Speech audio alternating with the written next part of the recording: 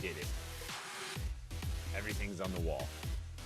And I'm live early today because I got some stuff to do this evening. So, we're going to work on the base early.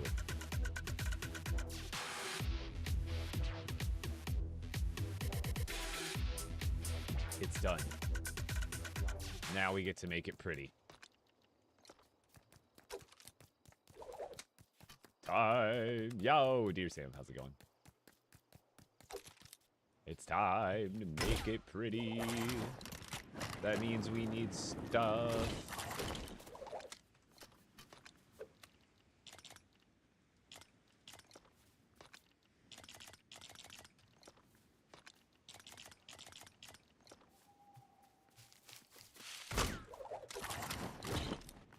I forget I can't pull up the glider. Shots. Yo, how's it going, 10 Wise? Bravos. MDDX, welcome back. Alright, so now we are tasked with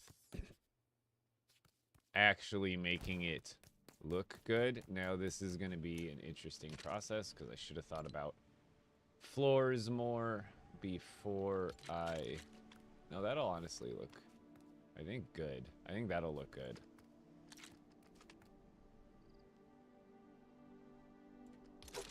There's also these ones. I think those will look a little bit better.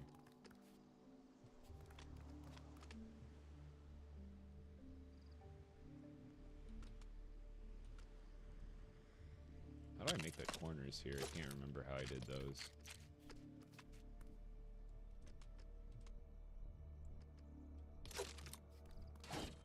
Like other builds, how I did the inside corners. I think I just, you know what I did?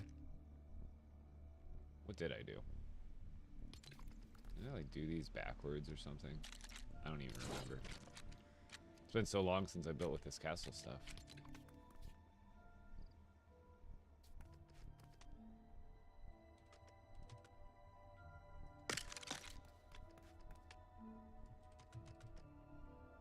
I guess there's... Isn't there 4x4 pieces now? At least some.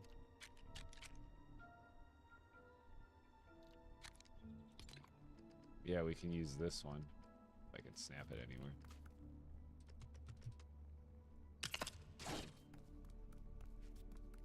That'll work.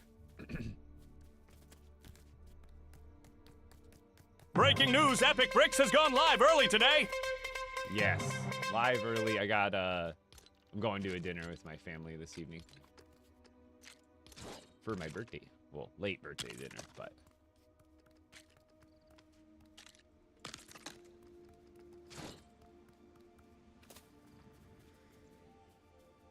Also, I turned down my graphic settings a bit here. I think what I turned down like everything but view distance. Because my frames were getting to be like 30, 40 frames per second, which when I'm running around looks terrible. So I turned down a lot of the graphic settings.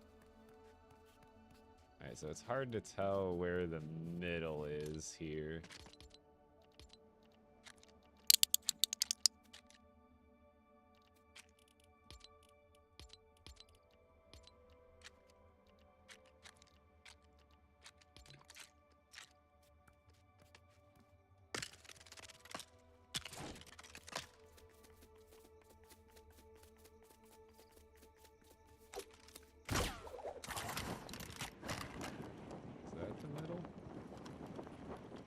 It's hard to tell what's the middle.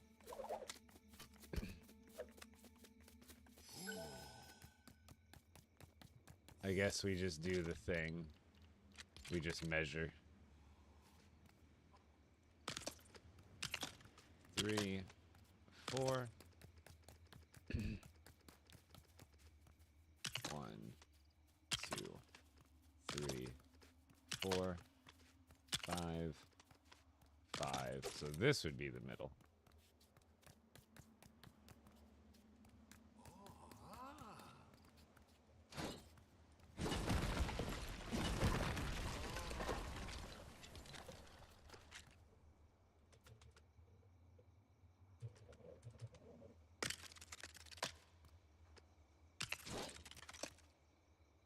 You're amazing. Oh, thank you. Game still freezing? It's kind of a normal, like, I don't want to say a normal thing, but it's been a pretty normal occurrence since the beginning of the game, yeah. Happy belated birthday. Thank you.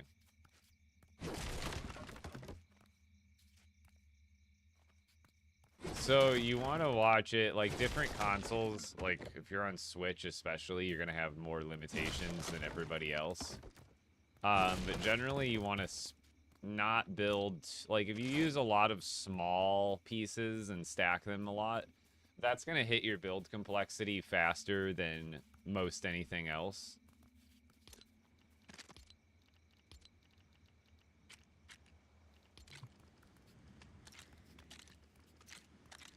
So, like, with this build, it's a lot for sure. Why is it not?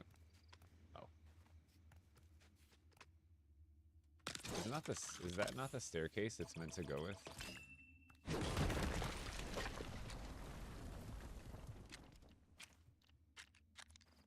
Why does that look so wrong?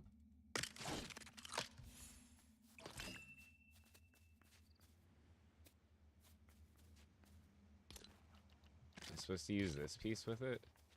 Oh yeah, that's what it is. I was like, why does it look so wrong? It's been so long since I've done a castle now. Yeah, how's it going, Nath? I have 2 epic storm charms and a rare totem of return. Actually, my most recent video is on my TikTok is how to or not how, but more so what the best charms are. I made a video about it.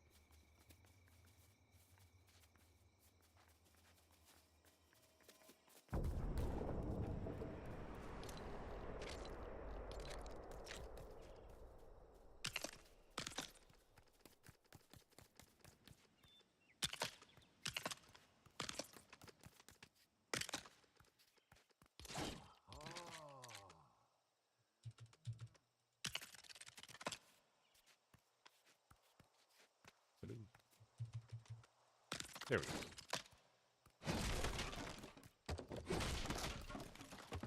You know what I realized? I think there is a bug with rifting to legendary for sure. You guys remember the other night when I was putting stuff on the wall, right? And I was breaking those chests after I would pull out the items out of the chest and I would put them on the wall and then I would break the chest. You remember, right? Like, I'm not crazy. I was breaking those chests in one hit before this turned into legendary, because this turned into legendary the other night while I was using it. But while it was epic, I'm almost positive I was one-shotting the gem chests. And then after it upgraded to legendary, it wasn't one-shotting the gem chests anymore. So I am almost fully convinced that there's something wrong with the legendary versions, and instead of getting a damage boost, they're getting like a damage nerf.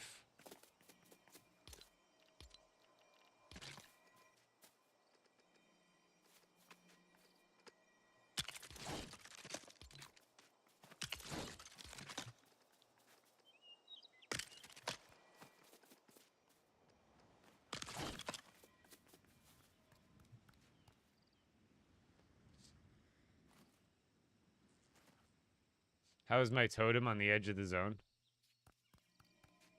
Oh, because I moved it afterwards. So I originally placed it... So when you first place the village... Like, I think I originally placed this one, like, somewhere around here.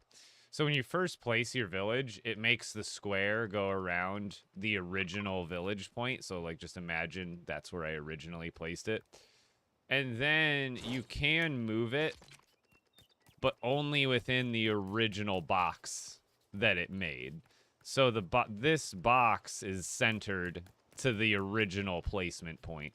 And then after you place it, you can break it, and you can move it wherever you want within the zone still, and it still is that village, so you can move it practically wherever you want. I'm just gonna throw it honestly over here.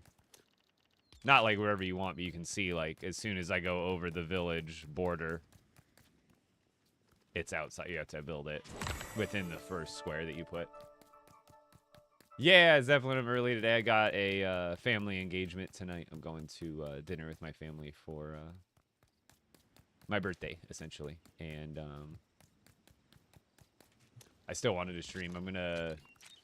My goal is this year, not necessarily a resolution or anything, but it was kind of the goal anyway, was now that I'm back from Denmark and stuff, is to completely ramp up stream operations, and if I don't have to, not missing a day.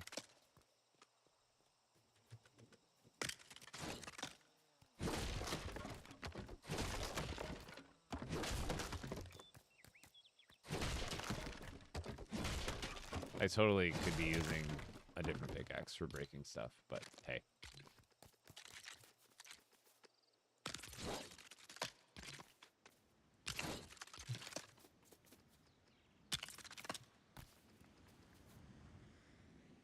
What's going on there?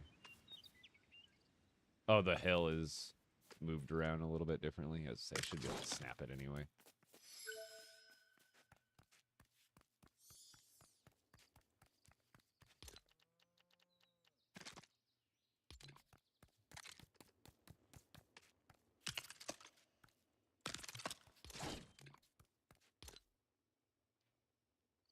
Should I just use these ones? They're less decorated on this side, which is why I like using the other ones. There can be a few, like, inconsistencies there, I guess.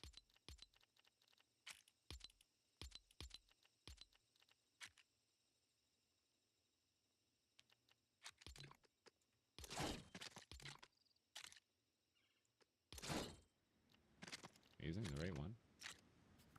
Why is it snapping that way? Is there not? I don't think there's one that's that size.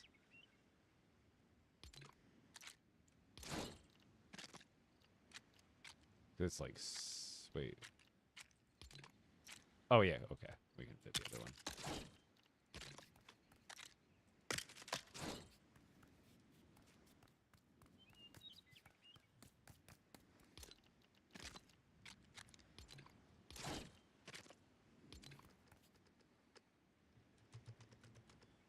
Two, three, four.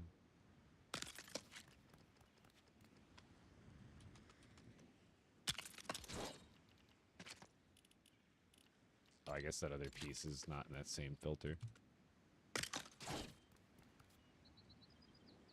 How did you organize the tools? So for epic and legendary, they are by like gem type. So like all the sapphire is together, all the emerald is together, even though there's different weapons and different hilts within that. But then, and so like the legendary is the same. So like all the amber is together and stuff. But then for all the green, or all the gray, green, and blue ones, I went all by weapon type. And then what they're made out of. So these ones are kind of like mixed weapons, but they're organized by essentially color type. Where these ones are organized by actual weapon type first, and then kind of color.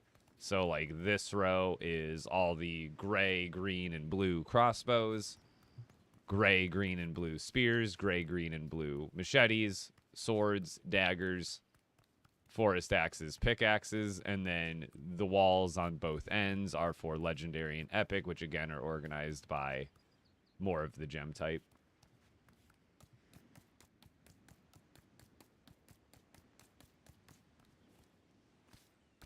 Why did you choose for it to be tilted like these ones? Like how it staggers over? Because the spears are outrageously tall compared to all of the other weapons. So they stick out a ton in the bottom and they stick out a ton in the top. So if I had every spear on top of each other, see how the bottom, even how that wall mount is there, if I had it over, it would be overlapping unless I moved this wall mount up like 3 or 4 more spaces, which means I would have to move that row up like 3 or 4 more spaces, and then I would have to move that row up like 3 or 4 more spaces, which would make this whole display like way taller than it needs to be, just to accommodate for the height of the spears. So, like, if the spears weren't a factor, I could probably have them one over the other a little bit better, but just imagine the amount of space it would need for more to have for the spears to look like that.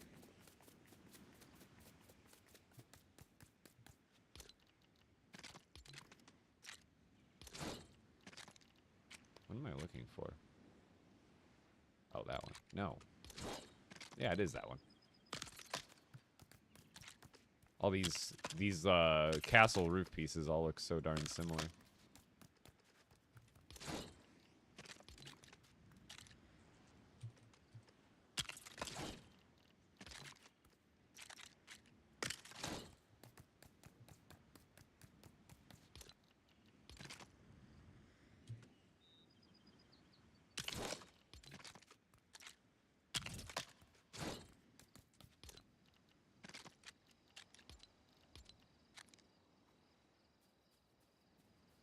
So many pieces now. But like every time I put the filter on, then I don't need it on. Does that make sense? The second I turn the filter on, I find the part I need, but then 2 seconds later, I can't find another part I need because it's like a miscellaneous part, or it's like a, why isn't it placing? Oh, I'm lagging. It'll be like, it'll just be weird. And I can never find the parts I'm looking for quickly.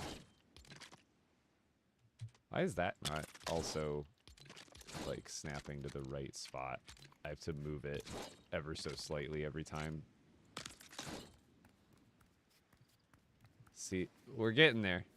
I gotta get this design done, and then I'll build... Don't worry, I'll build walls down. I've got a process. There's a process. Oh, I thought there was an airplane flying over my house with a propeller. It's literally just my shade to my window is starting to like suck into the back of the fan, so it's like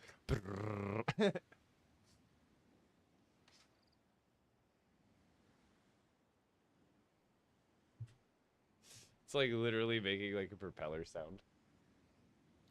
Oh, wait a minute. Oh, I didn't have that piece yet. I was bamboozled. It's like, that sounds like a propeller airplane. Nope, just my fan.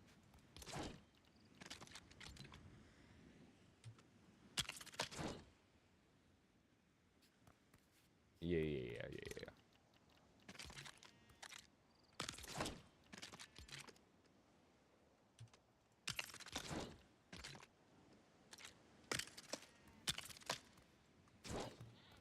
Kind of flesh it out to there. See where we are. That works for me. Okay, so now we got to decide. You know what? Let's go no filter, just because I'm sure there's some other walls that might fit the ticket here. So let's just scroll through here.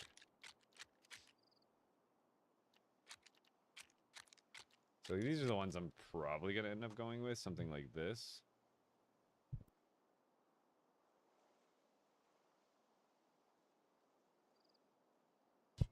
No, you can't technically repair items, but if you go to my page, I do have a video that's kind of like a spoof repair.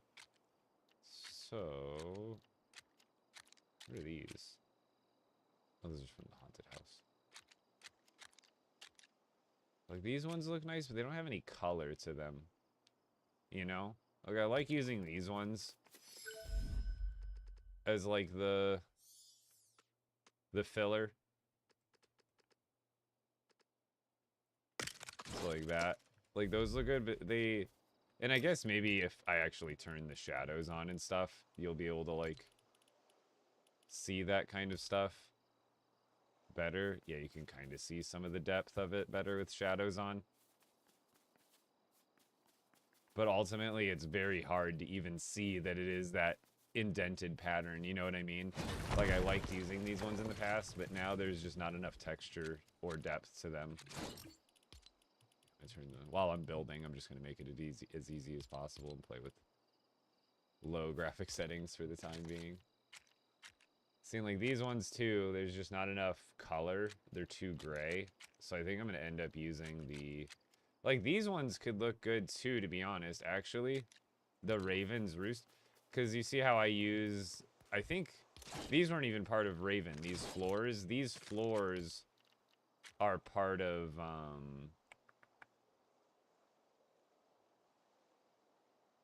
Because Raven's floors are like purple. The floors I'm using now, I believe, are from the Nightmare Before Christmas. Yeah, Pale Nightmare, or Halloween Town Hall. These ones.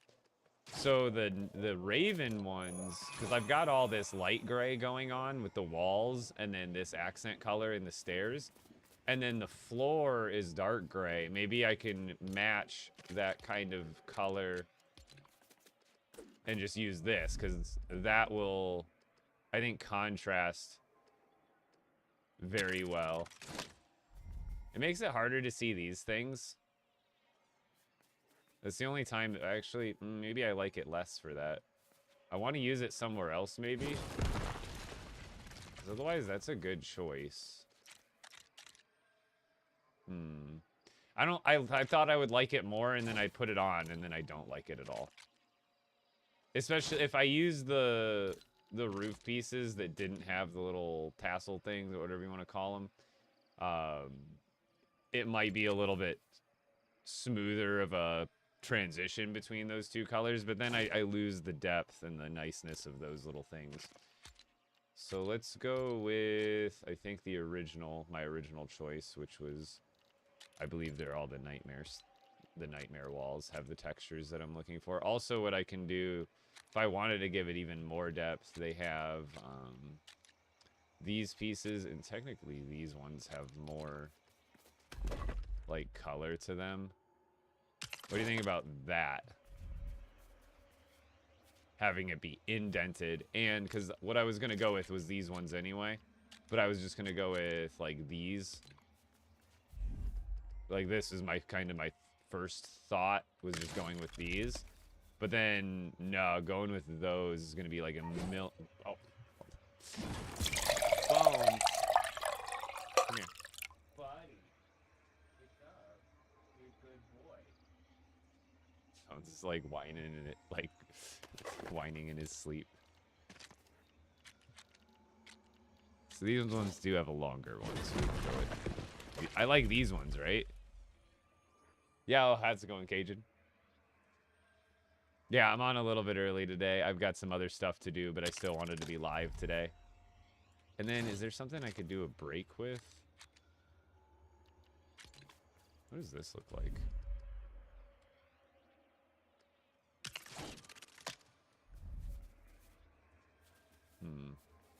I like the extra color. But, like, what if I alternated, you know? Oh, I'm gonna have to go, like, underneath for every single one. These aren't the same height pieces, so they're not gonna snap together. What about, I mean, I don't need a window there. Maybe it's a drain. Yeah, that's actually a really good idea. Because I'm just leaving this grass down here anyway. So this is gonna be a courtyard. And the reason I'm going into a courtyard here is because I need to spread things out. However, I believe with how many items are going to end up being connected to this entire structure, I need to make a break. Even though I'm spreading stuff out, not only do I need to spread stuff out, but I need to make a break in structure. If I'm going to build, because I put all this stuff on the wall for the Reddit post so I can get this up. Just because I wanted to get everything on the wall. Also just for you guys so you could see it too. But what I'm going to do is I'm going to build like another building like here. But I need to do a not just a spacing between this structure, but I need to do a complete break where it's not physically connected from, like, that's why I'm building these into the ground, that into the ground, that into the ground. So that way this structure ends up being completely separate from whatever structure I build here and on the opposite side. So hopefully I can get through getting all of this covered up, And if I can cover it up around the back, I guess that's not too big of a deal. But my main concerns are these inside parts, getting them covered up so it's not floating. And then that way, if I don't hit complexity, then I really feel safe, because then I can start another structure here. And then I really feel like I'll be safe on complexity moving forward. Yeah, coal, even regular coal doesn't make you slow anymore at all, so it's just an annoying sound. You're really right. Like, you're 100% right. We have to uncomplete the collection here for a moment. Oh, why is it being funny? Alright. The collection is incomplete. Sacrilege. The holy torch. It's like the Olympic torch. I can never put this out. It's for the collection. Yo, how's it going, Divine? So I got a Reddit post up of it, and I posted that link in the Discord, but I did end up throwing the last bit of things up onto the wall that needed to be... This is going to move. This is just a temporary setup for this stuff. The rest of the stuff is in the place it needs to be. The food, all this is going to find a new home. Like I said, once I build another structure over here, I'll display this stuff. And then I've still got to put up the legendary fish, so that's going to take some time as well. But I did get up... So this is every food item. And you might be asking, why is there a missing space? Well, because there's a not even amount of food in the game. If there was one more food item in the game, I could have made it even, okay?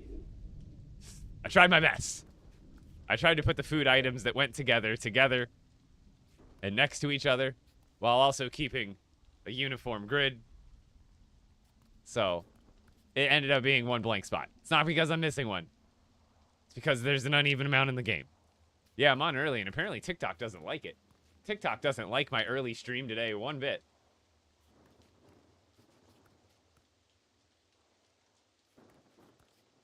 It also could be because I think Brave, if Brave is live today, he could just be he could have just signed off like 2 minutes ago, so there could be a delay in people watching. They're all over at the Brave party because they're used to him being, or not used to being me live this early. I hate to overlap, but I had to, I wanted to, well, didn't have to, but wanted to get a stream in today, since tonight I'm going out to dinner with my parents, sister, brother, Heather. I'm going to dinner with my family, so to speak, for my birthday, so.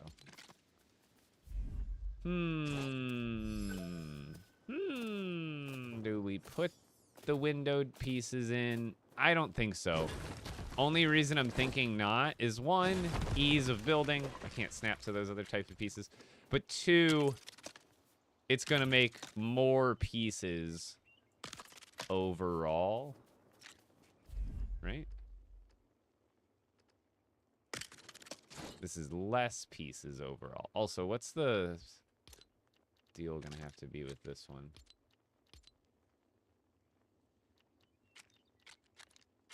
So, like, these ones look good. But I feel like the other ones have better texture on them. The shorter ones.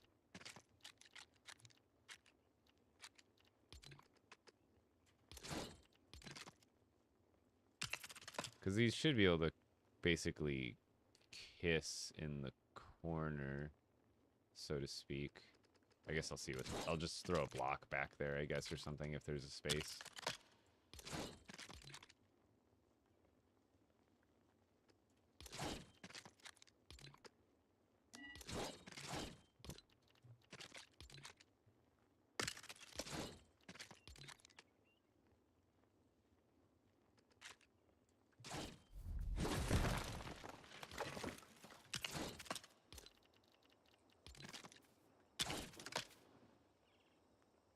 How do I make that even?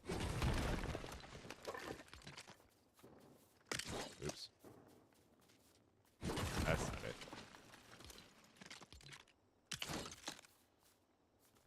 Aha! Still, I think it looks a little off because these are staggered a little bit. But otherwise, now I just put a, I mean, really, I guess I could just... Oh, I could flip that around. Yeah, I could just flip that around and have that be the... Boom. There we go. Beautiful! Yeah, I love an early stream. Yeah, I got dinner with my family this evening for a late birthday dinner. Or not even really late, but you know, with my mom, my dad, my sister, her husband, her two kids, my brother, me, plus Heather's work schedule. Trying to get one night together where we can all get together is not exactly on demand.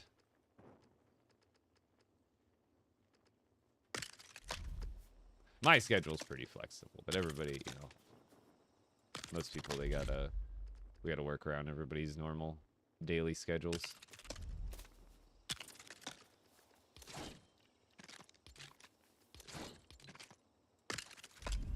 Yep, that's right. Okay.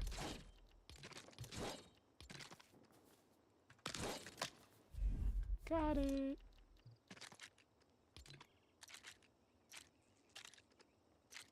I was able to get that other one. I guess I just replaced it.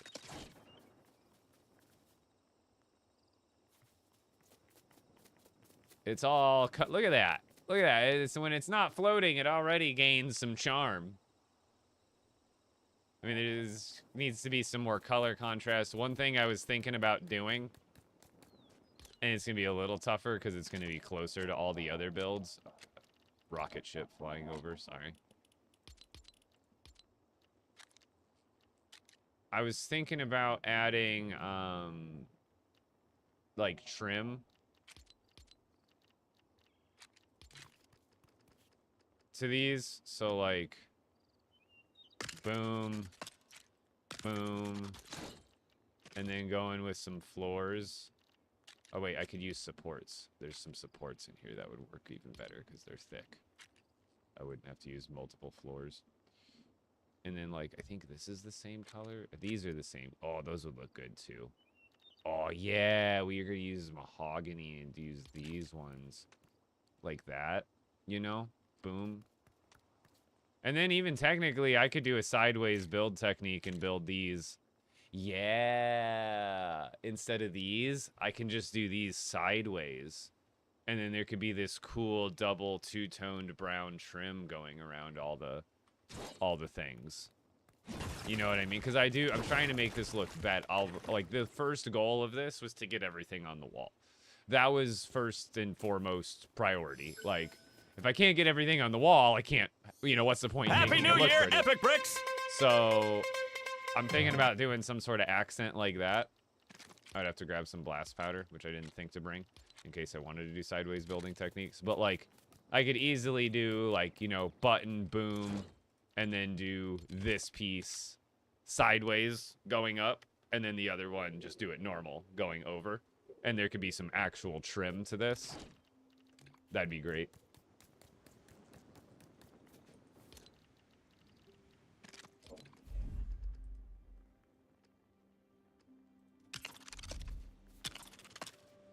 So these corners are going to be interesting. How do I work these corners? Is there specific corners for these?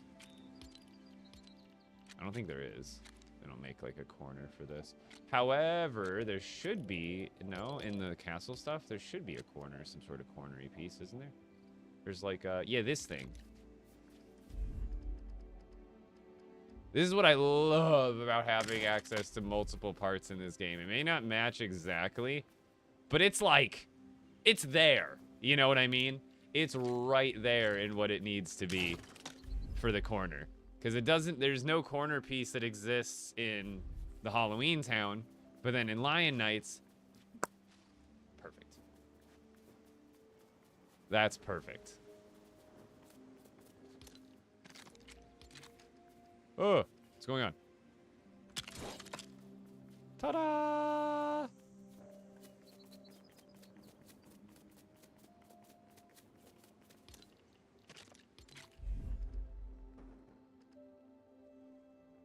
Oh, this one's lower.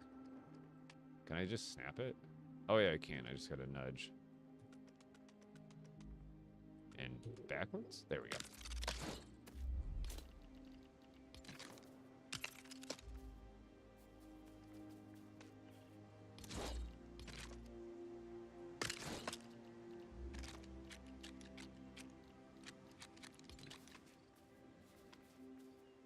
Is that right? Yeah.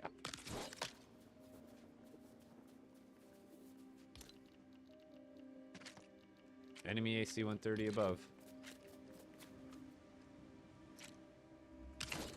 Let's just build that out to there. I kind of want to just get a tester. Feely McDeely. Okay, that looks so much better. I won't be able, the only downside is like, not that I even necessarily need to, but like with lighting, I could always do this kind of stuff. If I wanted to add some like decorative lighting, but this is going to be like, I can't put anything on this wall like you normally would if you wanted to put some sort of wall deco or something like that. I believe, even if I had enough resources, I don't know if that's going to stick anywhere.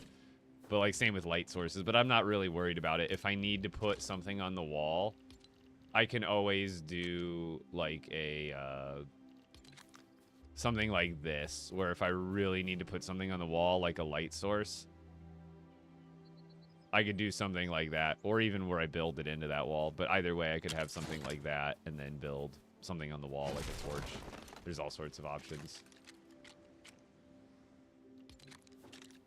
Also, those look really good. Those would have looked kind of neat. It's kind of, not that I don't think I'm gonna go back, but like this would be an interesting.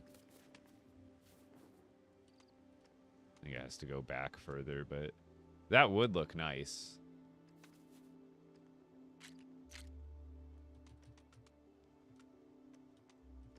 It has to go further back, but ultimately that wouldn't look very bad. It's just like, it doesn't show very much because it's like so much further back and it looks kind of weird. I do not speak Spanish, I'm sorry. You defeated Storm King today? You got the pickaxe, Eve? Let's go, W. Happy New Year's, Mega Nudes, for sure.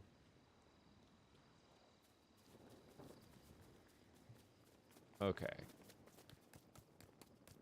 Do I just attempt to go all the way around the build? Because with here, I still have to decide what I want to do with this wall. Do I want to make... Because this other side, I could expand, but really, I don't know if I'm going to even use this other side. And I don't want to... I kind of want to make it into a structure. I think I might be able to, like a more hollow one. Like, imagine if this was just a big wall, but then up there, I kind of started to make it into, like, an actual, like a wall, like an actual castle wall or something, like a guard tower type of wall. I can make something interesting of that manner, where, like, on the right side, I build it pretty high up, like a tower, and then have the middle be, like, a walking platform. And then a tower on the other side. And then this can kind of just be a long, skinny wall tower thing. There's still a lot of moves that I have to kind of decide. But I'm going to start small here and just get the parts built up that I want and need to. Do you ever play with viewers from time to time?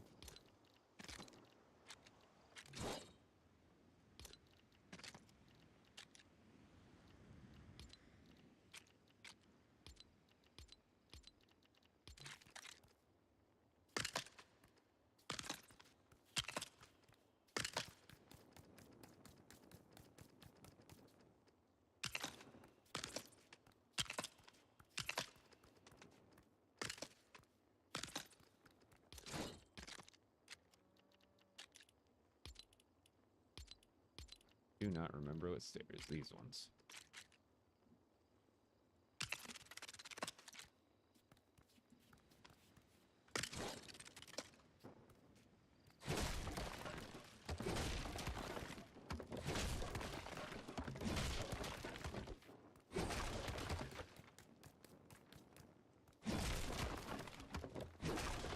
Good afternoon.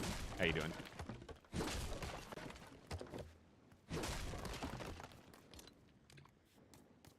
Just finding my centers here, if you're wondering what I'm doing.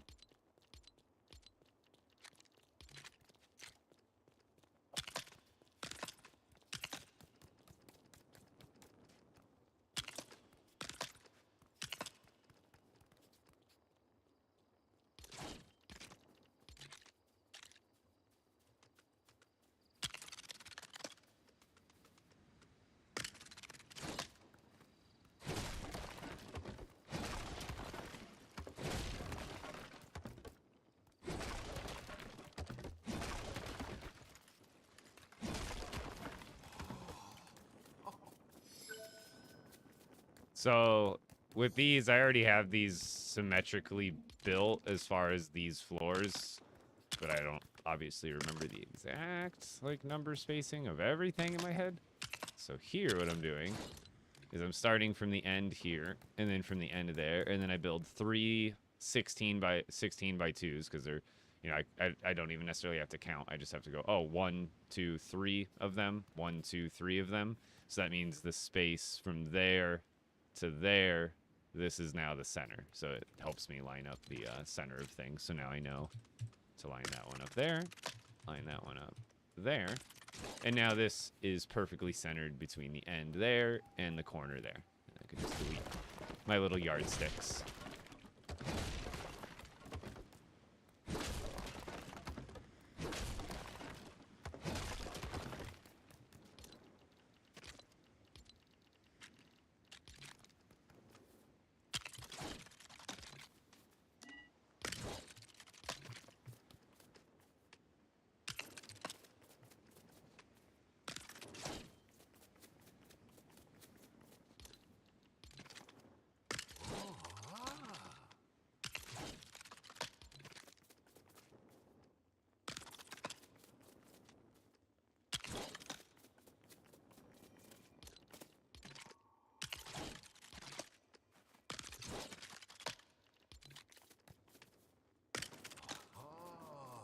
I guess maybe I could use the other one, but whatever. No one will ever know. No one will ever know.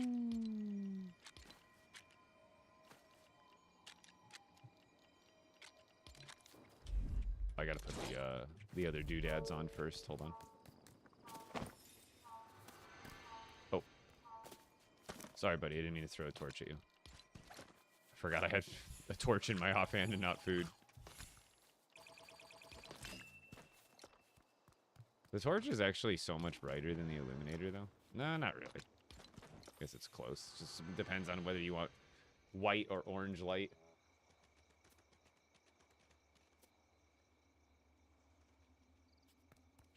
You should make a community world. I've got a couple. I just don't play on them often enough to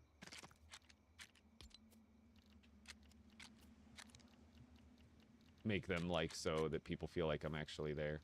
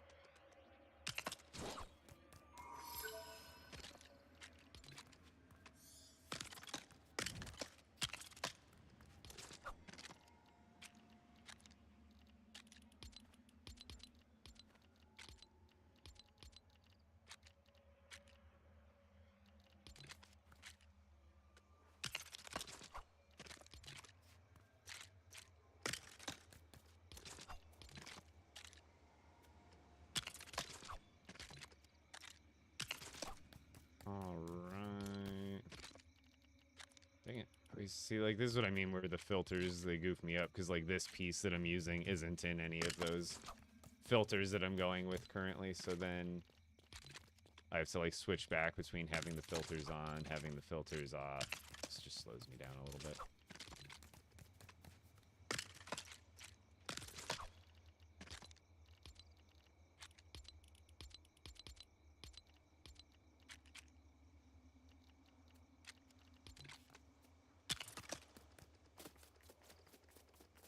How can I kick out the resident from the village? In the banana village, you can't. That's like one of the preset villages, kind of like the Star Wars village or the Storm Chaser village, where the villagers are like determined for you. All the other villages you make. If you want to make your own village with custom villagers in the Lost Isles, just build your own village.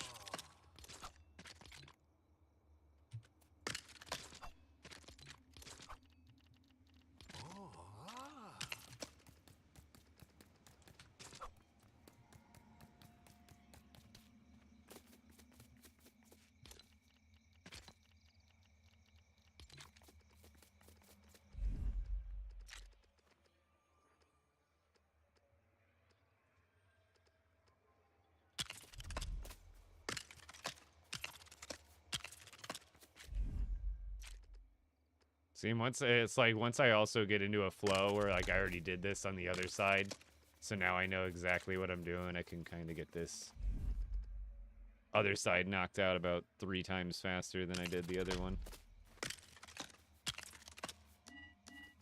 Ooh. Just aiming at the wrong spot. I guess I'm just aiming. What's in the way? Weird. It's just being very particular, I guess. Oh, these ones I'm gonna need to do the bigger ones. So like these.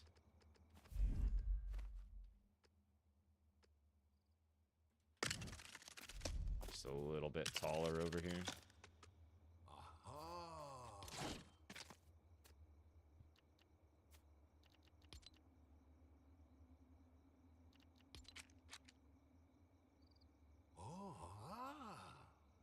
Oh, ah.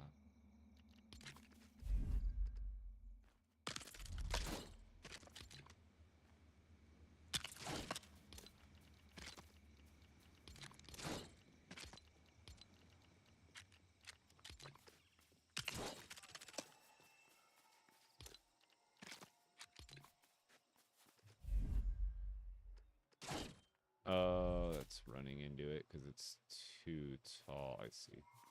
So, how do we... I guess for like one space, we can... No, that's going to interfere too. So we would need...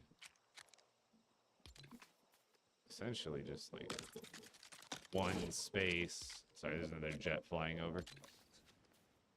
Just do like one space and you'll basically never be able to tell.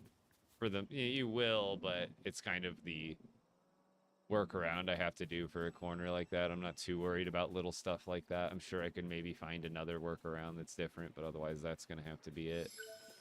For there...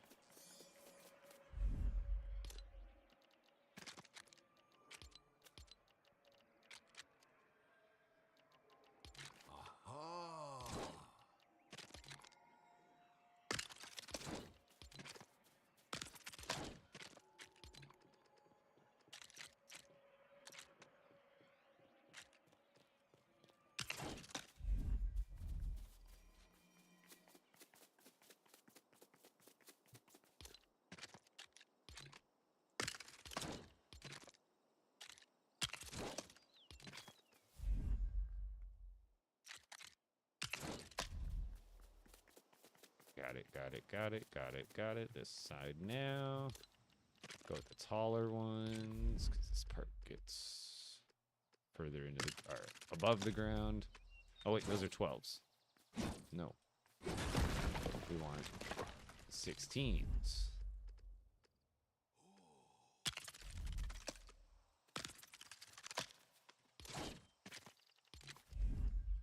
And there we went. There. Under.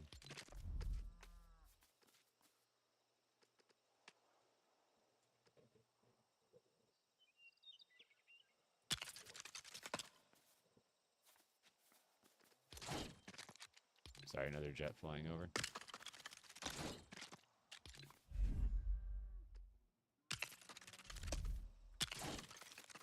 There we go. I like it. Picasso. Right? It's feeling better already. Like, I know it still looks all the same in the middle, but I think for now, that's a really good start on exactly what I had planned in my head. Just followed. Yo, thank you, Tin. Jen, how's it going? Sorry, I'm very distracted today. Trinity, thank you. I'm doing fantastic. It's good to hear you doing the same. But I am a little bit distracted today when I'm building. I get very hyper-focused and a bit distracted from chat.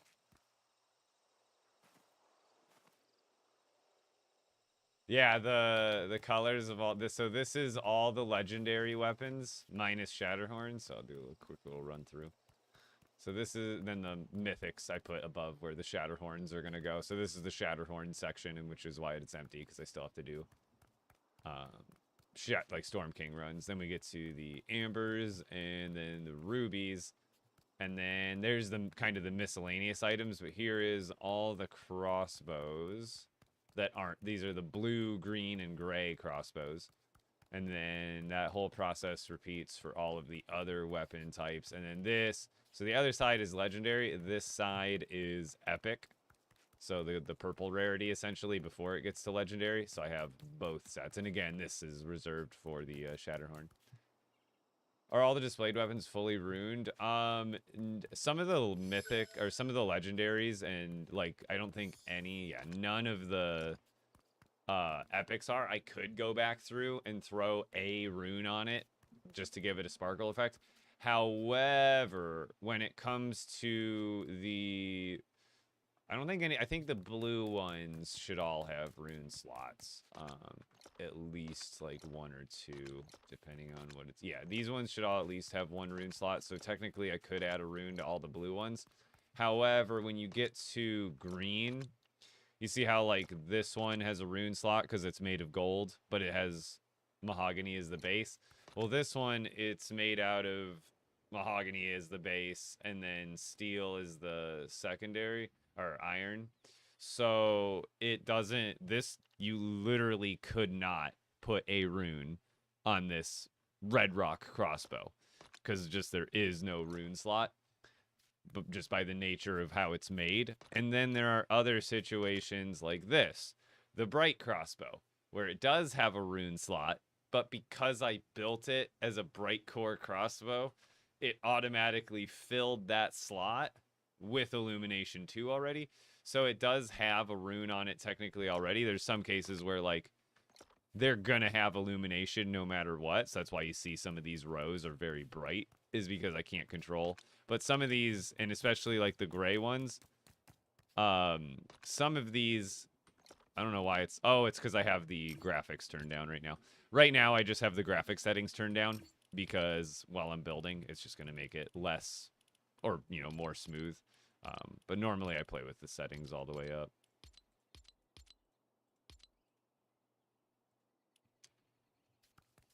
So gonna actually,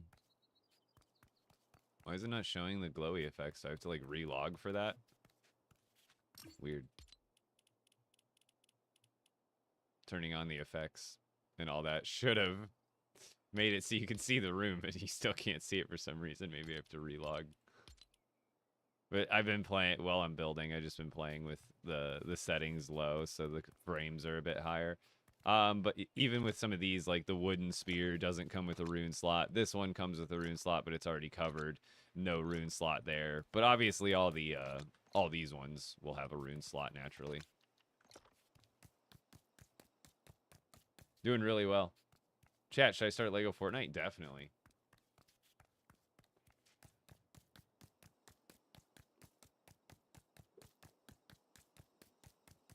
So next step, I think I'm going to add the trim to the shelves to try to make the shelves look a little bit more alive. Before I do that, I forgot to grab water.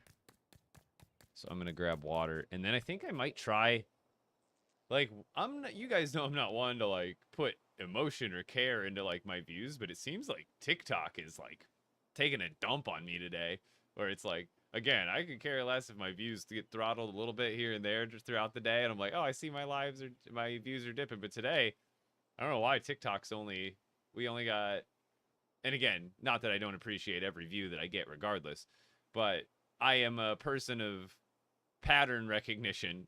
And when I recognize, oh, my numbers are this for months and months and months straight, and then one day they're 20 views, I'm like, what's going on, TikTok? What are we doing here? What are we doing?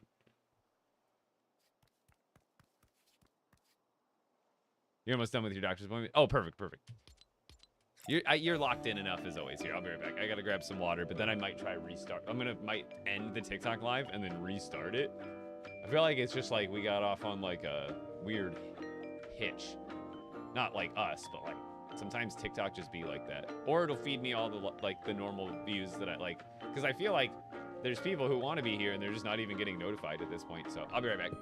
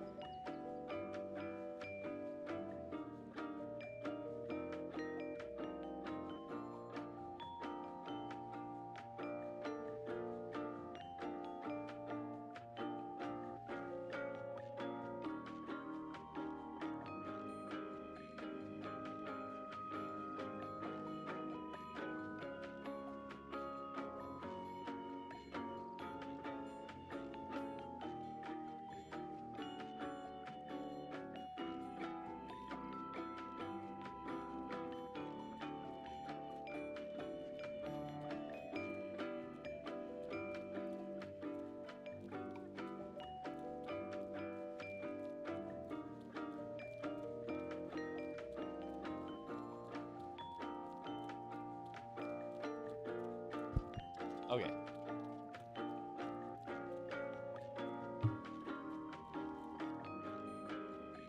It's worth a try, right? Okay, so for everybody on TikTok, I'm going to restart the live on TikTok. But if you want to join me on Twitch, that's an option too. But I'm going to end the live here on TikTok, then start it back up.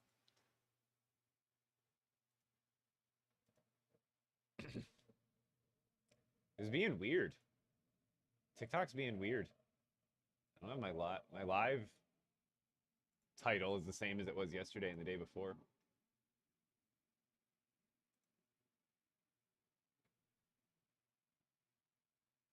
Let's try that. Okay, so. Oh, is that one not loaded? Let's go back to the base. I need to get, unless I have some blast. Wait, I might have blast powder here in this chest. Oh, yes. Success. So much success. We just saved ourselves 2 bus trips. Oh yeah, that reminds me, before I get covering too much up, we're gonna want to go and take out these original supports because we shouldn't need them anymore because we have the other parts planted into the ground well enough. And I will save every piece that I can for build complexity possible. So, with build complexity in mind, get these out of here. Oh, that one was built with multiple. Those are done. I think, can I even get to these or am I gonna bump my head? I think the hill changed. There's like a hill over here. But let's see. Oh, cool. We're good, we're good, we're good, we're good.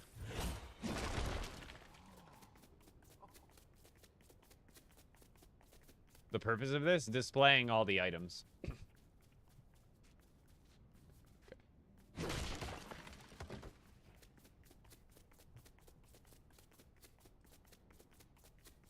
The behind the scenes.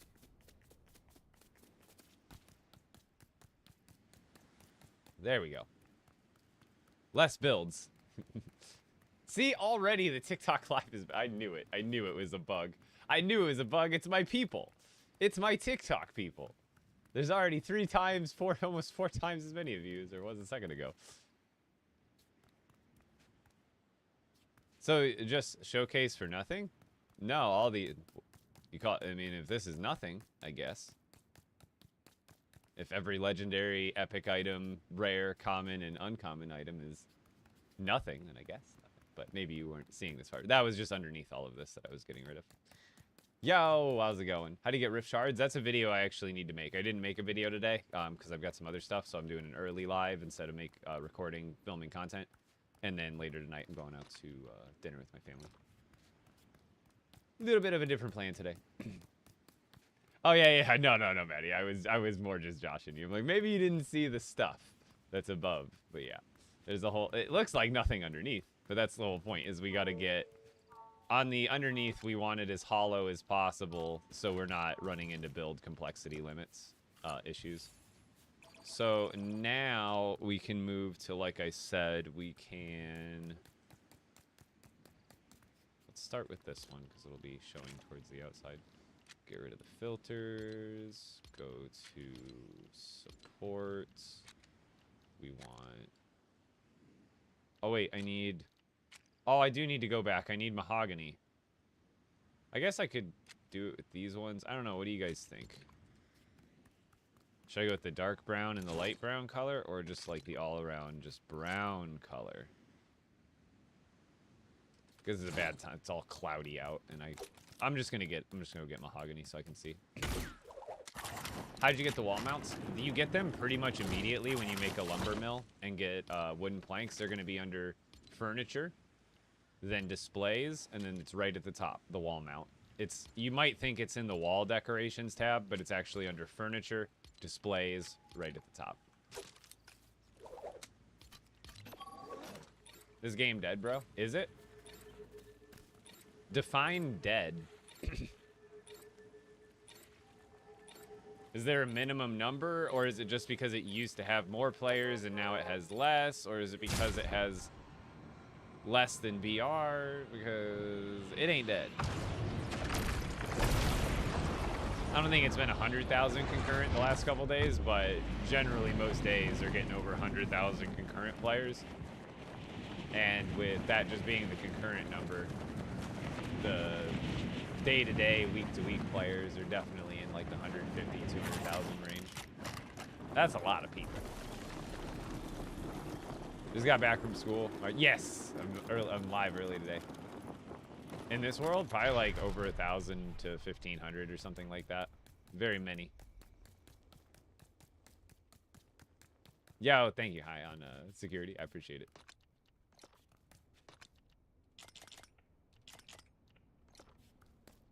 Guess it can't hurt to bring more. The storage base looks so weird on low graphics.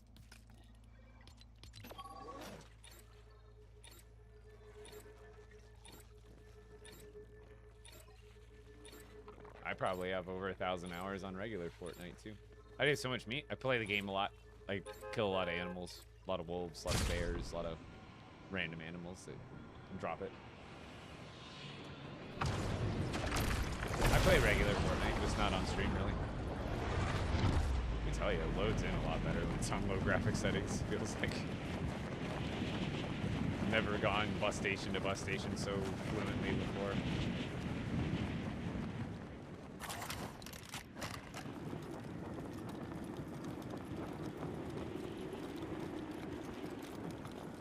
Oh, it's looking better. It's looking better already.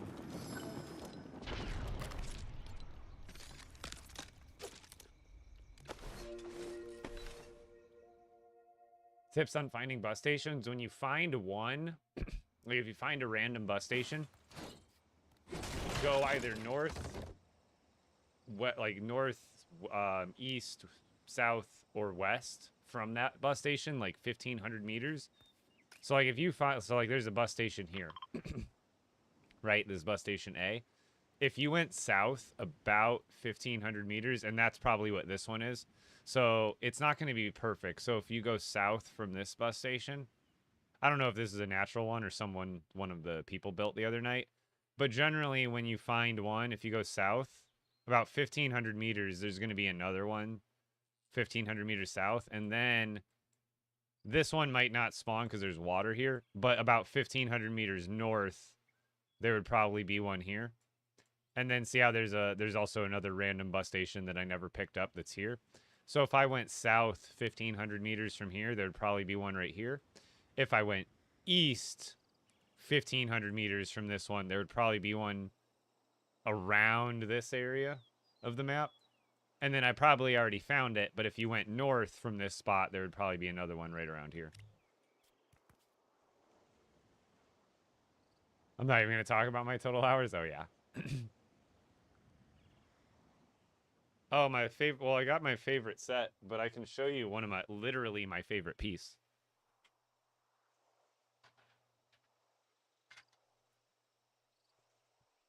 So this is actually one of my favorite childhood sets, the Chrome Crusher. However, this piece specifically, this chrome drill piece, is like my favorite Lego piece of all time. It just makes this whole set that much cooler, and it's shiny.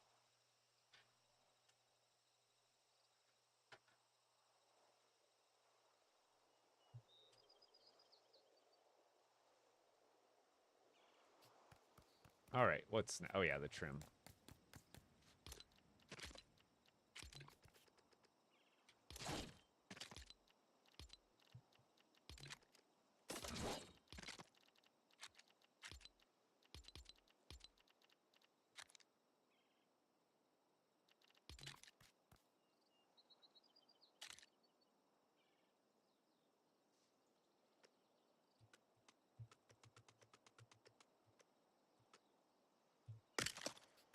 What do you think? That did I put it off? Oh, I did put it off. Oops.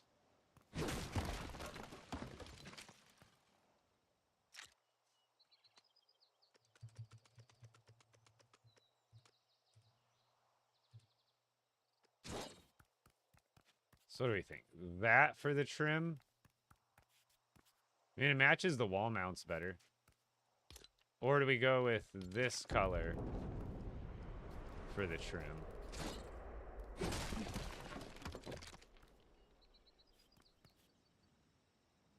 I guess this one's not technically symmetrical on both sides. Oh. Broke my own rule. Or do we go with those? Look a little cleaner, and they still seem to... Oh, yeah, they're the same color. What do we think? That one? I guess I can do it on the top, too, and you'd be able to see it better. These ones aren't gonna... These ones are gonna have weird little... I guess if you have that little middle part that meets together. Or do we go with these ones? Is essentially the question.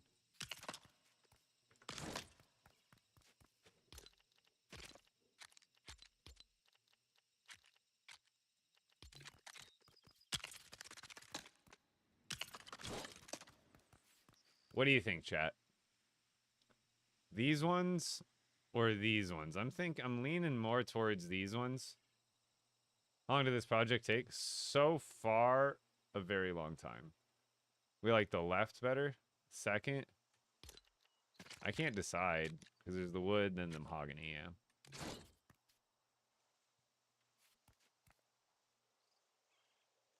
This one's a little bit smoother, and the color is like here. It also kind of depends on how I can match it up there too, because I have to like find the right size piece since I'm building sideways to go this way too.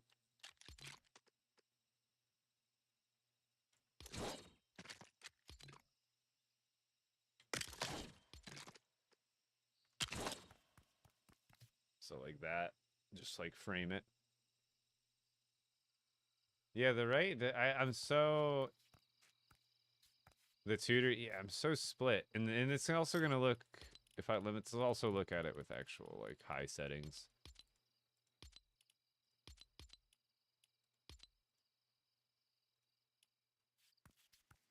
I swear it's not even updating the settings once I change it. Some of them.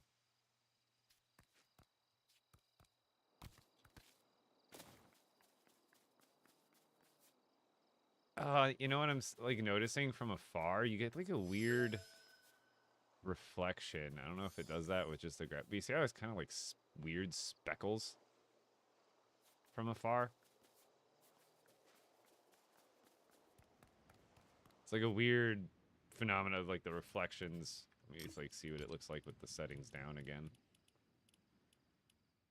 But it makes like those weird speckles.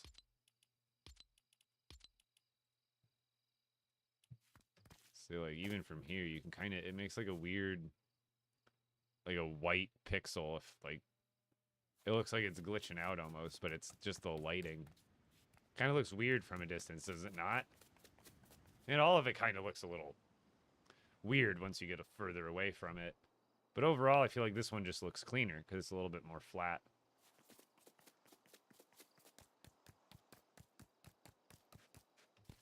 Yeah, I think this. I think I like this because this also matches the color of the wall mounts perfectly. Even though the middle of this has the same color, this dark brown is kind of used right here in the trim of these down here on these parts, but not very much. So I think I am leaning more towards the regular wooden ones. The other ones are a bit too dark, and from a distance, it has that weird effect.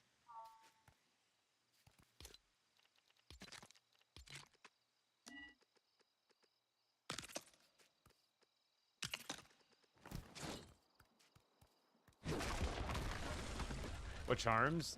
2 legendary storm charms and a epic totem of return.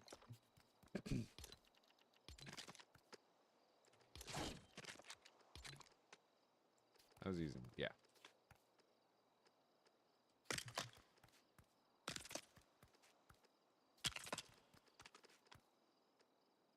Because now it looks like almost like one big frame.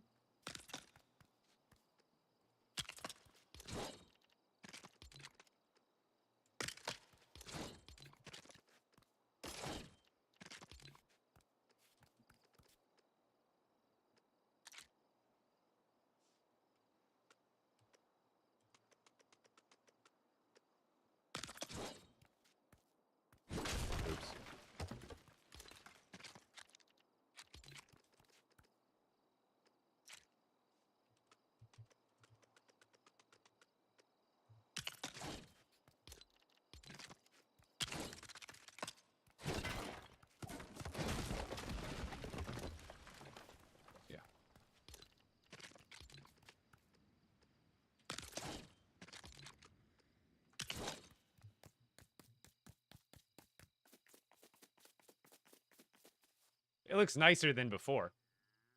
You know what I also like about these ones have studs on them, but they're like less studs than these ones on the top. They're more bricky. What axe is that? This is a legendary pickaxe that's made out of sapphire and gold, so it is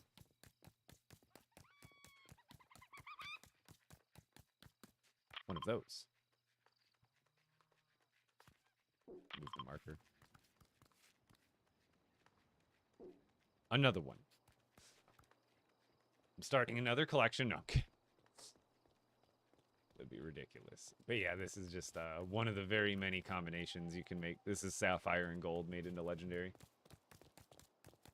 This is actually a dagger.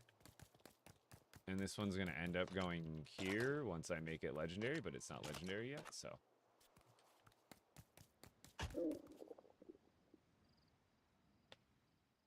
Oh, you were saying, oh, see, I saw your other chat. Gotcha.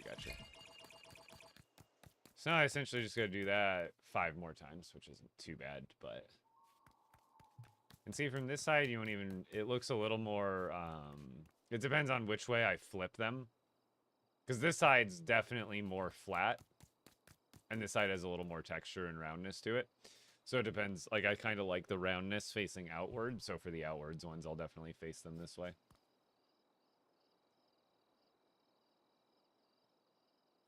Yeah, lights on top.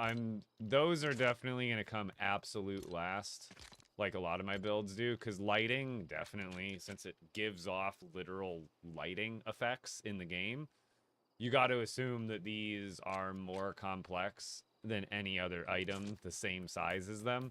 So like with this lamp, if you had any other item the size of this lamp is probably way more complex than that other item is that's not lighting up. So luckily I do get some natural lighting at night from the bright weapons that are on all the walls. Now they're not distributed throughout the walls, so this end of the wall gets a little bit dim compared to that side, because literally every row has a set of weapons and tools that has illumination automatically applied to it from it being a bright weapon. Oh my god, my neck is killing me today. But yeah, it'll be a process.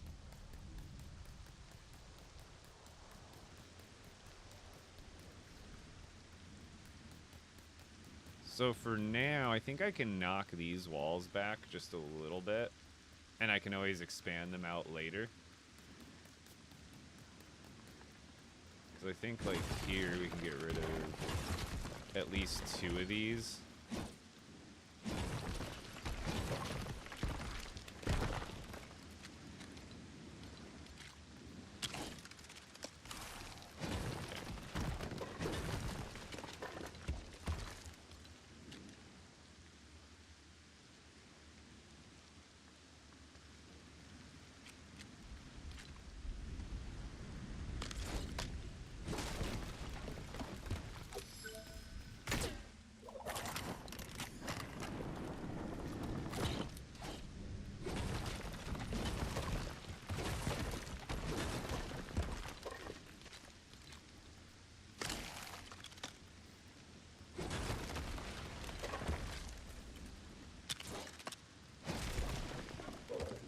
Oh, got another jet flying over. Okay, so we can shave off a little bit there. And then they're a little bit off because, like, each one goes over a little bit. And then it restarts. So, like, that other one's going to have a little bit more space on the side than this one does. Or a little less. But this will also... One, I don't need... One, I'll be able to... So, if they ever come out... Like, let's say tomorrow they come out with a purple gem. I'll just extend one of these walls out further this way. But for now, I don't need to. We can have these tucked in as much as possible.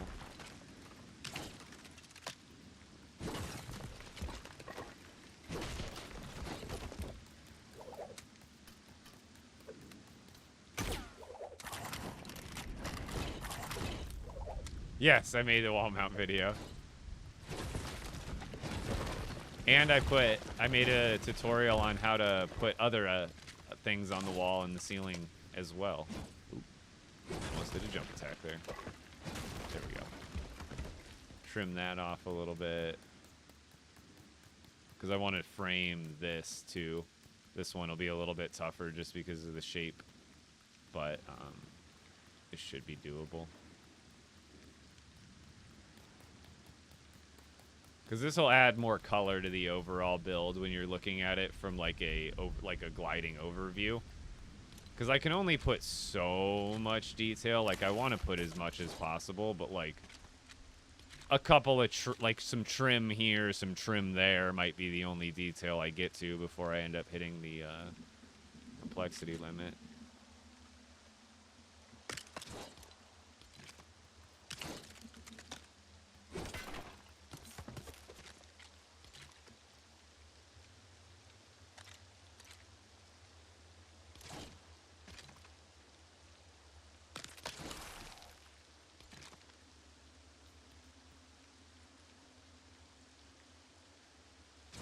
Wait.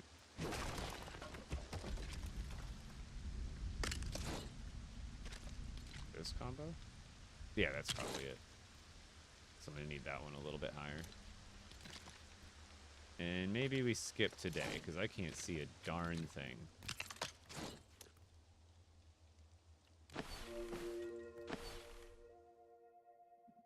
Bricks gave me all the tricks. Wait, you can frame... Yeah, check out... I have a video on it. So it's you go to... It's really easy. I can show you here too. But I have a video on it on my page that I posted, so I can direct people there if I can't show them. But you go to Furniture, Displays, and the... Oh, a little fast. Furniture, Displays, and then the wall mount is right here at the top. And then you just put it on the wall. Anything... So anything... You can't put wood, but anything you can put into your quick bar So like food or another weapon, or I guess here's the best example. Weapons, but everything but weapons. Here's everything that's not a weapon that you can put on the wall. Torches, the rune tome and prop tome, the map, the lightsabers, the Star Wars weapons, all the shields, all the muskets, shovels, fishing rods, grapplers, slurp gun, dynamite, stink jar, what is it called? Technically called the spyglass, the wrench, the boom shield, the what's this one called? The knockback shield, all the different food.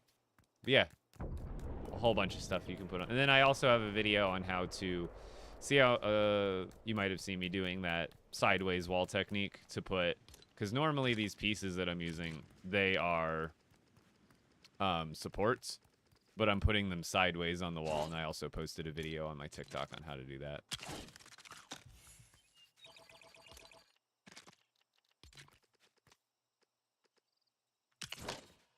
Is that the same? It's a little bit different of a lineup there, but that one will be fine.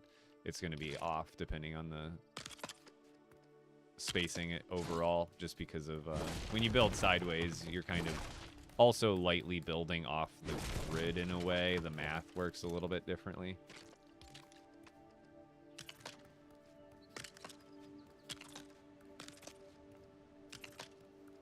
So this one will be a little bit interesting.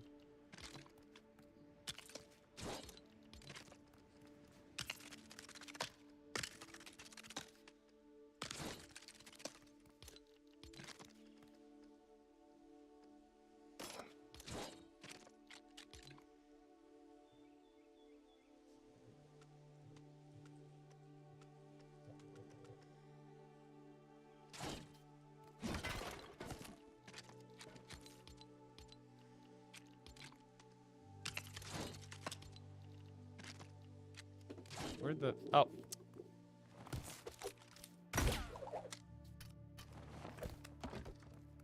Another jet flying over.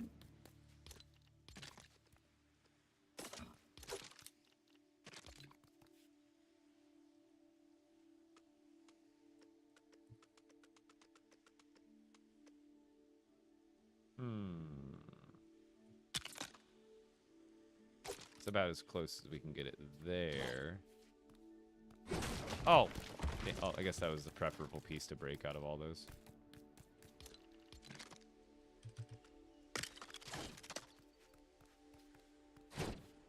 Let me break it.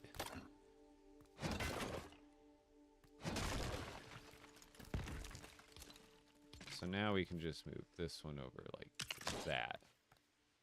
Yeah. And then there'll have to be a little bit of a difference on the other side. So we just want that one to stick out like that, exactly. What are you building? Yeah, display mansion. So I'm working on the, so I got every weapon on the wall. So this is minus Shatterhorn.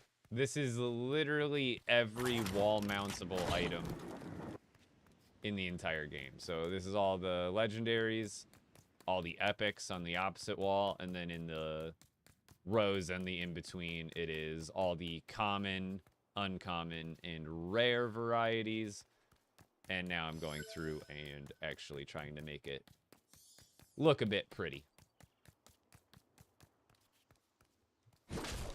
Oh, that was connecting, I guess. Weird.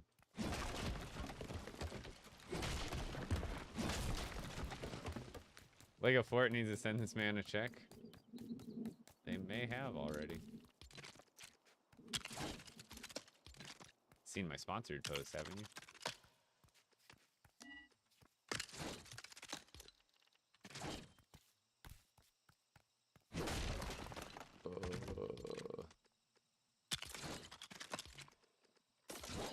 Did I go with a 12 on that one, I think? I should probably start from over there just to get the spacing the same.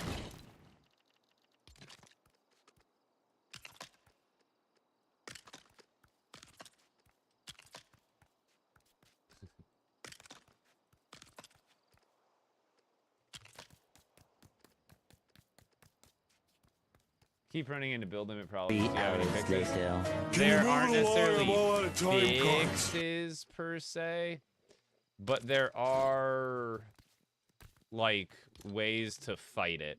So the way I was worried I was going to hit build complexity on this build, just because of the sheer number of wall mounts.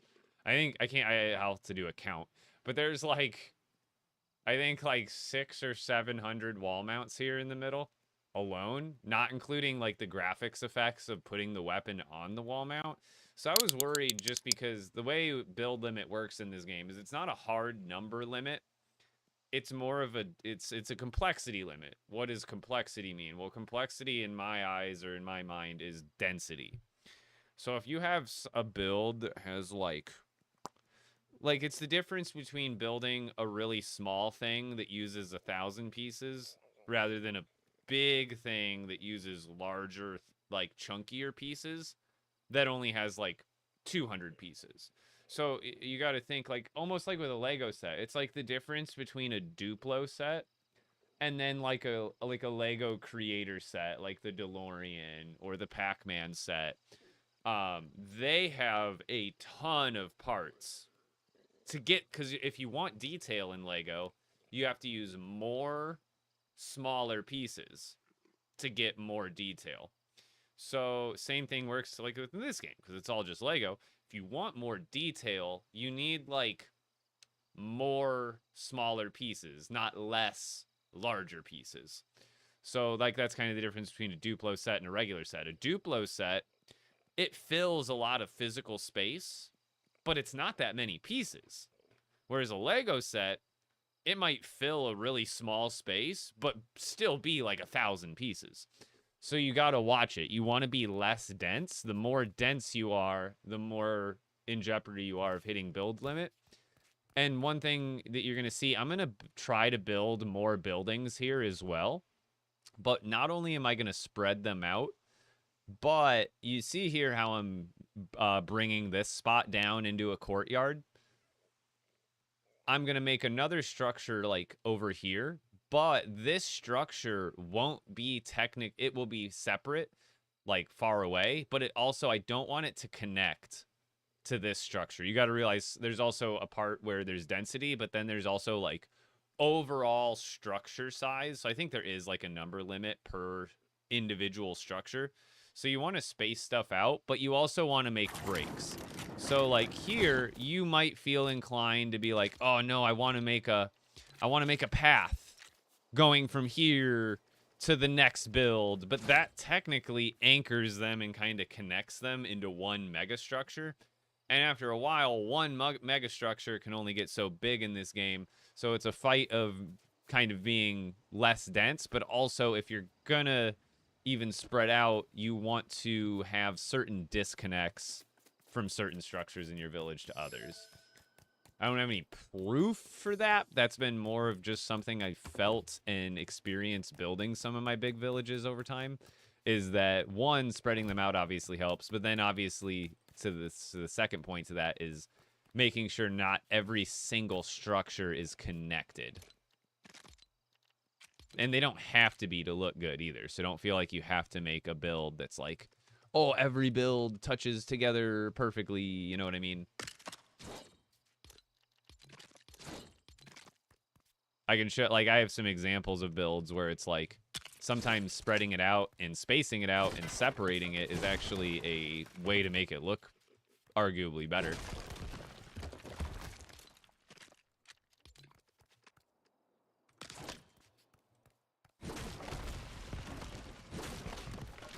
Ta-da!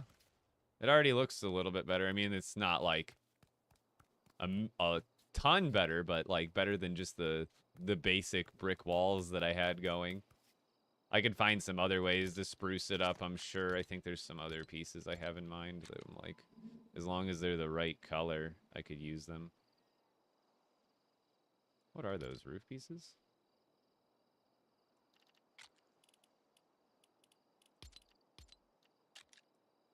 Yeah, it's this one. I don't think it's the right color. It's the light brown instead of the dark brown. But I was like thinking about maybe doing something like that to give it more of a roundness on those spots, but that's not even the right color. There's also stuff like this, but I don't think that's going to make sense in this situation. There's all sorts of stuff I could have done here too. I could have also on this, like even I technically could on top of this. Where is it?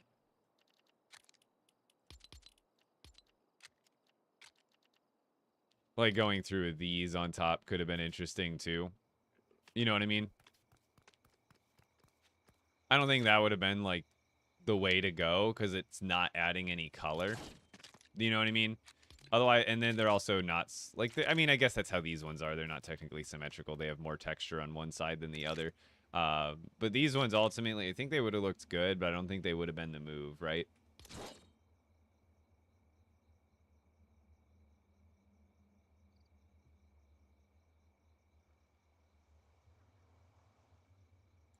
This looks crazy cool. Thank you.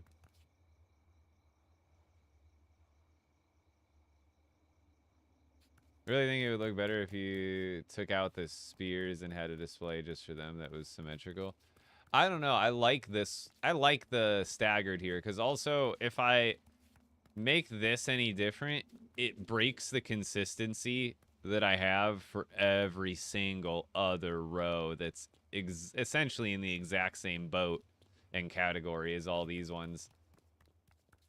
Because the only thing I could think to do is make them taller, but that still makes it inconsistent. The only inconsistency here is they're a little bit offset, but they're still like same and same for the most part. Oh, the legendary ones? See, I wouldn't want to put the legend. See, then that would take away from these, and then this display wouldn't feel complete because it would be missing all the spears. So I guess it's all comes down to personal preference, right? It like there's about 100 different ways you could choose to organize and categorize all of these. But I would feel like it would be missing. Like if I took out every single spear from here and put it somewhere else, then these displays would be like, I would be like, oh, well, here's all the emerald stuff. And then people's immediate thought would be like, oh, well, where's the spears? And granted, that kind of question still would pop up in a lot of other categories, but I don't know. I guess it's could go either way. I still got to level this up. But that looks nice. And then once, if I ever need to make it higher, I can easily take those off, shave that off, and build it up, replace it. How's the handle glow? That's from making it legendary. So I have a legendary weapon tutorial on my TikTok page.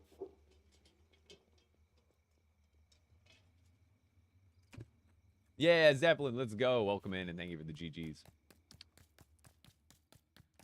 You just started playing this a couple days ago. If you have any questions, I will do my best to answer them. But I am in full-fledged build mode today.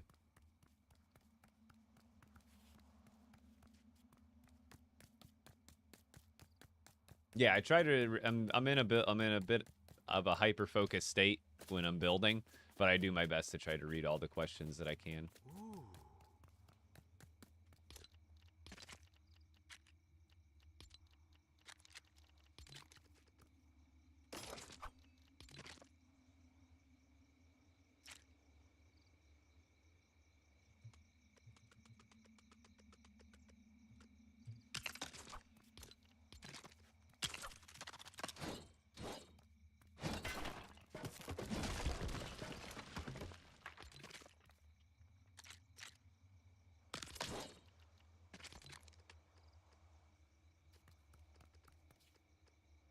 That doesn't seem right. What did I do on the other side? It must be a different.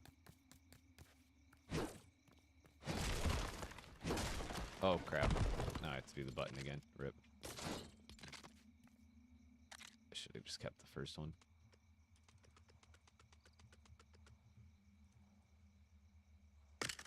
Oh, dang it. And I made that button too high.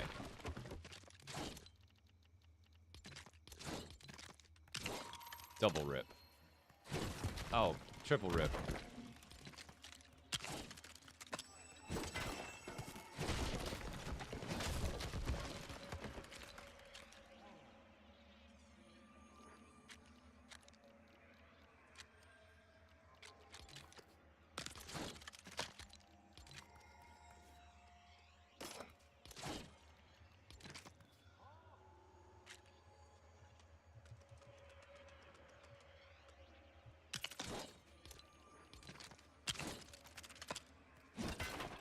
Whole process. Alright, I think we went to 12 here, and then an 8, and that was, yeah, that's right. Or is it? What did I do on the other side? Oh yeah, that one bumps up a little bit higher, okay. Wait, what did I do? I did a 16.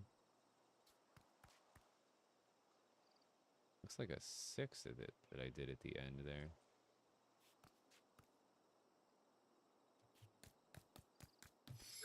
Am I crazy?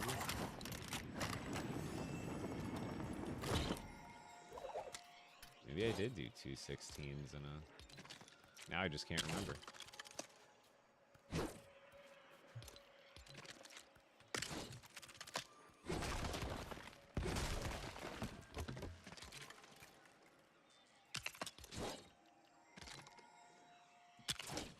I guess I think the other one I did, I think I did do that combo. It's just a little bit higher. At the end of the day, it doesn't matter too much. Otherwise, that definitely makes the whole wall display look a lot better just from adding the trim. Just gives it more color instead of being a gray block, which it still is overall, but less of a gray block, I suppose.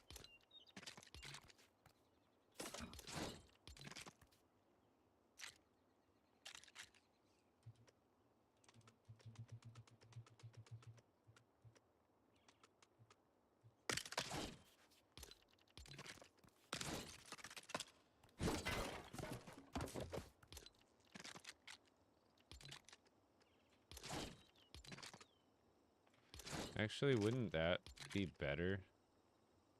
I guess it doesn't matter.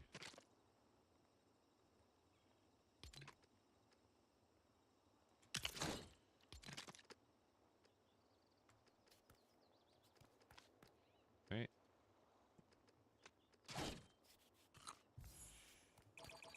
That's what I did, right?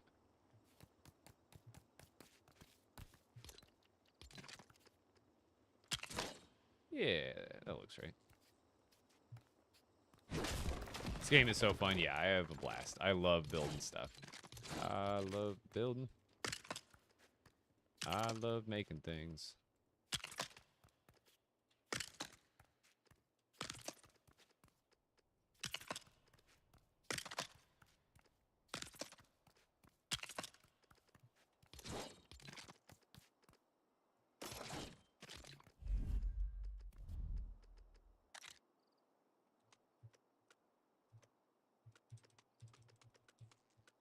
Oh, I made that one too low.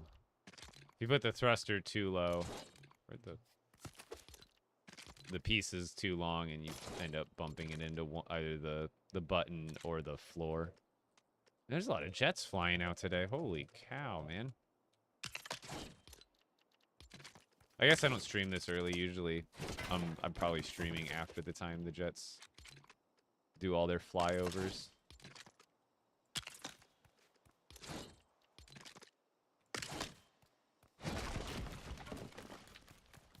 There we go. 2 rows down. 3 of those rows to go, and then this whole one to go. So this is where I have to kind of do it, like, technique by, like, sure, I could start adding more to this right now, but I still don't... Oh, Winnie, do you gotta go outside or what? She never pushes on my chair unless she has to go outside. She usually doesn't just beg for attention for no reason in the middle of my streams. Okay, we're at a good little rest point here. Oh, the sun's gonna be down soon. Here, what do you guys want to look at? The legendaries, the epics, or one of the other rows while I go let Winnie out? Started playing a couple days ago. Heck yeah, dude. Glad to have you as part of the LEGO Fortnite community. It's a good community. I would be, if you just started playing, if you don't know what Reddit is a online social forum website. So it's for basically nerds who want to join an online forum community for things they enjoy. Now, the LEGO Fortnite Reddit is great. People post tons of cool, inspiring videos, pictures.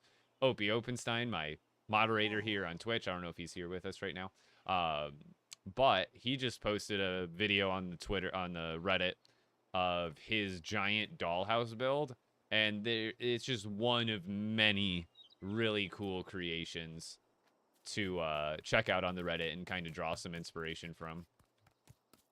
Oh, here, I know what I can do too. Get ourselves a little bit higher.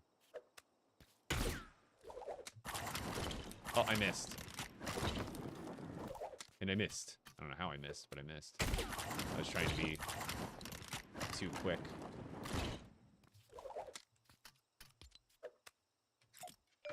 Alright, I'm gonna go let Winnie. Winnie, do you need to go outside? You're pushing on me. I don't trust you now. Yeah, we're going outside. I'll be right back.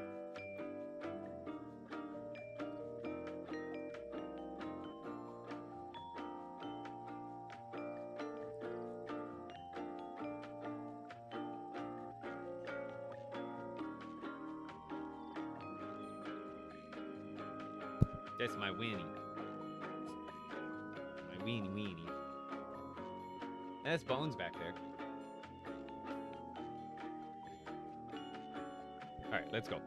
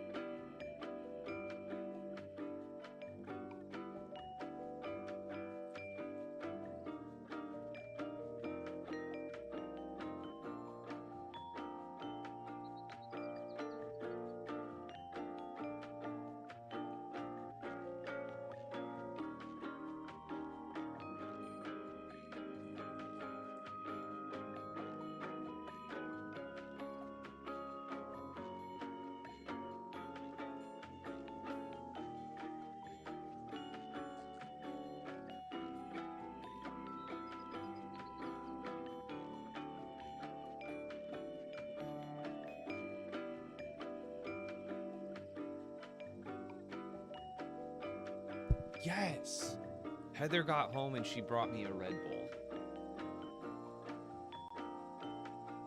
And like I said, I did start today's stream early, so I could end it. I'm also not only just ending it early as far as like time, but just like the whole stream is going to be a bit shorter than the 4-hour period I normally run. So we'll see how much we get actually done here today.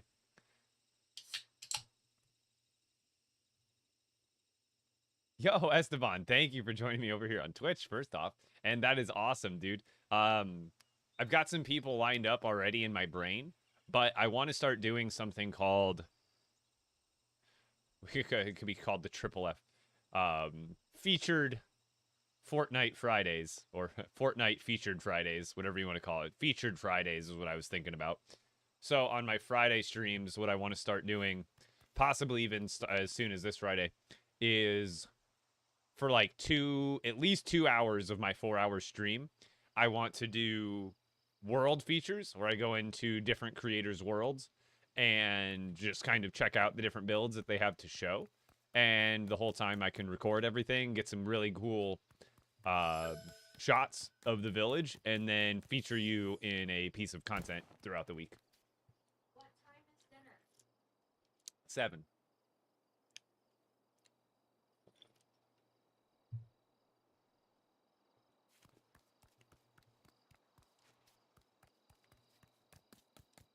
What'd you do before streaming? I've been streaming LEGO Fortnite for a year, but then I've also been doing IRL LEGO streaming for 4 years before that. And I wasn't full-time until about like a year and a half ago, a little bit more now, I think. And before that, before I did full-time streaming and content creation, I delivered pizzas, but I also have a degree in respiratory...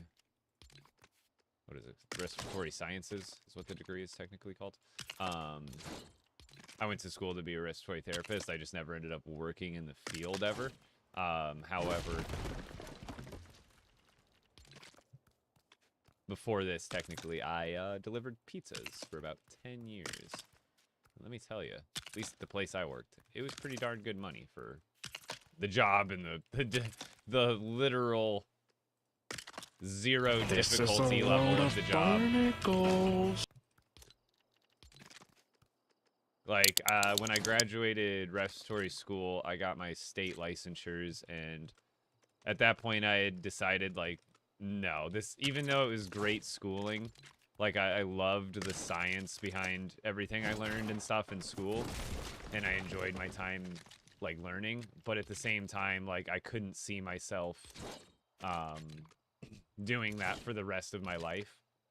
It was gonna wear me down, I could already tell, so I kind of just kept doing my high school job, which was delivering pizzas, which, funny enough, as long as I worked full-time at that job, it was making about as much or marginally less than I would have been making as a respiratory therapist. And like I said, delivering pizzas was pretty lucrative. It absolutely.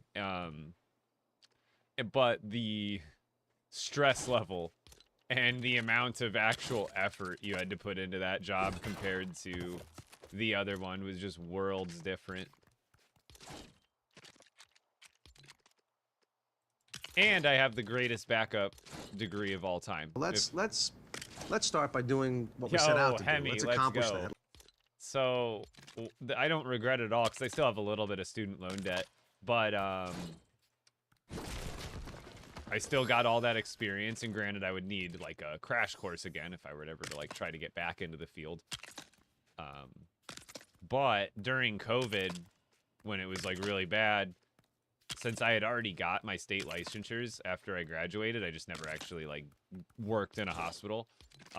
During COVID, I was getting basically like, not shakedown emails, but like basically emails from like hospitals and like healthcare places basically being like, please come work for us. We're short on staff and there's a worldwide pandemic going on. You had a degree at one point. You had your licensures at one point. So guess what? We're willing to reinstate your licenses basically for free if you can come do some base level work here in the hospital or wherever it would have been. But I remember getting multiple emails during COVID being like, please come back. We'll pay you more. Please come fill a job. There's so many sick people. So like if that ever happens and like, you know, not that COVID wasn't bad, but like, let's say it gets even worse and it's like a problem, then, or like World War III breaks out, you know, I always have a job.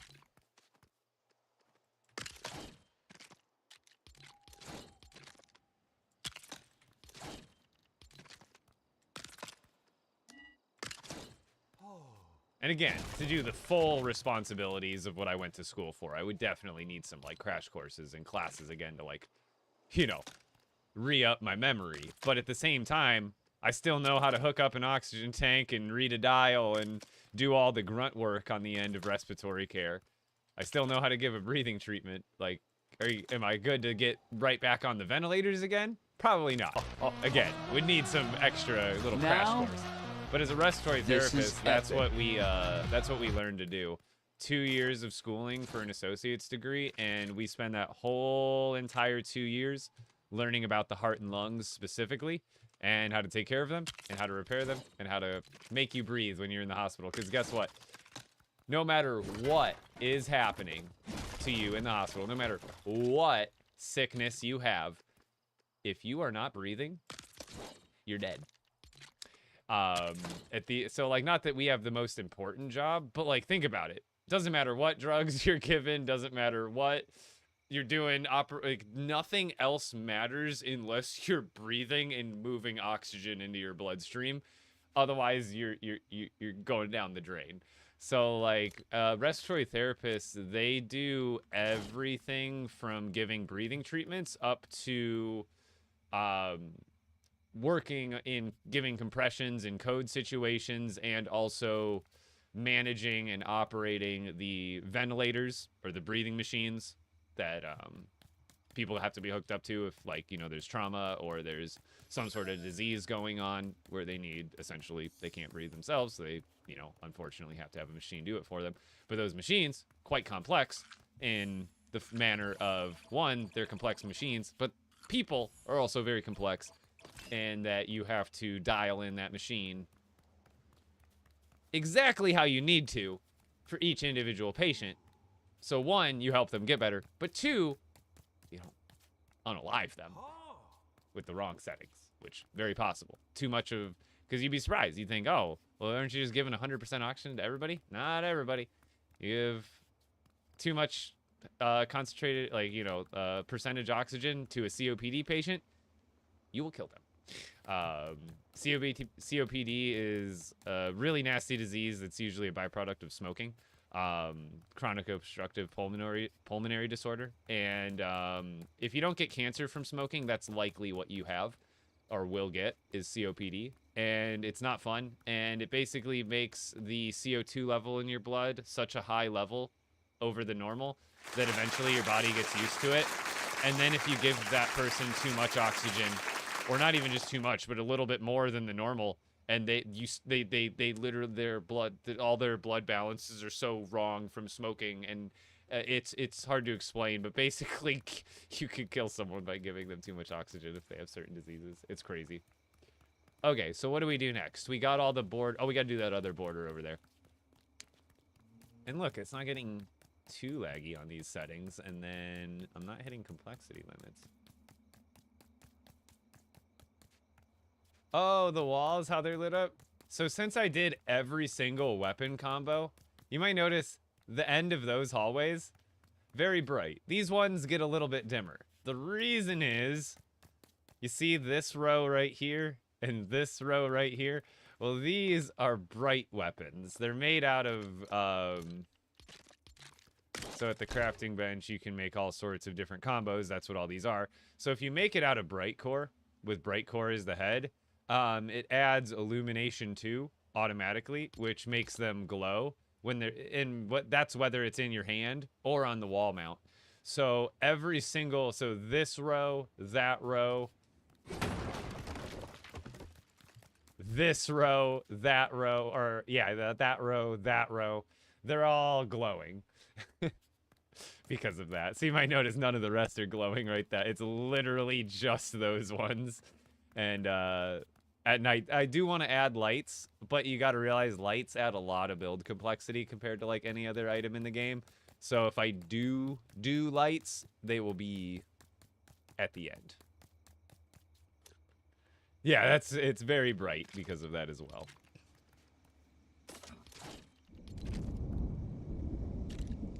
Almost too bright at night, but that's okay because it still looks obviously fantastic during the day, which is really what matters most. Which, speaking of, I love that you can use workbenches and sleep in your bed in the rain now. So much more convenient.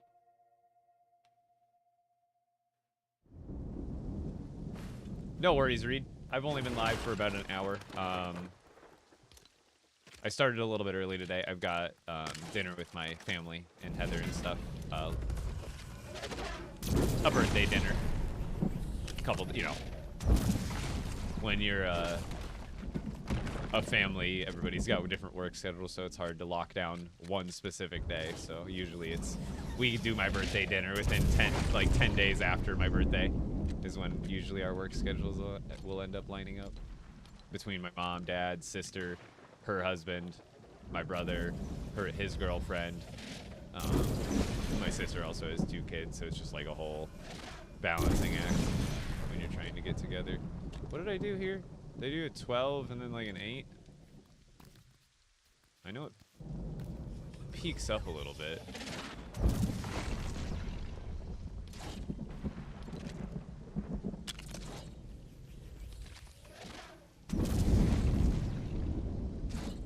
don't remember.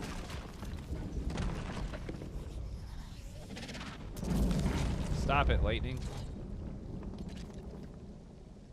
I think that was it. Yeah, I think the other one peaked over just a little bit. And this one, I don't got to worry about that part going over the top for those mythics on that side. So this side should be a little bit easier to work with than the other one was.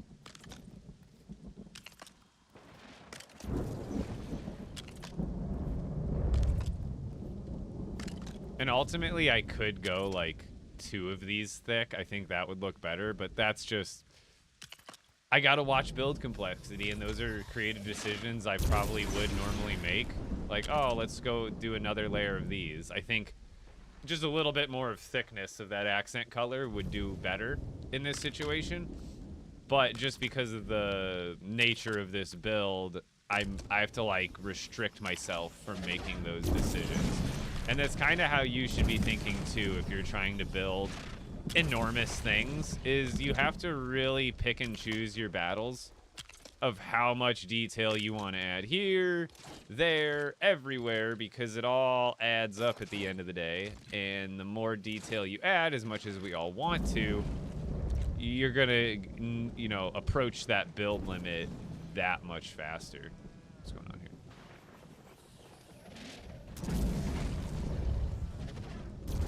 Stop. The lightning, it's like shaking the camera. What totems? 2 legendary storm charms and then a epic totem of return. Also, I just posted a video on my TikTok page on the best charms. If you want to check that out, it should be like the most recent non-pinned video that I posted.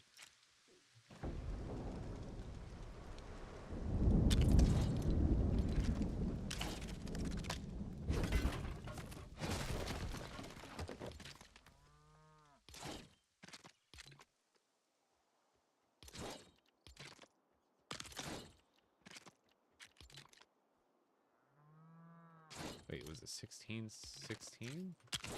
I keep forgetting what I did.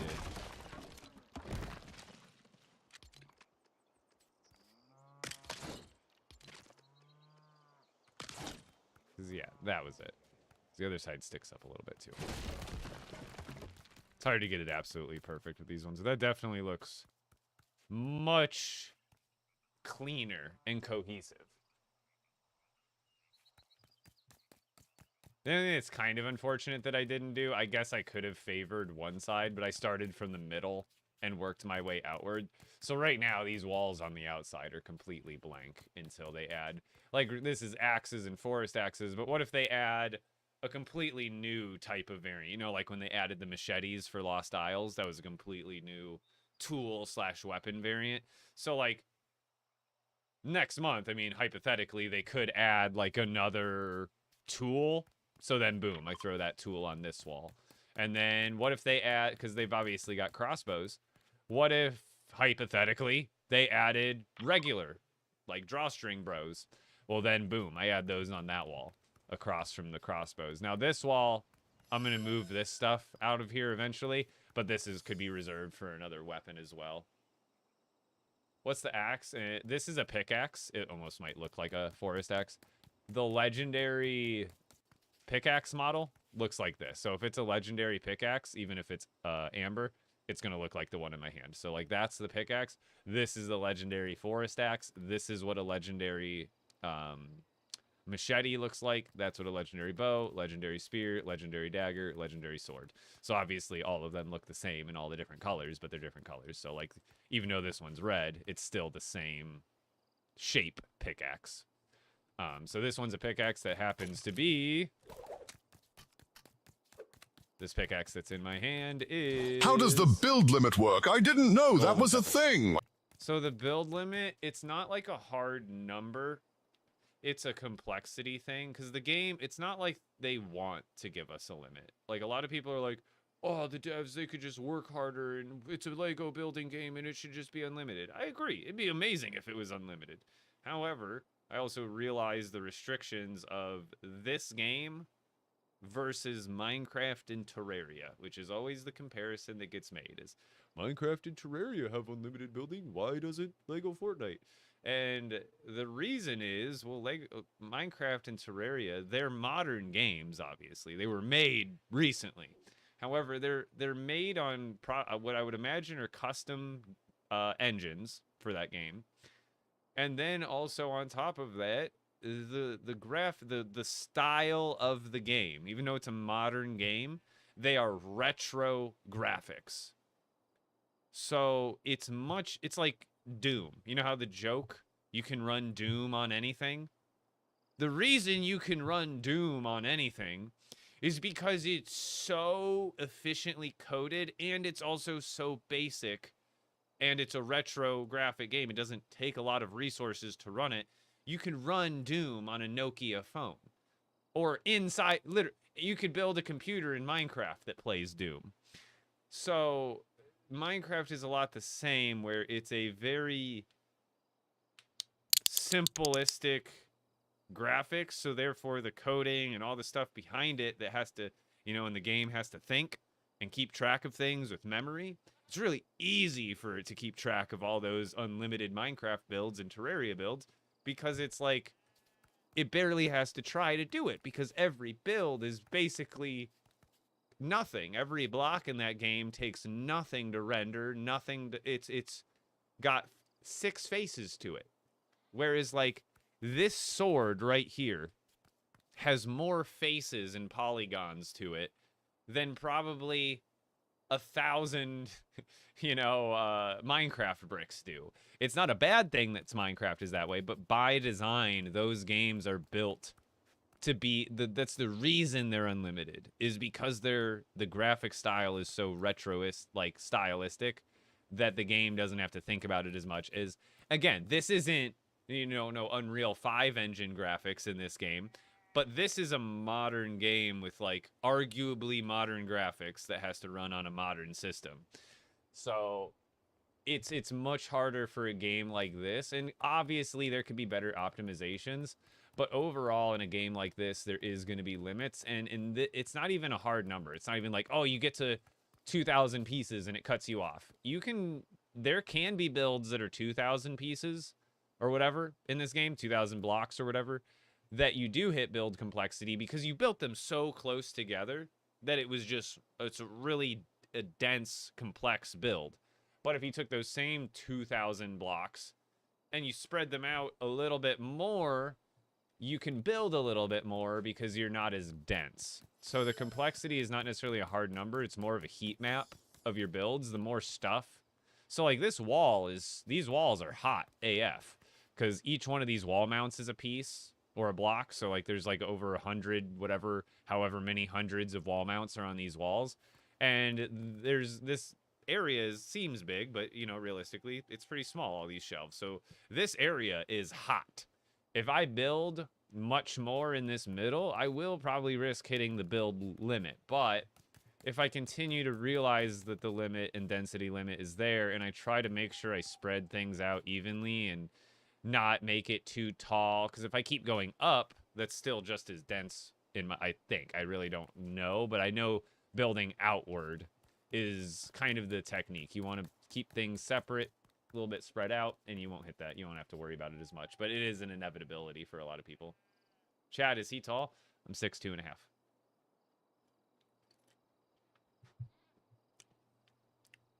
We're talking about build limit. I'm just yapping, to be honest. I just went on probably a 5-minute yap fest. No lie. But when people are in my Twitch chat and they ask questions, I definitely make sure to answer them in depth. Not that I don't answer my TikTok questions. I try to answer as many as I can. But if you come over to Twitch, get those VIP questions answered. No, VIP question answering service. Yeah, that's wild but nice to know. Yeah, I've hit build limited a couple times in some of my villages, although they're not in this world. I would have to go check, honestly. We should do that at some point during today's stream. We should go to my Lion Knight castle build in the survival world that I haven't been to in like 6 months. And we should see if I'm still hitting build limit there. Ooh. See, like the amber and the ruby, they look all right at night, but nah, it's the emerald and the sapphire. Those are the stars of the show at night. Look at those things. Oh.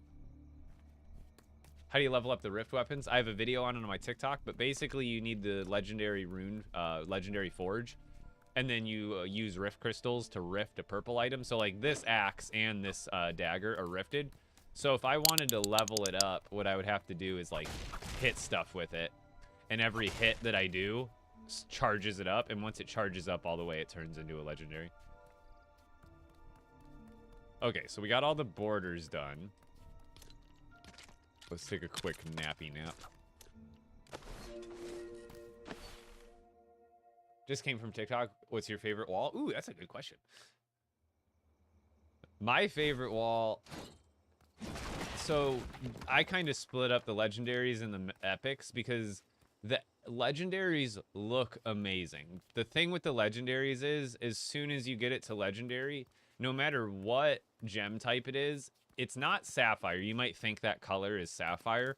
However, when you go up and look, it is a slightly different color and texture than the sapphire is. So every single legendary item gets this crystally accent color. And I think it's meant to represent the rift crystals in the game. And the reason is these are like a blue crystal that you use, and you use 3 of them to rift the weapon, and then it charges up to legendary. So in my mind, I think by design, these are supposed to be like refined and polished rift crystals that are worked into the weapon, since you used a rift crystal to make it legendary in the first place. It kind of makes sense to me. But naturally, they match the best with every single sapphire combo. Because no matter what, that crystal is matching the blue sapphire pretty darn close. And that makes every single one of these varieties two-toned, which when you go to green or the emerald, it retains that blue gem spot in all the same areas.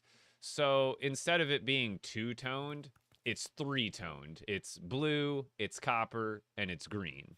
Whereas like this one, it's blue, it's white, and it's blue some more. But when you get to emerald, you can make them with flexwood handles, so you can get a two-tone effect. Like I think my overall favorite is sapphire, just because they all match. Like the white and sapphire, I think is actually my favorite, like all-time favorite. The white and the blue just look sick.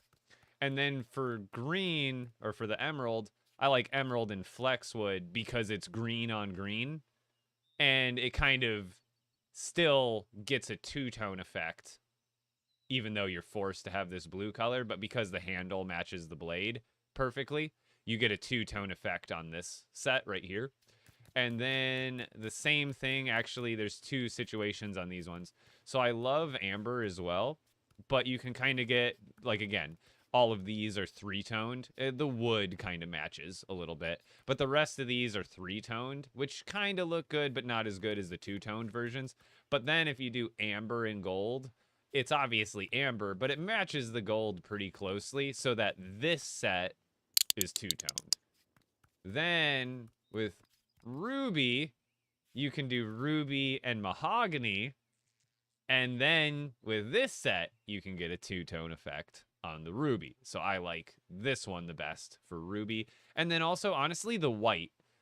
A lot of the white ones, even though they're 3-toned, white is such a neutral color that white looks really good. Like white, blue, and amber. And then for green, white, green, and emerald. That's a good 3-tone in my opinion. But like this one, I mean, that one looks kind of Christmassy. Red, green, and blue. Like that one looks pretty cool. But then some of the other ones, they kind of just lose their charm because they're 3-toned. But then if we go over to the epic side before they're legendary, all of them honestly look really darn good. Like, it's hard, like, honestly, like, amber and red maybe is a little weird, but, like, even amber and green's looking good because you don't get that crystal tone to throw off. So all of these end up being two-toned. So, like, red on red and green is fun for, like, a Christmas effect. Red and white is good for a Christmas effect, and it just looks cool on a lot of characters. And then, like, almost all of them on the epic end, like, it's hard to find a bad one or, like, a less appealing one. You know what I mean? Like, green and white looks even better than it does as legendary, in my opinion. Green and red, and then again, like, all of these, even the wood generally looks pretty dang good. And then the sapphire is kind of the only one that takes a little bit of a downgrade because the blue on the legendary part does add some, like, appeal to it, but obviously they're all two-toned anyway. They just have a different model, so kind of hard to find a bad combo on the epic end. It's just not that the legendary ones are bad, but again, like the not root ones or like this one, like red, not root, and blue. Like, it just kind of... Quick question. Is there any, like, gem or material that's, like, the best I have? Sapphire and gold for 4 rune slots. I'm very curious. Quick question. Is there, like, any gem or material that's, like, the best? Yeah, sapphire and gold can be, like, arguably the best.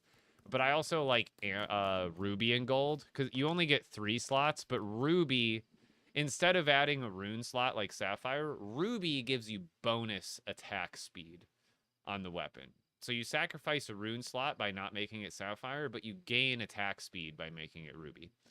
And then you want to know a fun fact. If you, let's say for ruby, for example, ruby's really good. And obviously, you know how gold also gets you that second extra rune slot, so you can have 4. Well, here, I'll show you with the sapphire stuff. So sapphire blade gives you an extra rune slot, and a gold hilt gives you an extra rune slot, right? So you can get 4 runes on it, right? Well, did you know mahogany is basically a slight downgrade of gold? Mahogany also gives you an extra rune slot, just like gold does. What's the difference? Well, obviously it looks different. One's red and one's gold, which is kind of the cool part. But mahogany, it just gives you a little bit less durability overall on the tool. So it still gives you a rune slot like gold, but it gives you less durability on the weapon or tool than gold does. But obviously you still get the rune slot. And if you like the look of gold or the look of red on the handle, you can replace it with gold or replace gold with the mahogany handle. And so these ones up here, if you see mahogany and sapphire, they still have 4 rune slots available. So if you like the look of that better, but don't mind taking a slight dent into the durability overall, replace the gold with mahogany.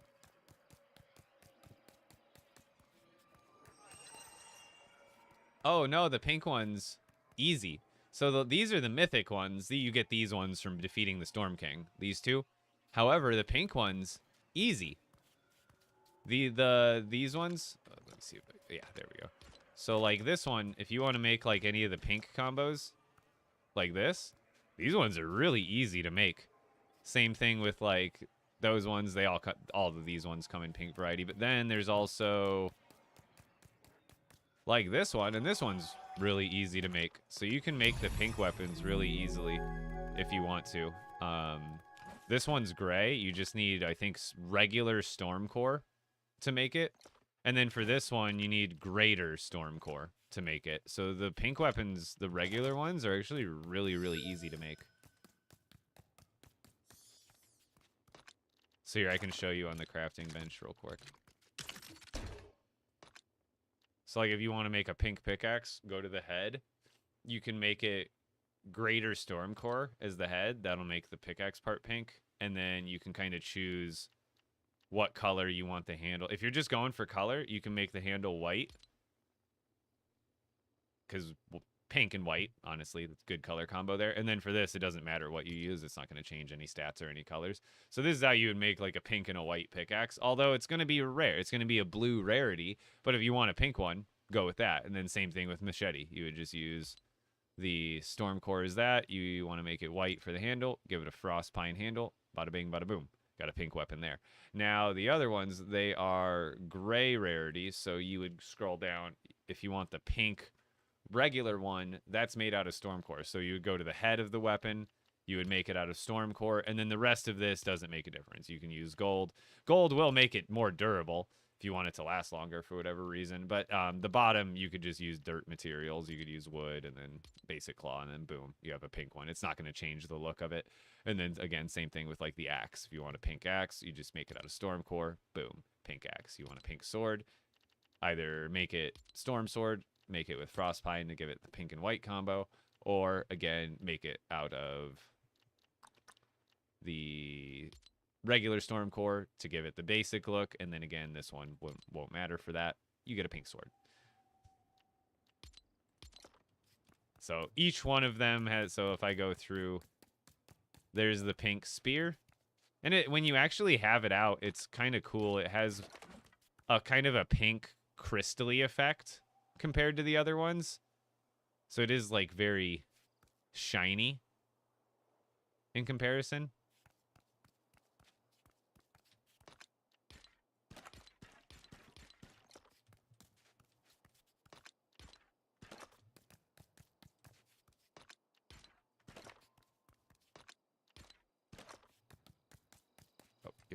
Wait, did I miss one? I feel like I missed one.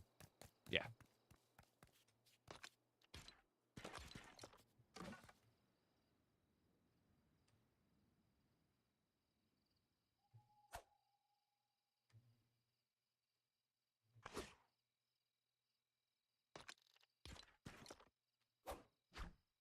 The machete.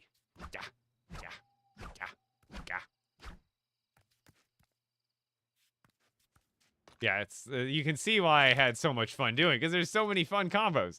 There's so many different things you can do, and it's all just, for me, it's satisfying, it's fun, it's interesting. I like to, now when people ask, it's fun to like have like, ooh, that's the wrong one. Have like the actual visuals to go with what I'm explaining every single time I need it, you know what I mean? It's really nice and just fun.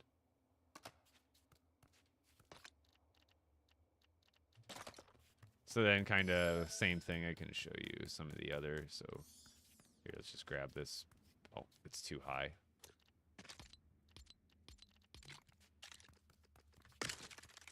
So like I already have that one built. So like pink and white.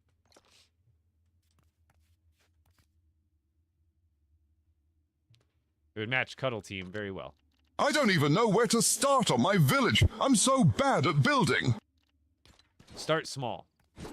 Start small, especially if you're newer to the game. What I tell people is, let's go to the build here. So like, what I like to do is, this is a prefab obviously, but start off, build up a house, literally start with if you've never really custom built in this game before and you want to just get used to placing pieces first off, but then also kind of designing stuff, literally start with a 16 by 16 house. What I would do is, one thing that's learning to build custom is kind of learning that you don't necessarily need to build with foundations first. I always like building kind of like this, where I'll raise something off the ground a little bit, and then I will start a floor like there. And now, so like I said, you want to start by building small. So try building a custom house that's this size. Doesn't have to look like this. And it could essentially emulate something else, but just make sure you do it yourself so you can get the feel for it. And learning to snap and nudge is going to be a huge help. So now that this is a 16 by 16 floor, so that's the same standard that this house is built on. So you'll kind of see how I run things here. So let's just make this like a little tiny barn house that kind of emulates it. So you don't necessarily, when you build houses, you can build floors on, or walls on top of floors. However, that is not it's not wrong, but that's not the standard for the game. When you build one of these prefabs, you'll notice that, look, this is the spot for the floor piece, right? they're not put it in this prefab. Where are they putting this wall? Are they putting it on top of this floor? No, they're putting it on the outside of the floor. But if you also notice, look, it's not even on top of it still. It's to the side and it's on the same level as the floor. So to emulate that in your own custom builds, what you want to be doing is using the snap feature. So it doesn't show it on the bottom. Oh yeah, it does. It shows snap mode for this. So for me, it's right click on PC. For you, it's going to be left trigger. When you hold that down, when you hold down the snap, see how those white dots are appearing? So if I hold down right click or you hold down left trigger, those dots are going to appear. And then as soon as you let go, it's going to go away. So you have to hold down this function. And then when you look at these dots while you're holding down snap, it's actually going to snap them exactly where you need them to be, on the outside of the floor and a little bit down, so that way they're on the same level. Same like the prefab wants you to do. That's exactly what this prefab, the lineup, see how they're both starting at the same ground level? And then this one's going up and outside of it. So that's generally how you want your buildings to be. Stop it. Is, again, it's not wrong to do it on top, but your space, you'll find that your spacing is going to be funny. If you do ever put a wall on top of your floors, this is what this, if you notice, there's a section in the wall. It's called interiors. There's exterior walls and interior walls. The difference is, an interior wall, you can place it on top of a floor, and it's the same height as an exterior wall, but it's a little bit shorter. You see how the interior wall starts on top of the floor? Yet it matches up with the exterior wall, even though this one's starting lower. It's because this one's a tiny bit taller than the interior walls are. So interior walls are technically, again, not right or wrong, but you'll notice if your spacing is weird and you're using interiors and exteriors without noticing the difference, if you put an interior wall, so this is an interior wall, if you snap this one here, it's going to line it up on the bottom just like it did the exterior wall. However, since the interior wall is shorter, look, this one, since it's putting it down further, I hope all this is making sense to anybody who's built even remotely in this game, by the way. But the interior walls are literally meant to go on top of floors because then they're perfectly the same height as the exteriors are when the exteriors are built on the exterior. So what I would do is also, when you're built, whether it's a small house, big house, medium house, our goal right now is to build a 1x1, like the prefab, but custom. So what I like to do, so when it's also, sometimes it's a little weird, so you want it lined up and then you can snap it the right way. So what I like to do is build what I call a skeleton. And now I'm going to go back to the walls and I'm just going to find, so this is where snapping also comes into handy, because you can place this freehand, but you have to aim like right at the perfect spot to get it to line up. Or you can just snap it, aim at that dot, and it goes into the spot you want it.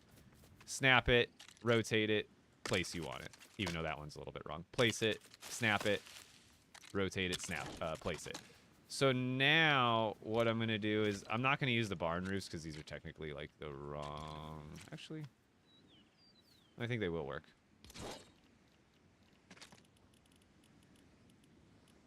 So roofing is a whole other kind of beast. It is a little bit weird to get used to roofing.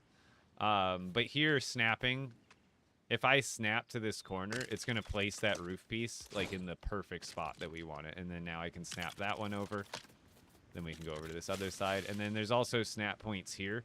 So you can, it's hard to place it normally, but if you hold down snap, you'll see all these little dots. So just while you're holding down snap, you can adjust it really easily where you need it to. And then this one, you can snap it down here like I did the other one. But now that we have this piece, there's snap points here as well. So we can look at these snap points and snap that opposite piece there a lot easier.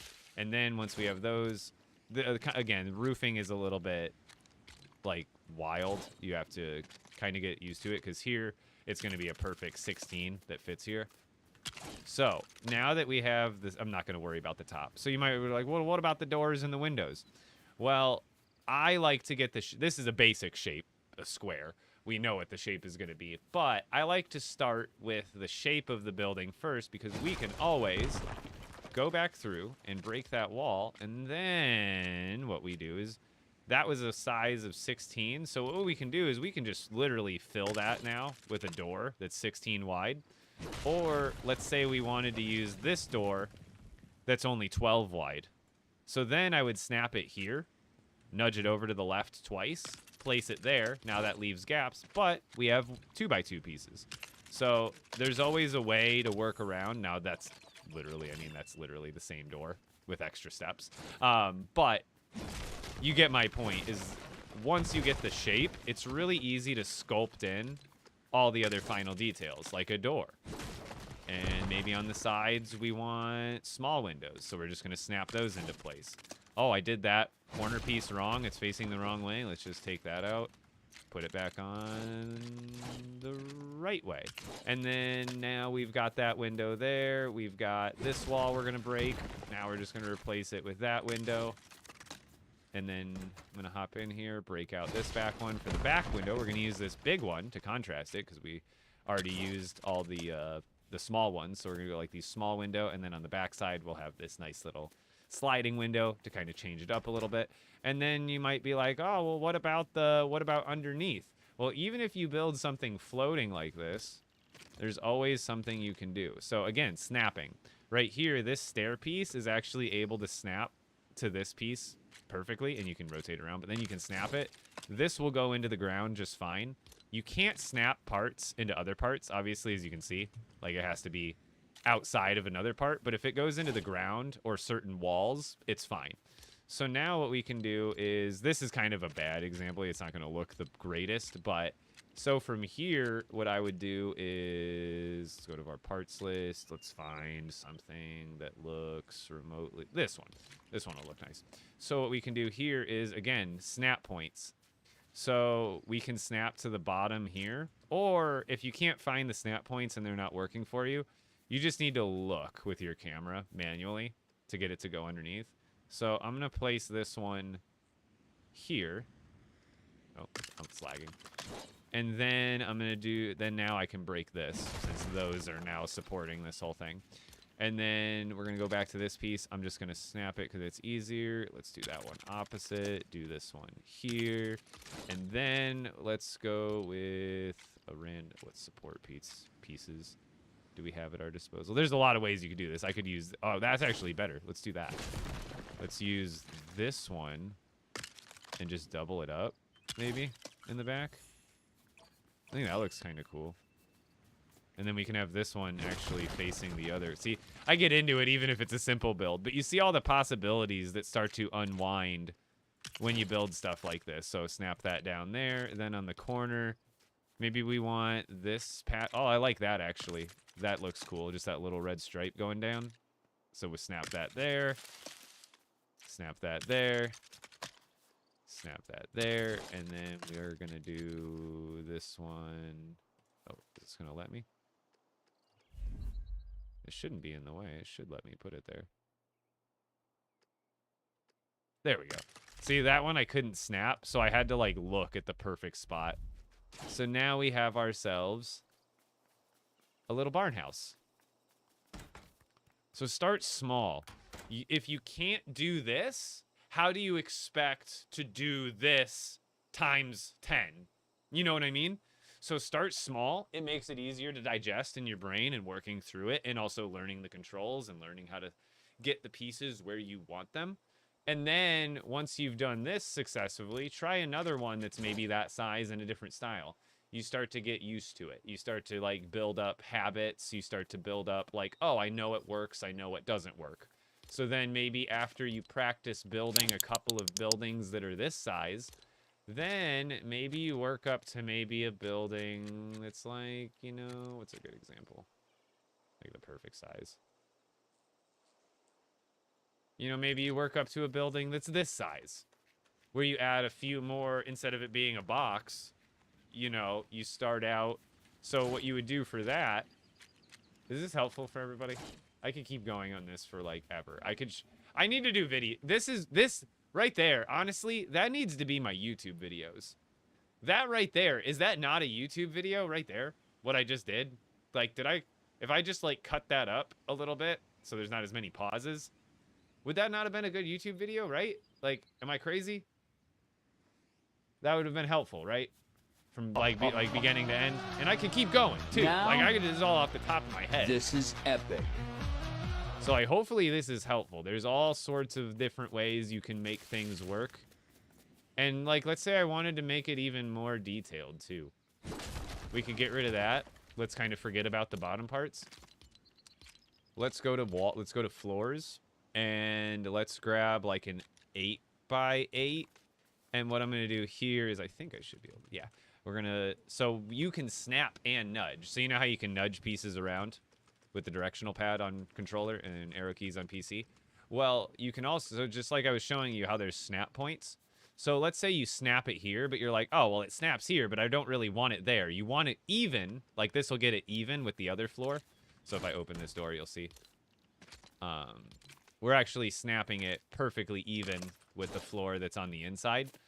So snapping gets you even and lined up a lot of times, but let's say you want it over to the right, or you want it here, but you want it over here. Well, you hold down snap, and then at the same time you're holding down snap, you do the nudge, and then you place it. So that way, oh, I did that one off. But so that way your build is not only level from snapping it, but it's also over to the point that you want it.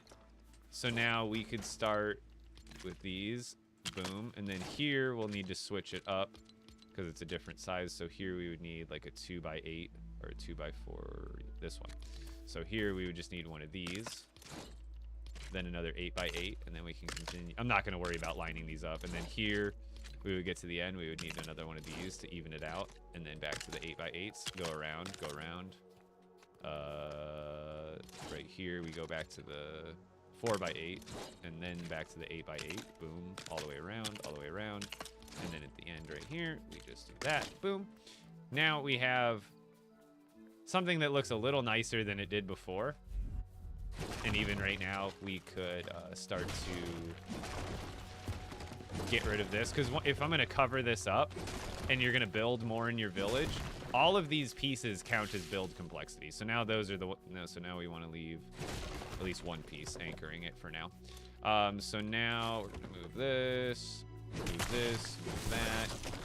And this is all with basic wood. And I think this is still in the item shop right now. The farm builds. Code Epic Bricks if you use it. Perfect timing. So let's go with some of the walls we were using, I think. Again, we'll just use these.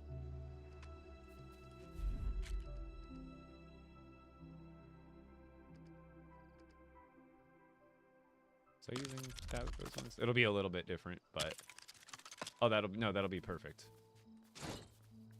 So we can just extend this out now, so it's a little bit. So you'll see how it'll end up being a little bit nicer than it was the first go around. But you see how I mean, like you start with one thing, and then you can end up making it a lot cooler if you just chip away at it once you get used to it. So I'm essentially now just upgrading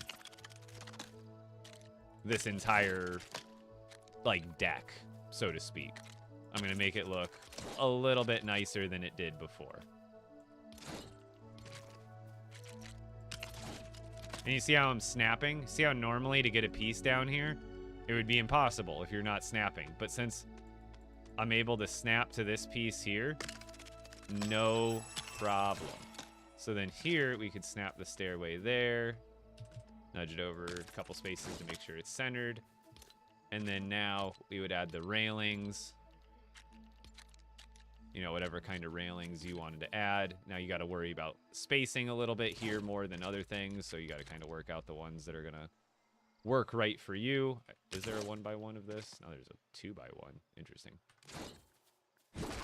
But then you can build a fence around that. Railings on this one. And bada bing, bada boom. You have an amazing looking little farmhouse. So that's like raised up. Even though you... So this is how I a lot of times tell people how do you build on uneven surfaces? This. There's always a way to add support or structures or scaffolding that makes it look like it's actually being held up. And it allows you to build flat just a little bit above the hill. And honestly, ends up looking kick-ass most of the time. And again, if you don't like the look of these pieces, take them out. Try a different piece. There's so much variety in this game that you can use literally anything. I mean, anything. If you like the look of these pieces down here, you know, use those pieces. If not, try a different one. You're like, oh, that's ugly. Let's try something else. There's a bajillion different combinations you can try before you ultimately are like, oh, yeah, that's the one that fits. I like that. So, and even if you, like me, I buy parts from the item shop. I buy all this stuff from the item shop, obviously. But don't, you know, if even right here, there's a lot of options that you might overlook.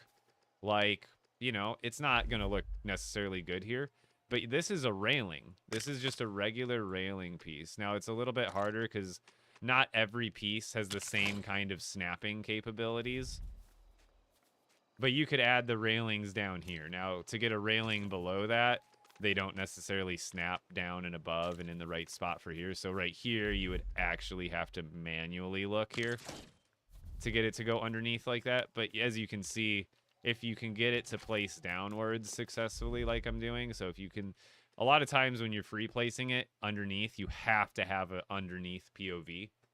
Because if you're above it, you'll never be able to look underneath it and get it connect. So if you can find a spot like this, then boom, yeah, you can build it down into the ground. And then these ones allow you to snap sideways. They don't allow you to snap these pieces up and down from each other, but they allow you to snap them side to side. So again, that's like another way you can make this look. I don't think that's particularly the best option, but there's like, once you get the skeleton built, that's why I told you, build basic shapes to start. Because once you get the skeleton built, and you have the dimensions done, and you have your corners figured out, like, you know, I have these corner pieces here now, and you built on a grid of like 16 wide pieces, well, now it's super easy to go back and make any sort of modifications, customizations that you want. You could go back and add castle walls here. You could go back and add these walls underneath here. Obviously, those won't look best again, but that's kind of the key there.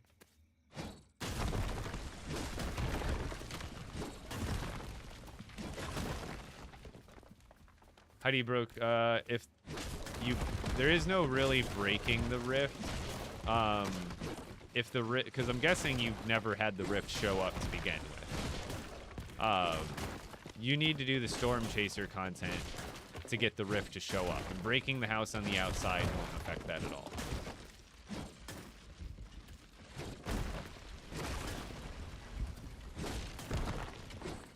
Hey, go away.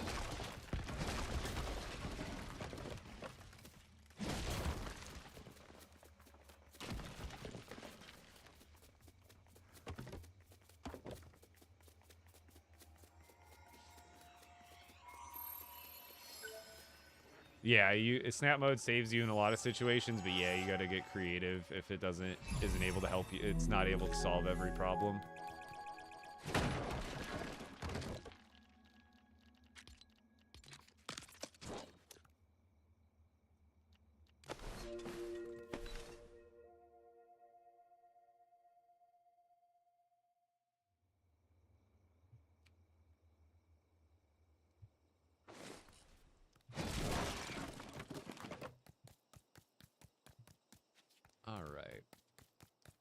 So I think we can, I feel safe to continue this pattern around over here because I still haven't continued this all the way around yet. But I don't know what I'm going to do with the space back here yet. So I don't feel ultra inclined to flesh it out yet, especially since you won't really see it unless I show it to you. So I might build this to the back corner. But I don't feel inclined right now to continue this all the way around the back end. Because I don't even know if I'm going to... Like, I might expand, like, you know, just to make another tower back here or something to make it look cool. I haven't figured out what I'm going to do with the backside of this exactly yet. Like, I know I'm going to do something. I just don't know what. So I feel like I'm just going to leave this part unfinished and focus more on these courtyard areas. That's where I'm going to... So now that I've got all this finished, you might be asking what's next here, if not finishing up those little masonry areas. But, so like here, we've got a big open space. Oops, why did that? I didn't look all the way down. I swear, pulling out your parachute, like, stuns your character for the longest time. You can't, like, do any interactions before or after you pull out the parachute. So, we have all the weapons, and then this whole thing is, like, the shape of a giant H. So, I still have all this stuff. This is on the wall. This is not the permanent spot for this, like, the food, the muskets, and all that stuff. I'm going to move this stuff. However, what I'm going to do is, like, so right there, I'm going to put a building. And I think I'm going to display those on the interior. So, like, the food, I want to have a building that has, like, all the food out and on the walls in a nice pattern inside, like, a building. So that way it's not all outside walls. I don't want everything to be outside on walls.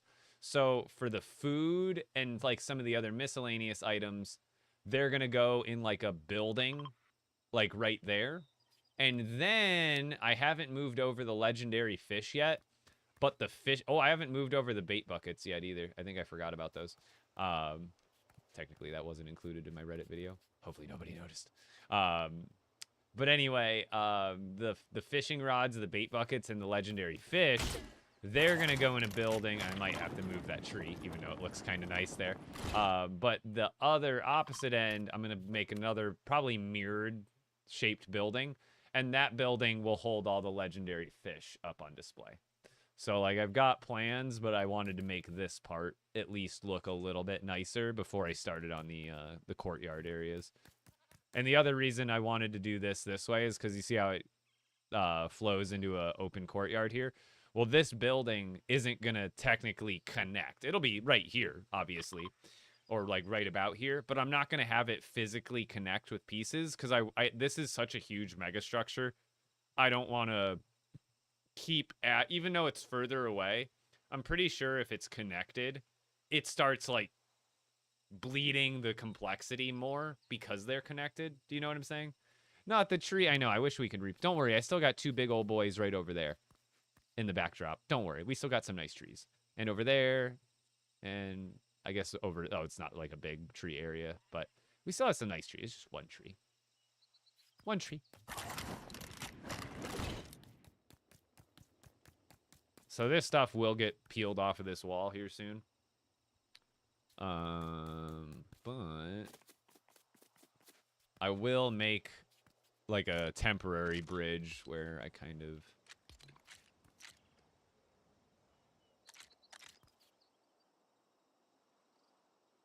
Yeah, that's the center. Boom. I do, however, want to get a little...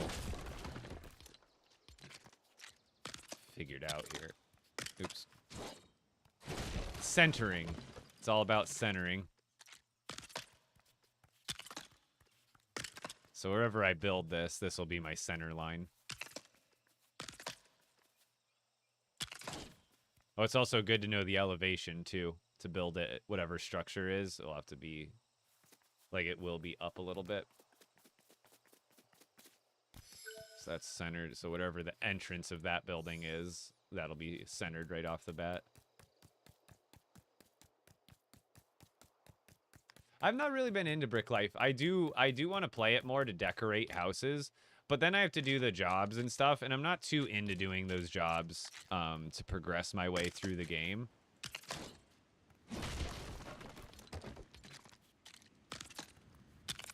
Like, I want to play more, like I said, to, like, decorate. Oh, I should have counted how many I did.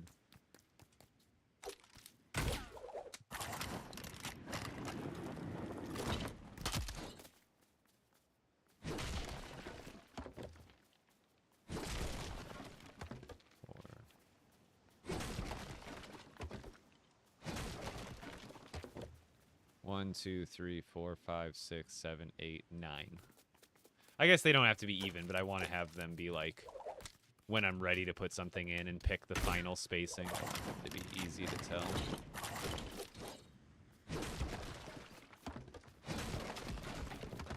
Oh, that was getting supported by that, I see.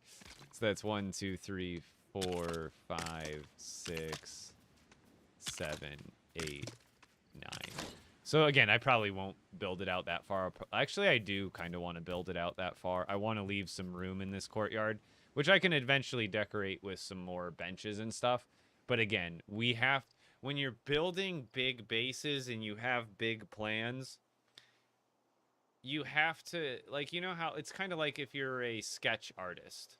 There are plenty of artists who will start their, if they're doing like a portrait and they're doing like a super hyper realistic drawing, there are people who will like start from the top and just work down. They'll do all the detail of the top, then move down, do all the detail, and basically leave the bottom like a really like almost like a no sketch. But then there's some people who they make their art and they make the whole stencil and then they work on this bit a little bit and then work over here a little bit and then work over here a little bit and kind of slowly bring all of it together from every angle. And that's kind of how you want to build big in this game, is you want to start with all the big major stuff first in the stencil. And then once you get all the big stuff, then you can worry about like the bigger details. Like, if you want to put decorations, after I get all these walls up and get all the structures up, well, that's when I can go back in and I can start adding stuff that's like bigger decorations. Like if I want to add some of these carts out in the courtyard, I would consider this, at least for this kind of build, this is what you want to be adding last. Because if you add it now, that's going to take up complexity, and you might not, if you add too much detail early on before you're finished with your overall vision, then you might not get to finish the vision because you did too much little details to start. So start with the big vision, get the big vision stenciled out, figured out, and then, so like once I finish the building over here and the building on the other side, and then eventually wrap also this around, like I still need to finish this all the way around. Once I do all that, well, then I can consider, well, okay, well, now that's done. That's the part I wanted to get done. Now I could go back through and be like, okay, I can add more details now. You don't want to, like, it's, what would you rather have? A build that has a little bit less detail, or a build that has more detail, but you never got to finish it? You know what I mean?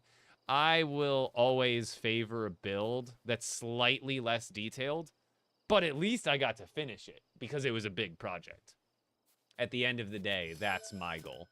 Everybody might favor something a little bit differently, but that's kind of how I favor building everything in this game, is making sure I get, because right now, like this, I had to make sure I got all of these walls built, all of the weapons organized in the way I wanted them. Because what if I started with making it decorative, and then I started putting all these items on the wall and realized, oh, shoot, I hit the build limit. That means I have to restart the whole idea. You don't want to have to restart the whole idea before you're finished, or mostly finished. Yeah, trust me, Alexis. If you want to decorate, what I would do is, if you want to be decorative, you can, but you just can't build a mega decorative structure. So if you want to, like, what's great is doing like one-off builds. So like if you just want to go somewhere random and build, like, it's nice building it into a village, but you don't have to make the whole village detailed. You can make the village mildly detailed, but make one big house, super detailed on the inside with all the furniture, all the stuff, all the, all the upgrades. Yeah, how's it going? Redrainer? Sorry if I'm saying that wrong. Kaboom! What's going on? Yeah, it's been fun to work through all, like, now that the collection's done, I actually get to do the fun part. Like, the satisfying part is done for putting all the weapons and items on the wall, but now I get to do the other flip side satisfying part, which is doing what I like to do best, which is make stuff look cool in this game. And even from earlier today, just this screenshot looks so much better, because before today, this was all just a hovering platform held up by some foundation pieces underneath it. So it was looking pretty bland. you know, it's still got some work to be done, but even compared to earlier today, just covering up all those gaps so it didn't look like it was just a floating thin plate, like it is on the other side still. So, like, again, I still have to wrap all this around, but, like, even just because this is what it looked like over here in this courtyard, but even now, so much better just having that covered up. And then also I added the trim to the outside of these display walls. I did the side, so I just used, if anybody was wondering, I use supports because there's these supports that are flat. They're thick, so they're like, instead of having to use like a bunch of floor pieces stacked up to get that same thickness and color, some of the supports ended up working really well, so I used those up here, and then I did sideways building technique to get these ones on the side here to frame them.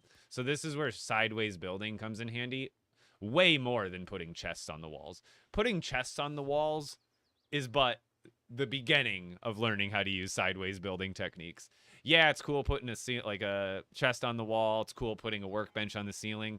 But when you get to using it as a decoration technique, the sky is the limit. You can use so many pieces in ways they weren't intended to be used, but are advantageous to your build, like, for sure. You don't get bored?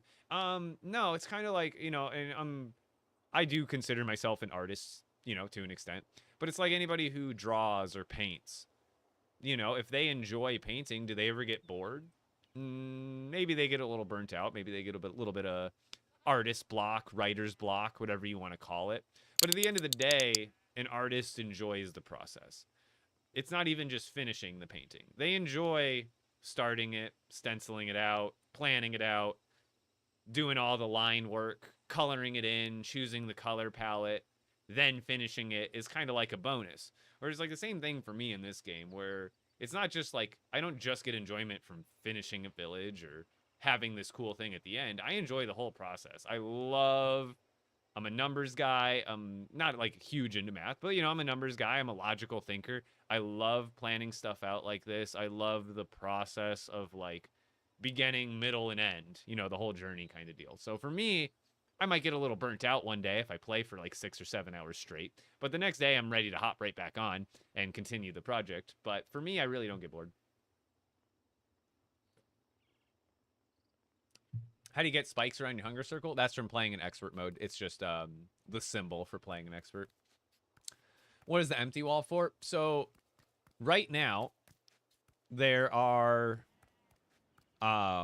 pickaxes, forest axes, daggers, swords, machetes, spears, and crossbows.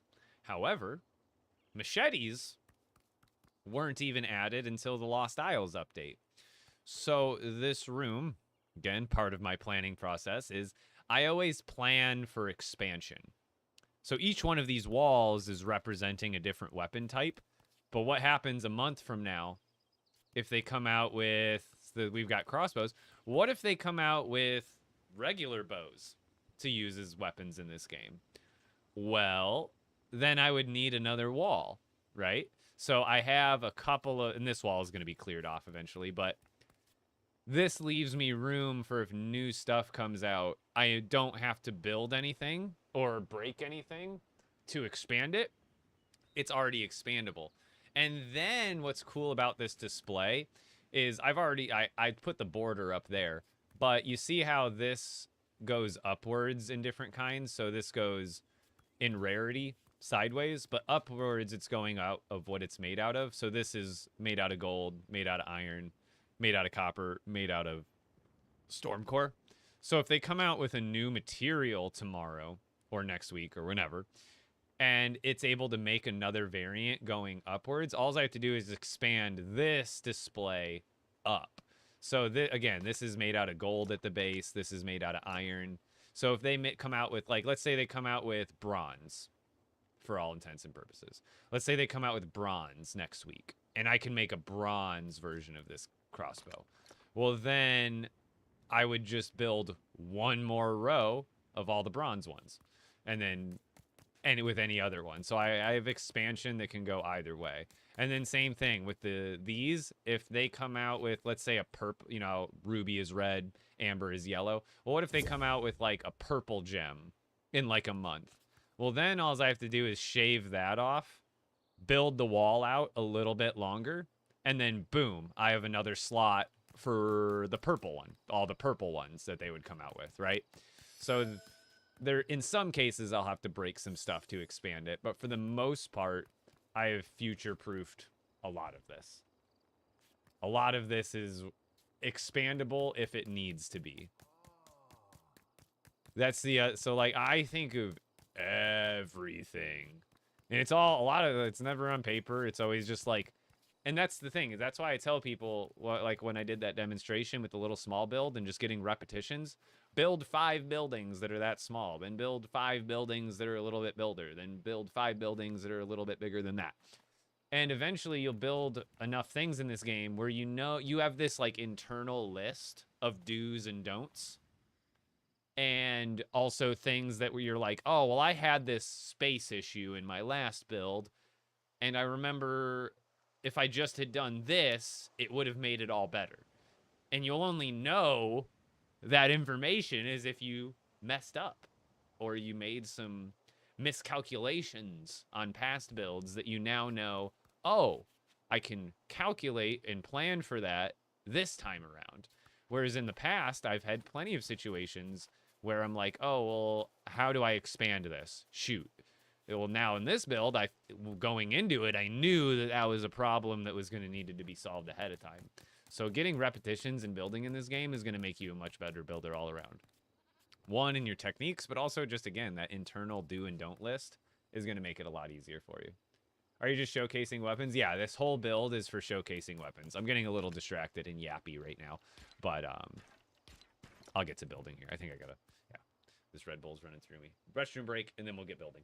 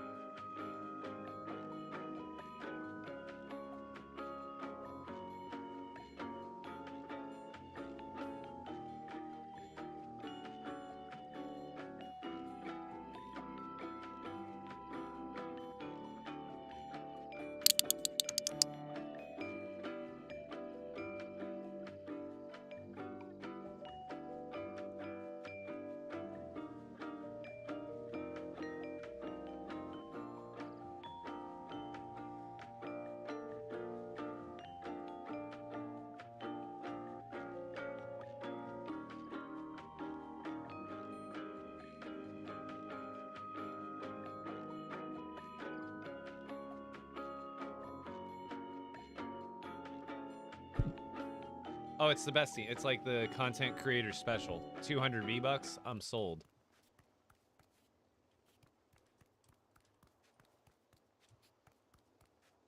What can you put on the star slot in the inventory next to the lighter?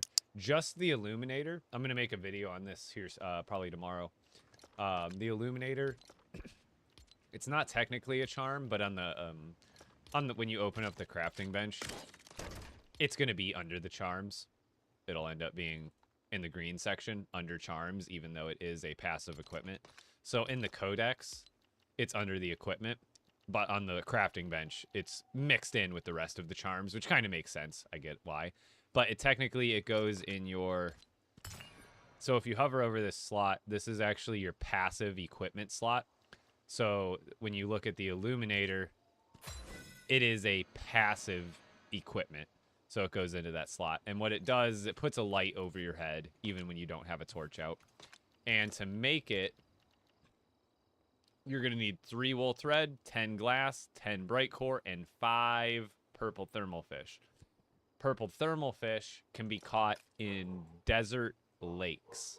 So like this, or like this, or like this. That's where you're going to find the purple thermal fish fishing.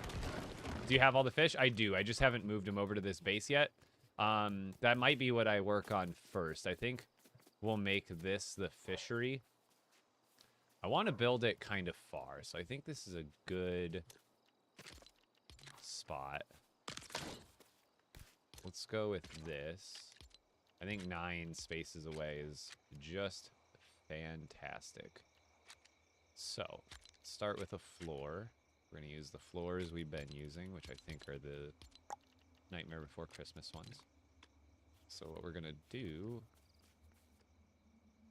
is, no, I don't want to build too many extras, so how high is the floor here? Where's the highest point? Does it keep going higher? Because I don't want to build bottom parts to this, but I think I'm going to have to regardless. So yeah, let's just build this up higher. Yeah. I got it. So we'll do this one here, and this one here. Or no, let's do half.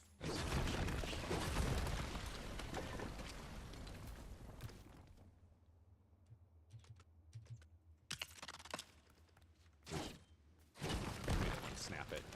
So here we could snap it, but then it's going to be hovering a little bit there. So I'm just going to build this like right into the where the floor is. Oh. Wrong again. I want to do it too wide. So we need that there, and then 1, 2, 3, 4. There we go. Now it's good. Because I kind of wanted to match the stairs that are over there. Okay, so now we can get rid of this. That's just for spacing. So now we can walk up just fine. Let's get these installed.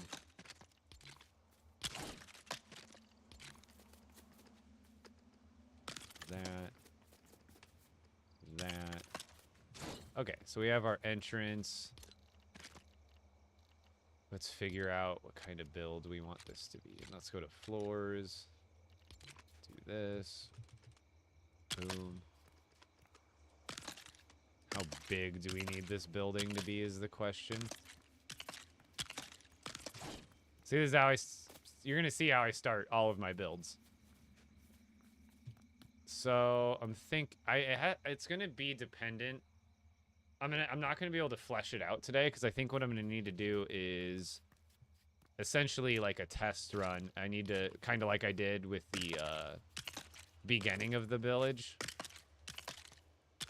which is get a shape built and then see how much space I actually need to like display all the fish.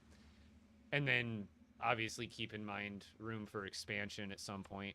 Because that'll determine how I build this building. I could just build it creatively however I want, but that's not going to account for all the stuff that I have to organize in it.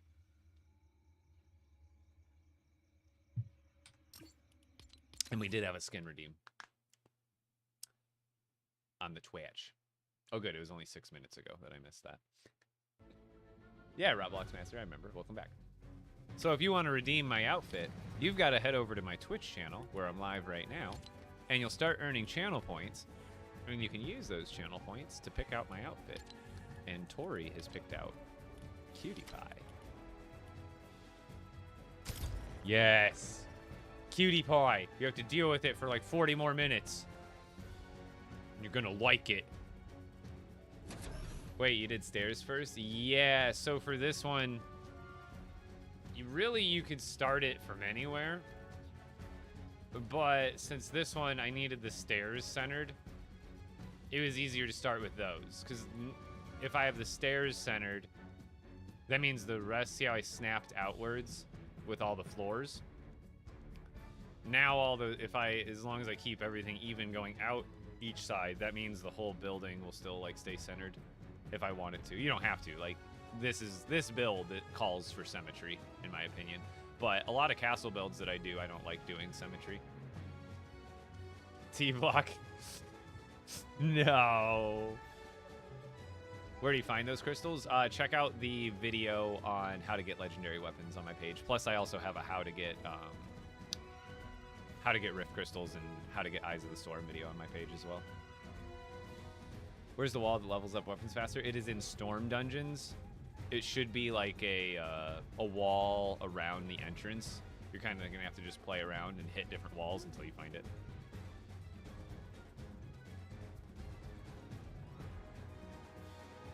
And by the way, I'm only going to be live for about 45 more minutes anyway. So nobody else redeem a skin.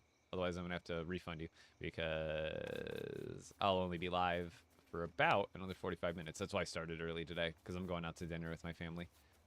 Late birthday dinner. So now that these stairs are centered, you can snap floor pieces to them, so that way they're even. And then now we're basically at the skeleton part. So let's get this started on the other side while because I guess I have all it's not like it's hard spacing. I think I can keep this tree here actually. So this one's going to be a little bit different. Reason being is we need the stairs to... So the stairs are essentially, if I do this the same, it's just going to be lower. I guess it's a good thing I'm doing this now. So here we want the same thing, but down here.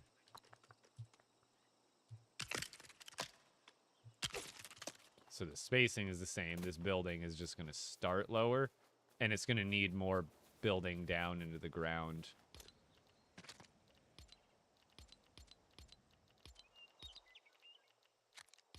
But you see how in certain situations, it doesn't necessarily matter where you start, but in certain situations where you, like, how would I know where to put the floors here? Like, just hovering in the exact perfect position to also account for the... Because it's like starting from the outside in. As long as, like, it's harder to start from the middle of any build than it is to start from the outside. So, like, from here, then I just go to floors. And so I snap here, and then it's snapping to this right staircase and the left staircase. So then that's where I go snap plus nudge, and we center it. So now this whole building is going to be dependent on the shape of... Actually, do I want this? Oh. One thing I did forget is I'm going to have to redo the other one. Is technically right here... I don't want to forget, we need a wall to fill. And in this case, it'll just be better to do a door. What kind of doors do we got? Oh, this one's like the super tall one. We'll probably just do a castle door. Something like that. So, like, it would be better to start with this. The reason is this is like a... You almost got to imagine this is its own 2x16 floor piece. So now this guy stinks.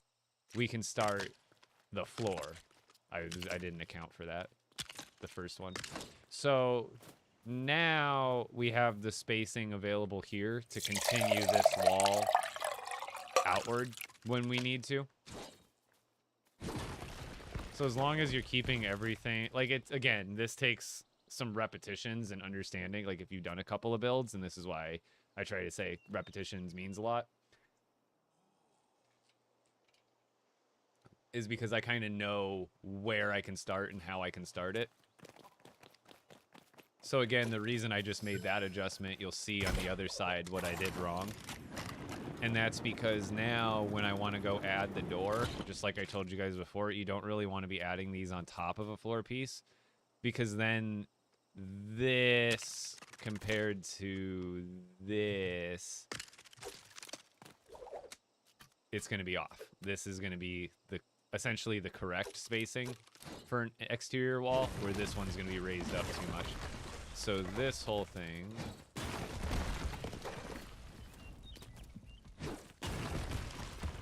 needs to come down real quick.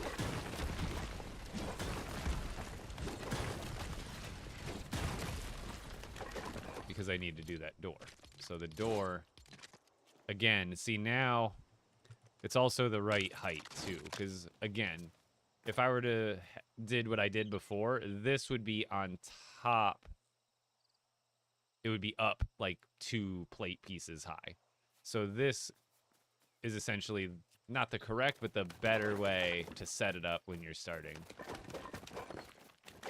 There's a lot of ways that I could show you how to start a building, but because of symmetry, I'm starting it this way. Certain cases, if you're like castles are easy to go from the ground up and worry about because the roof are really easy for castles if you're just using those non-traditional roof pieces.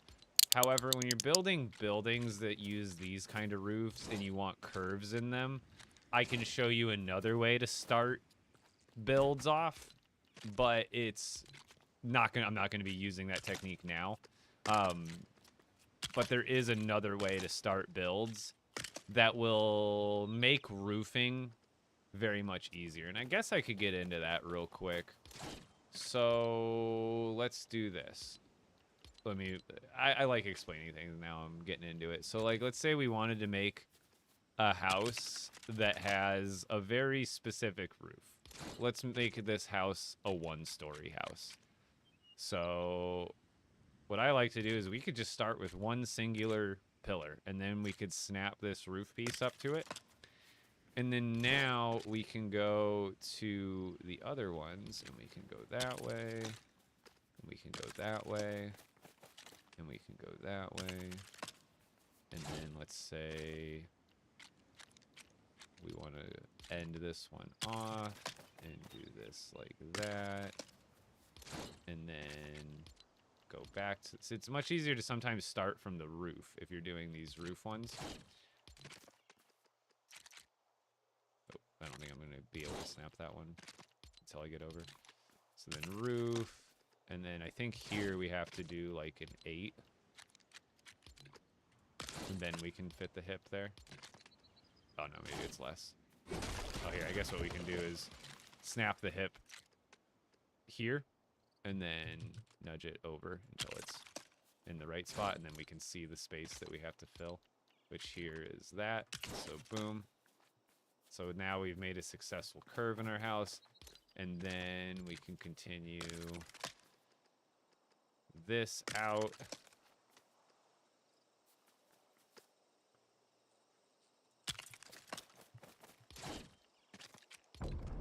Make that match up, and then we can go this side. Instead of making it a corner one, we can use these end pieces here.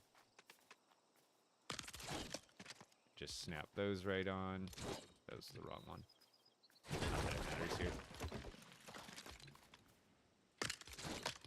Snap those onto the end. So here we can end with this kind of style, and then on this side I showed an example where you can have it flow all the way around with the corner pieces. But if you start with the roof, now you go through and you pick out what walls you want. So this is the point where you would go like, oh, I want, you know, this one, right? And what I would also do is first, before you even do that, do all your corners. So like corner, corner, corner, corner, corner,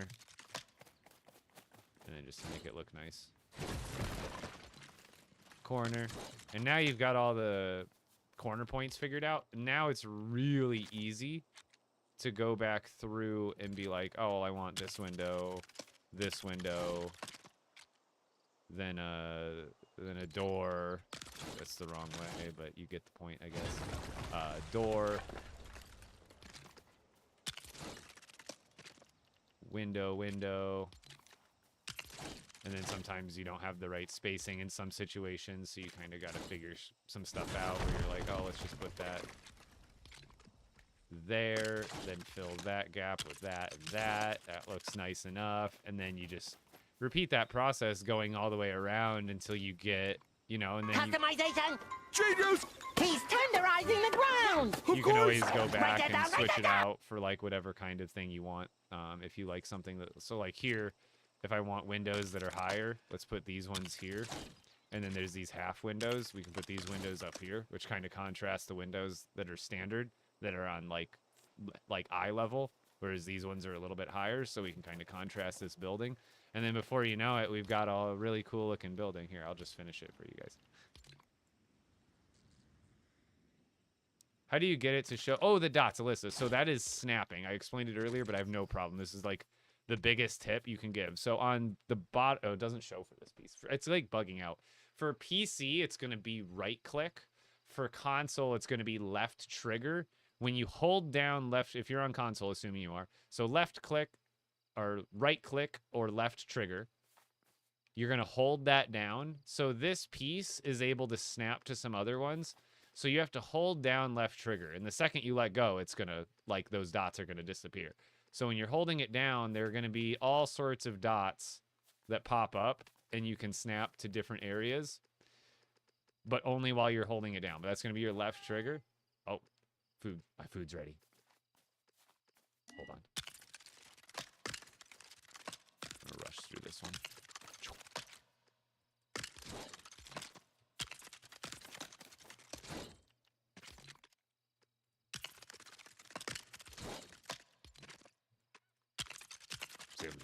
I could make it look prettier than this, but Heather made me some mac and cheese, so I'm gonna go eat that real quick. Oh wait, we can put another door over here.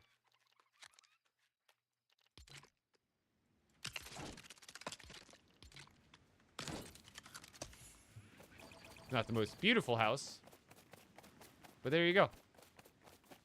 You got yourself a custom L-shaped house, where on this side the roof is this style, and then on this side, the roof goes all the way around.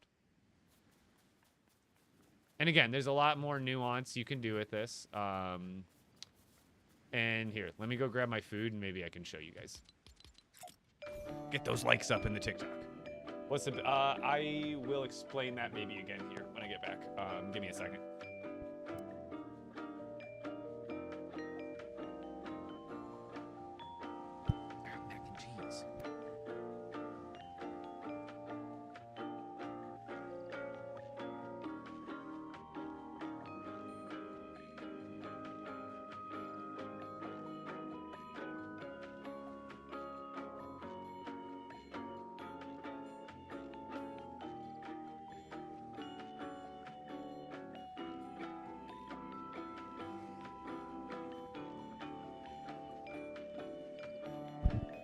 Static.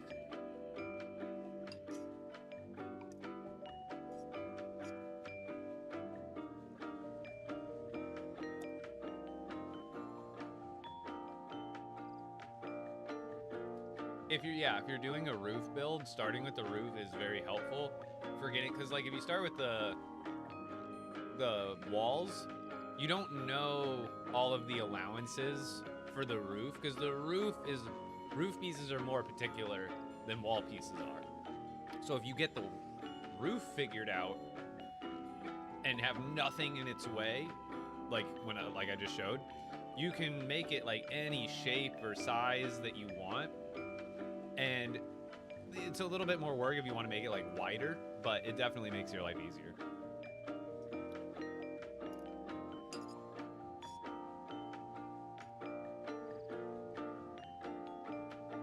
Early dinner. I'm going out to dinner with my family here later, but it's a quick little bite, you know.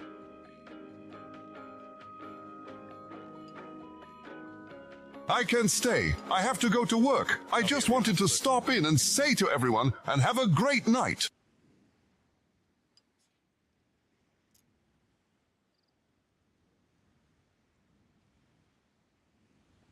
It would be interesting if the parts could be... I wish, maybe not by like what you build it with, but it would be nice, especially because we're paying for these parts. Like these parts that I'm using are technically paid parts out of the item shop. It would be nice if, even though there's like the default color, you see how this is like white brick with some tan accent, and then it's got the wood. It would be nice if they at least had like 2 extra secondary options for a lot of the builds. 1 or 2, where it's like you could pick white with tan accent, or maybe you could pick like dark tan with white accent. Like you couldn't pick the colors, but at least maybe there was a couple of palettes built in.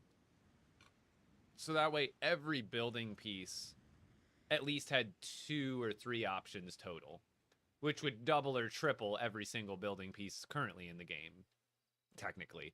If like, because what's cool is, what if you're like, because we do have different colored roof pieces, right? You know, when you go to the roof section, obviously we've got some white roofs, some blue roof, some all sorts, but like even this one, this blue roof compared to this blue roof, they're really similar. What if you really like this pattern and this style? See how it's all jagged right here? It's a different building Lego technique altogether.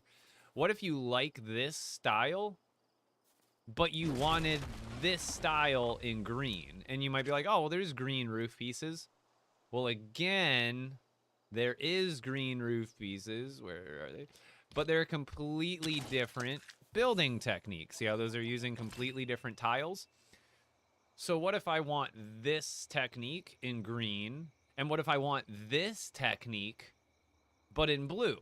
I think it would be great if this... See, that's just green and a different green. Why not just give us a secondary one that's like a blue and a light blue? But same building tech. You just all you gotta do is reskin it.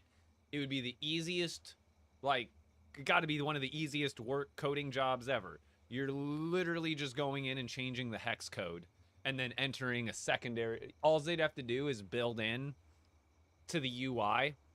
Like you'd go in and you would like maybe right click, or like there would be a separate button to click on this. You would click on the part, and then like a secondary little drop down menu would pop up to the right, and it would be like your 2 or 3 different options for that one piece. So it'd be like a drop down within each piece. Because yeah, I would totally love it. Maybe not like maybe you don't get to pick the colors, but at least if the devs can like give us like, again, 2 to 3 variants. So you have like, if it comes in blue, give us a green and a red version too.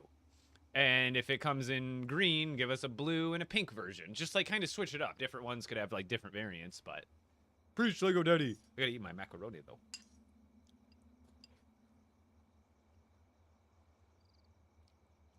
Yeah, kind of just, yeah, color swatches. That's the word. Like color swatches.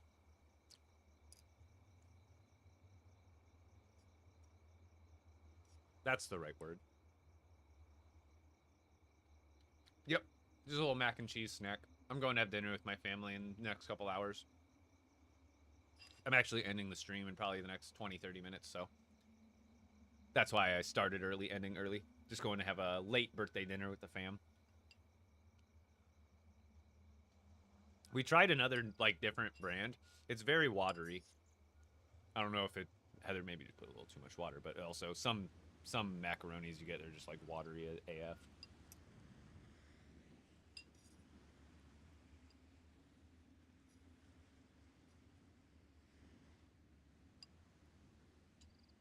Yes, sorry. Thank you for sticking with me. The display base, it's right behind me. We're working on some of the, Oh my, what is that sound? There's like a kid or something just screeching. They're like, ah! I can't even make my voice go that high. Building capacity, so it's more of a, has to do with density. It's not necessarily a number. I think sometimes they're like, if on one structure, you can only have so many parts connected to one structure. But overall, the complexity, you can... New item shop use code Epic Bricks, everybody, or your Lego world would be taken over by the Storm King. Oh yeah, my skin's out of the shop. All right, let's get this out of here. As much as I love all my creations equally, this was just an example. And it's taking up build complexity.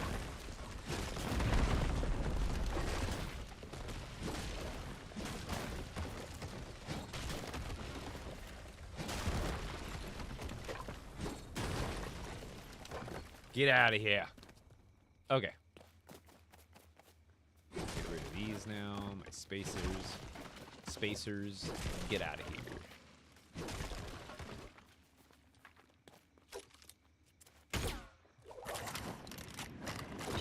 I think, yeah, I got the space. I don't think I need these here anymore either.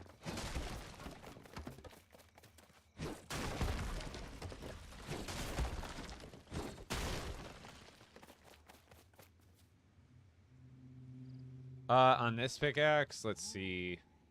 Destruction, luck, damage, durability.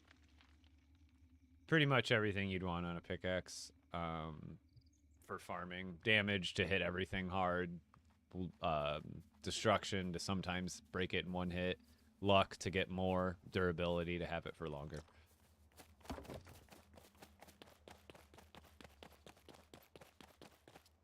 Just got home from school. There is a shooting. They made us stay. Oh man, I'm sorry to hear that. That usually puts a hold up on everything. You get, like, you know, for safety reasons, obviously, but I can throw that's like your whole afternoon out the window sometimes. Hope everyone's okay.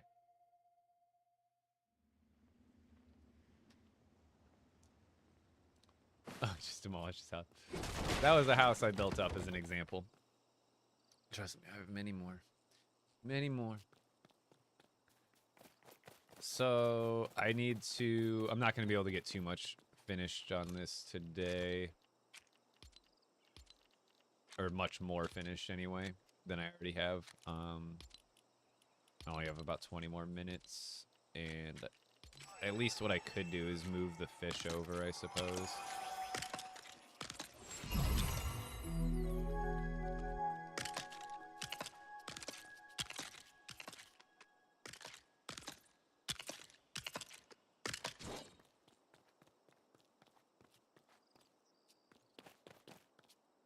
What is that? 4? Yeah. Okay. Because I don't know how big I need to make this building to store all the fish. Because this stuff, the food, the side that has the food and the other stuff, that'll be a pretty small build. So I suppose I could figure that out now, but I think... Let's figure out... Let's go get the fish real quick. We'll get a head start, so that way stuff is ready to go for tomorrow.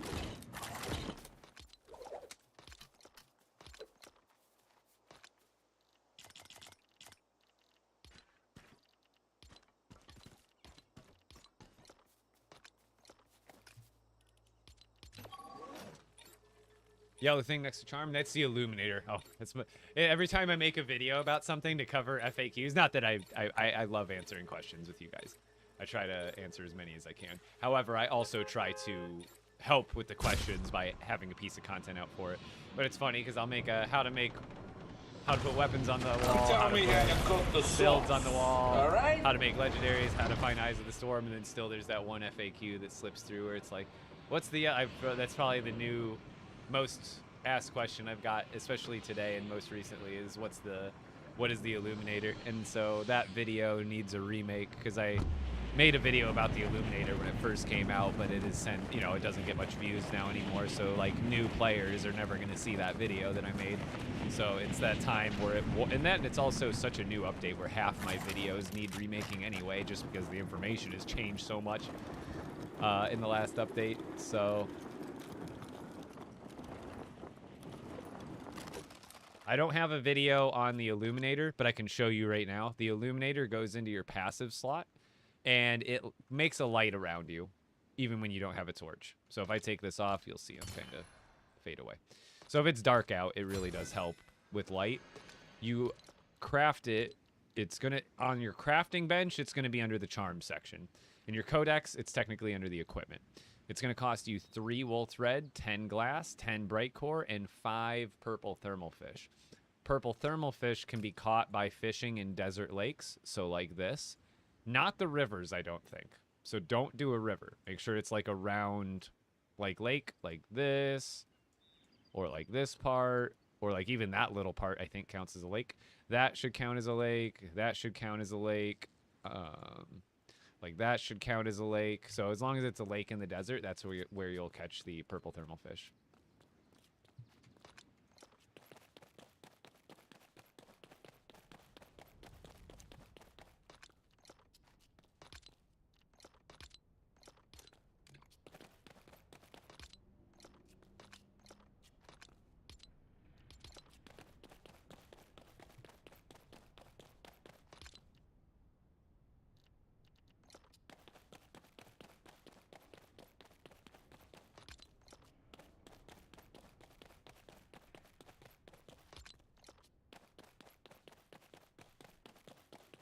Legendary Storm Flopper. I don't know if it's only in the storm, but I think it's just a higher chance.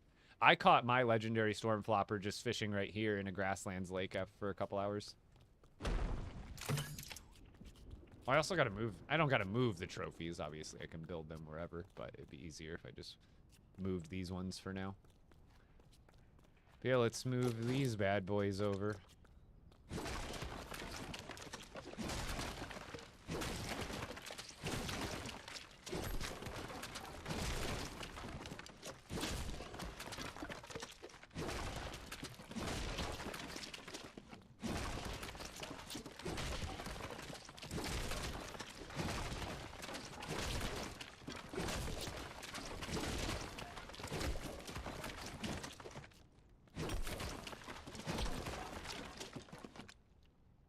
That's all of them. Don't lose. Shut up.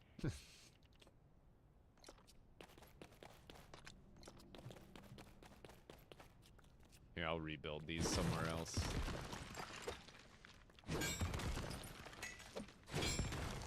Because now that I don't have the fish in here, I can probably even move these up against the wall, but I'll do that later. Just easier to grab the materials that exactly the amount that I need. Oh, I also, you know what else I forgot to bring over there?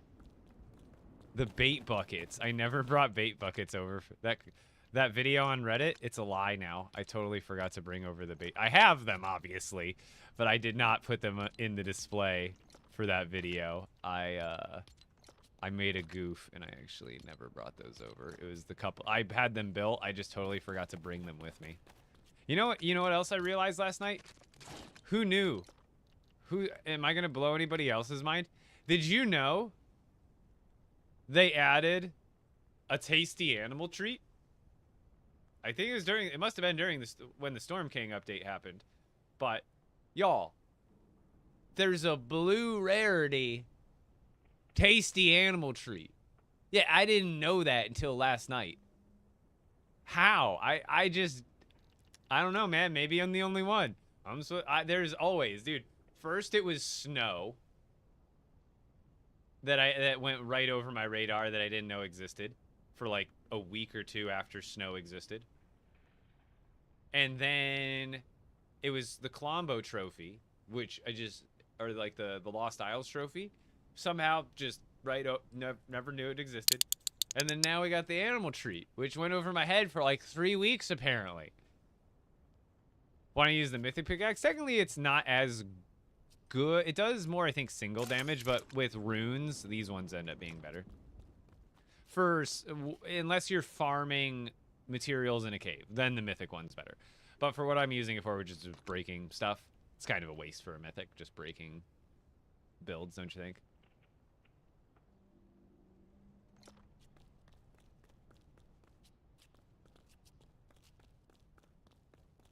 So, like, yeah, the treat must just last longer, but when did the tasty treat come out? Was that the Storm King update or sooner? Like, how much did I miss that?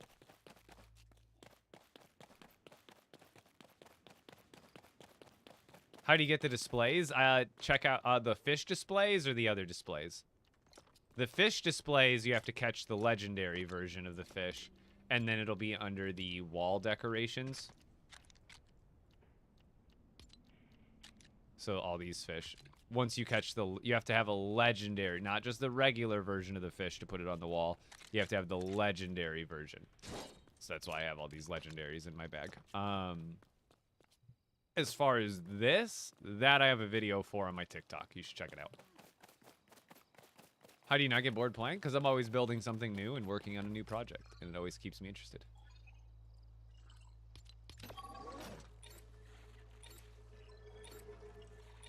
Tasty Treat came out before Lost Isles. Really? That long ago, huh? So that one went over my head for I just haven't needed to get animals, and I guess there's so many items on the grill now that I guess I just never noticed it. Because like I say, if you go to the grill nowadays, bro, there's like 30 items you can make at the grill. Not that many, but it's a lot. So it's probably one of those things that probably just blended into the mix. And I haven't used treats. Yo, Green Bean on Xbox. Thank you for the raid. I appreciate it. Yeah, the grill is stacked, so I haven't needed to get animals to any of my bases in like a long time. So I guess it's just one of those departments I guess never checked naturally. Oh yeah, it looks a lot better just with the trim now. Even just the trim and the edges of the castle part built out, it looks so much nicer. Not perfect, but so much nicer.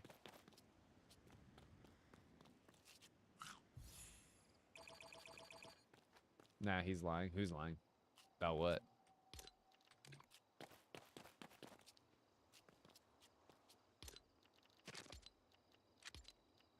See, for now, we gotta get it. I'm not a liar. I have all the stuff. I just didn't have it with me. Oh no. We're building a railing out of copper. There we go. Nobody will notice in the Reddit video that those weren't there. I totally forgot them. No one will know. No one will know. And I knew the fish weren't there, but those weren't the fish are wall mountable, but they do not wall mount via the wall mount item.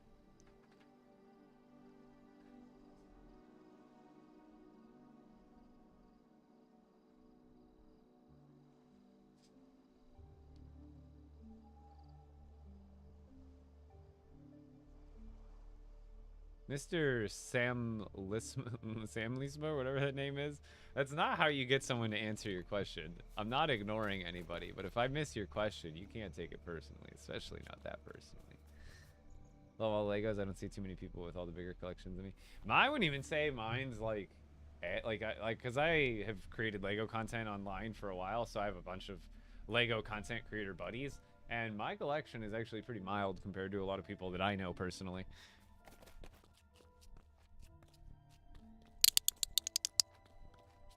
Yeah, they have their own mounts, exactly. So with these ones, I've at least got them here.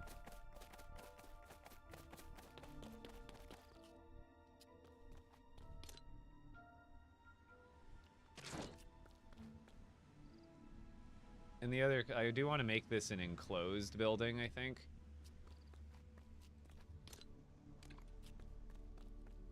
So really, I guess I gotta just figure out how many fish are there.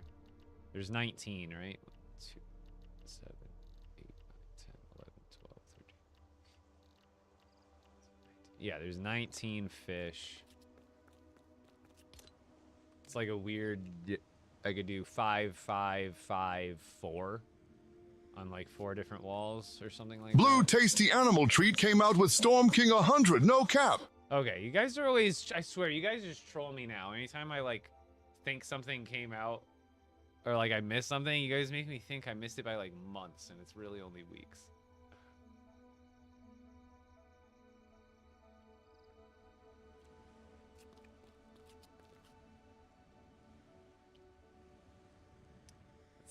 Yeah, Sam, that's it's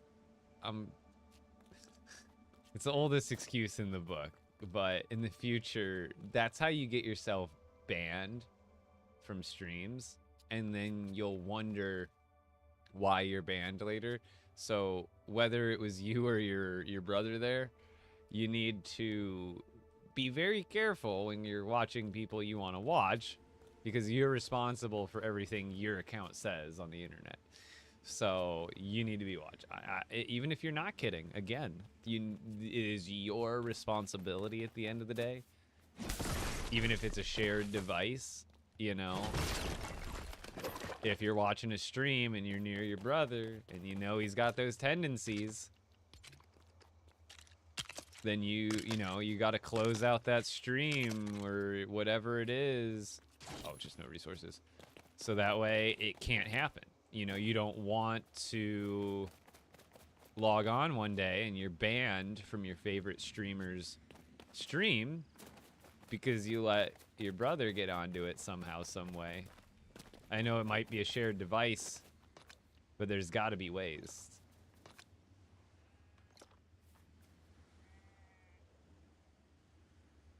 Yeah, I understand.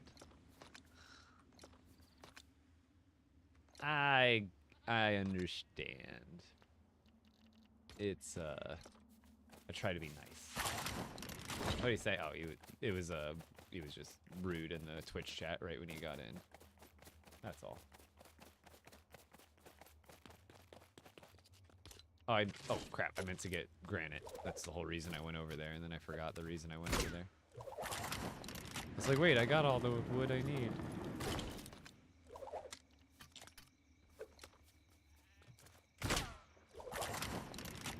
How long you be live for? Probably another like 10 minutes, to be honest. Not very long.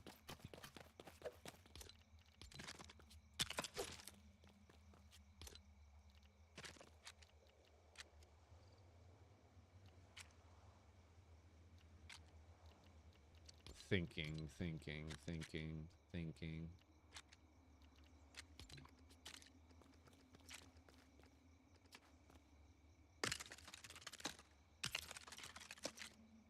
See, this isn't even gonna be the real build right now. Again, I'm just gonna do a skeleton and kind of test out a few different things here.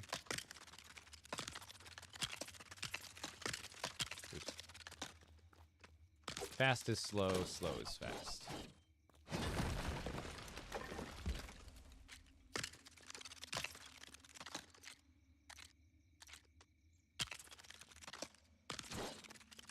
So if I go with this shape, we could do a few things to make it look a little bit nicer, but I don't want it to expand too far past that. So I think we'll keep it like this.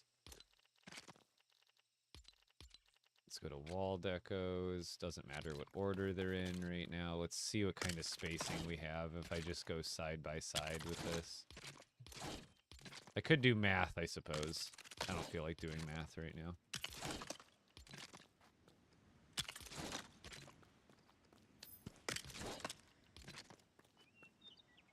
So cool, because that will allow me to go one more space in and one more space off that wall. That fits 1, 2, 3, 4, 5, 6, 7.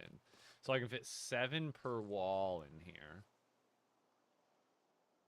So that's 7, 7. So it's 21 just on 3 walls.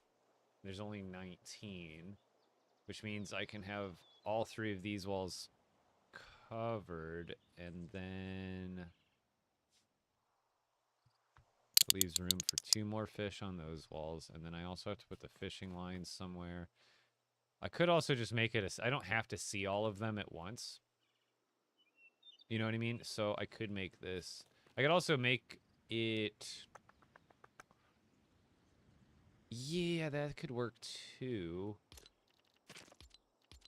Sorry, I got a lot of things running through my head, so it's not going to make sense sometimes when I'm thinking out loud. Here, let's do this. I need uppies.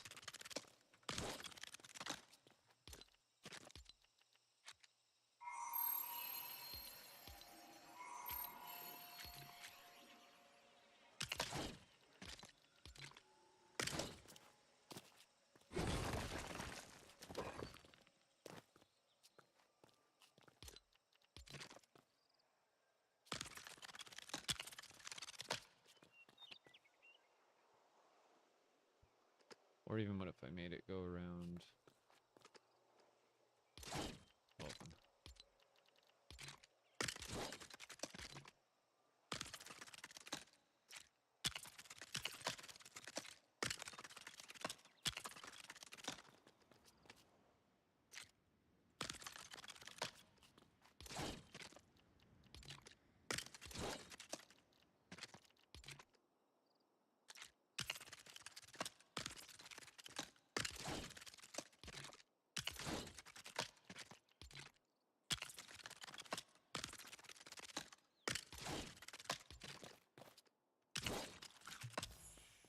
That leaves more room for more fish expansion, because then I can do fish. That's 7, 14, 21, and then I have room all up here. I could add more fish, and then you'll still be able to stand in this one spot and visually see everything. I think that's how I will shape this building for sure. It'll be a very basic build, but it'll be display worthy. Oh, not uppies. What charms? I use 2 legendary storm charms and a totem of return in my expert world. Oh, I finished the Red Bull. This is all you do is play LEGO Fortnite? No, all day. For about 4 hours. I stream for about 4 hours a day. And then for another 4 hours a day, I am recording. Less time recording, more time editing. But recording and editing content for about 4 hours. So that's like essentially my work day, so to speak, if you want to call it that. And then the other... So it's like 8 hours of my day. But that's like essentially my job, because I make money off of it and I make a living off of it. So just like if I wasn't doing that, I'd be going to a regular job, right? So that time would still be spent doing something, you know, working wise. And outside of those 8 hours, there's still like another 8 hours that most people are awake during a day. Most people are awake about 16 hours a day.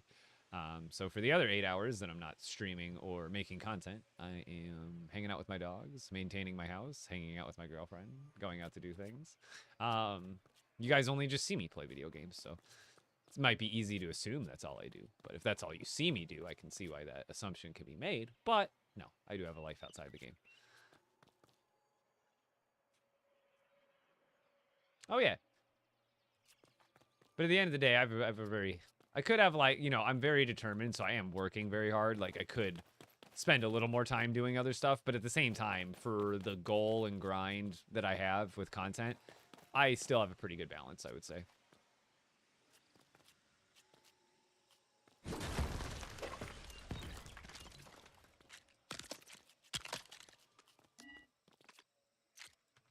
Wait, how did I already run out of... Oh, I only grabbed, like, 2 stacks. That's why.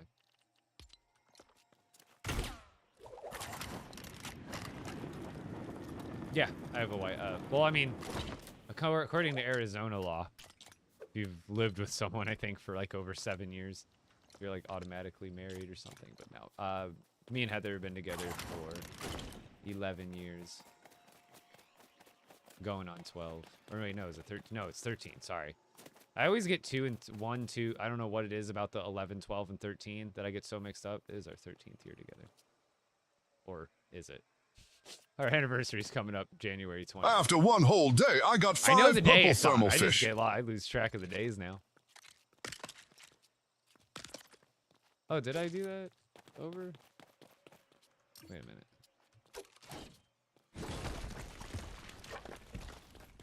Oh, I guess that is a little bit off center. Because there I can fit a whole thing. There I cannot. I need to move it over to the left. Just 2 more spaces.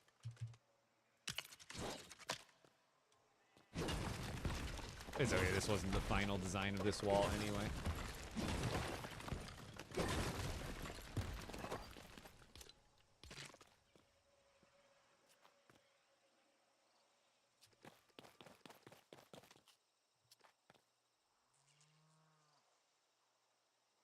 I guess, you know, I could just do the wall. Yeah, we'll just do that. Because what's the 12 look like there? Wait, does the 12?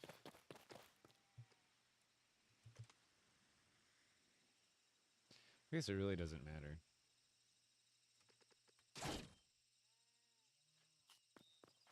Yeah, let's do that. Hold on.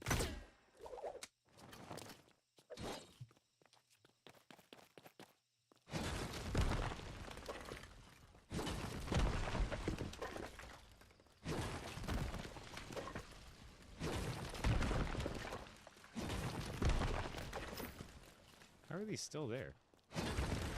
One piece.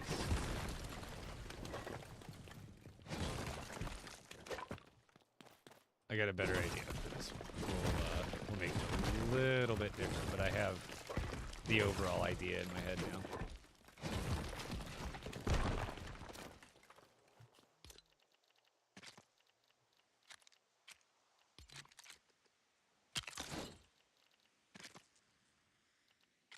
We're gonna go with 12s all the way around, and then I'll just build the wall around that.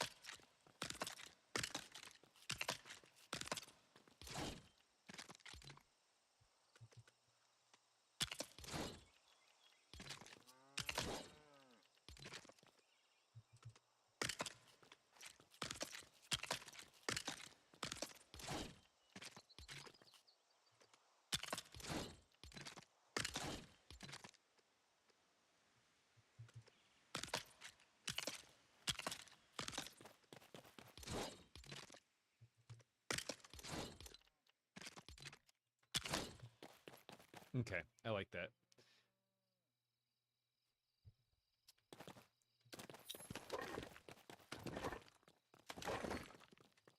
Get out of here, Essence.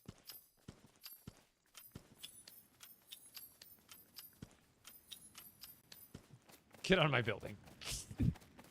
Wah, wah, wah, wah, wah. It's the little sound it makes the whole time. Okay. Chill, chill, chill, chill, chill.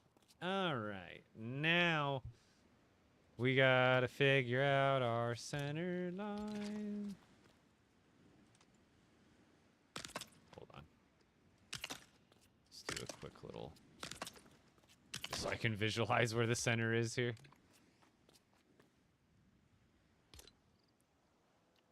So I think I'm gonna do like a stairway going up to the other row. Actually, I don't even need to make something go. I guess I can make the staircase an external one here. I could have it be like here and wrap around.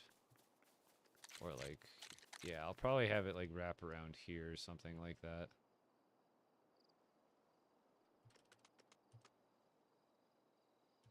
Something like that, and then like that, and then like that, and then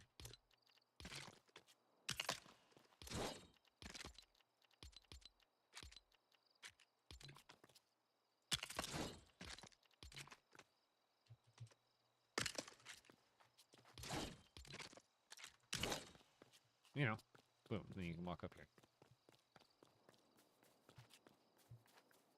See how I don't worry about all the details until I get, like, things that are important to me about the build figured out?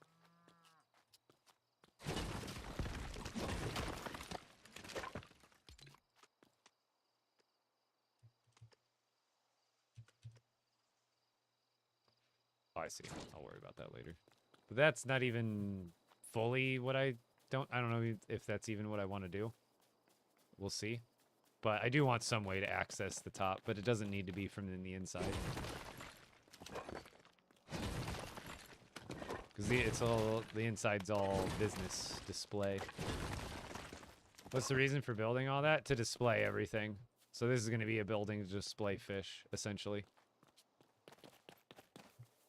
I do need a way to get up here easily, though.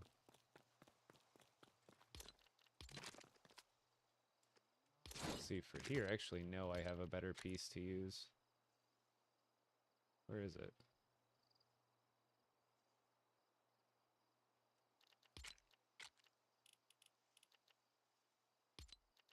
Where's that corner piece?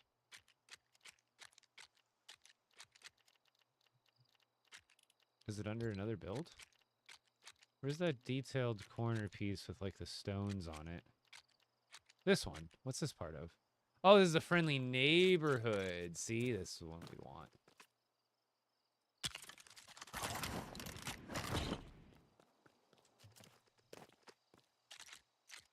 Is it gonna let me? Wait a minute. It should. Hold on.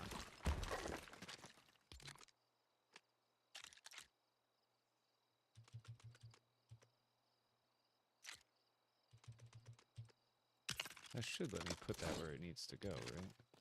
Oh no. Okay, that's an easy fix though. See, this is the one situation. You know how I told you you generally don't want to put an exterior wall on top of a floor instead of putting it to the side and a little bit down with the snap feature? This is one of those situations where this piece will not physically go down below like you want it to. So this is the one situation where I will build on top of a wall with another one because I really want to use those pieces. So I'm actually just going to... And it doesn't... In this case right here... And again, I'm just using basic pieces for now. But in this case right here, it makes sense to build on top of the floor. That's why I told you earlier it's not right or wrong whether you do that. But that's kind of the intended way. And sometimes you have to go outside of the intended way to achieve certain things and workarounds.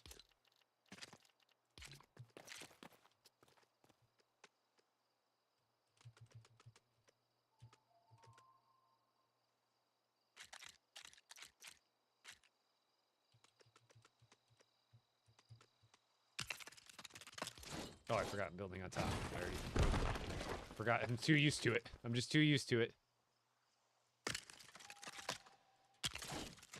And I'll make these other walls prettier here soon, don't worry. Again, sometimes I just like to start with structure, and I'm a very visual person. So this kind of stuff, just getting it all kind of mapped out, and then going back and replacing all the walls with fancier, more detailed walls, it makes it a lot easier to envision everything that I wanted to do.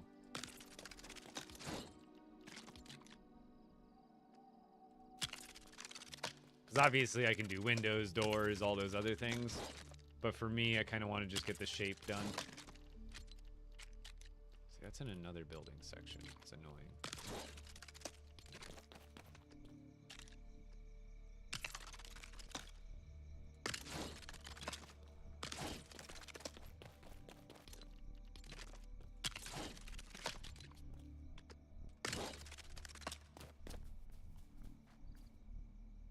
So you see how I kind of, I would argue I'm a slow builder.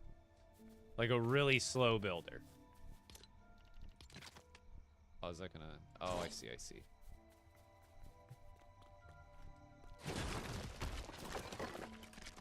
So that can go there, just needs to go a little bit higher.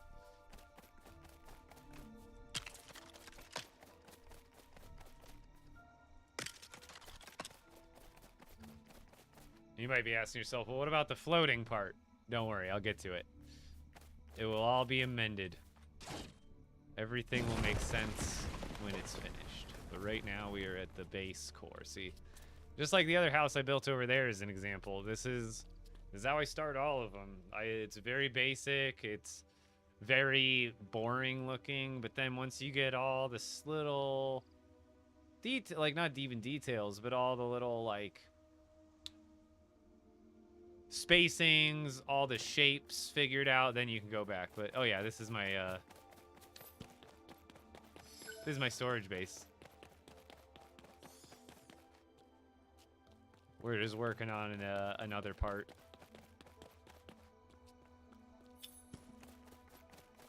I had to give the build complexity a rest. I could have moved this building in maybe a little bit more, but I was trying to make sure I had a big break between this part of the structure and this structure. I can kind of not connect it, but I can add some other stuff to kind of bring it in a little bit. Maybe I do add a couple of like light pathways or do something interesting to put in the middle. I don't think things inside of a chest affects build complexity, no.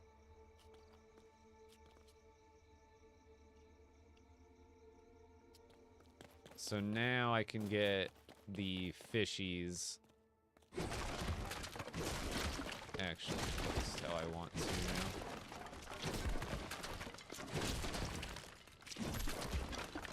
now. Okay.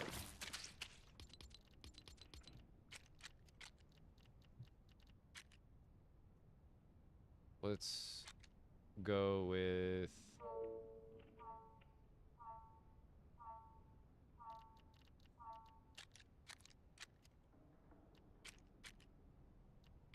Actually, I just need to get spacing figured out here.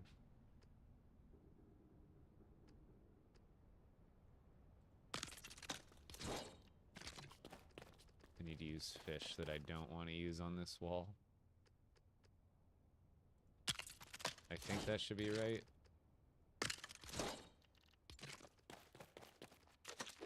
I gotta figure out where the center is here.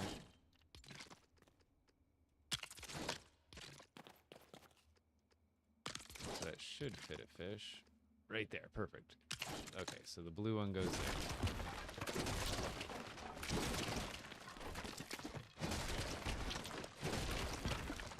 The reason I wanted it figured out where the center is because I want to do a specific order for the floppers.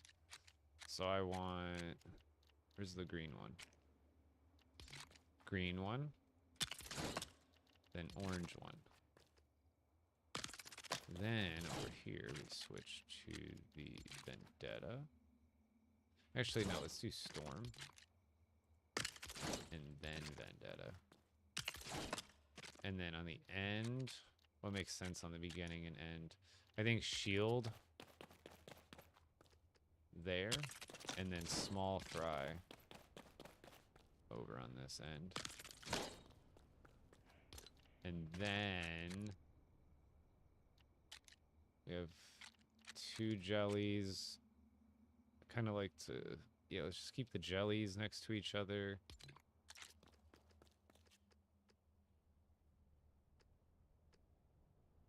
Actually, the jellies, I should do those on the opposite wall because they face the other way. It'll just look better on this corner. Right? Right. Then we do the other jelly.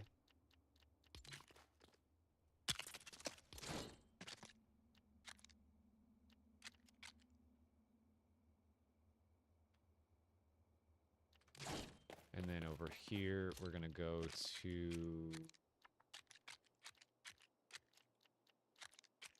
I feel like we should do the thermals.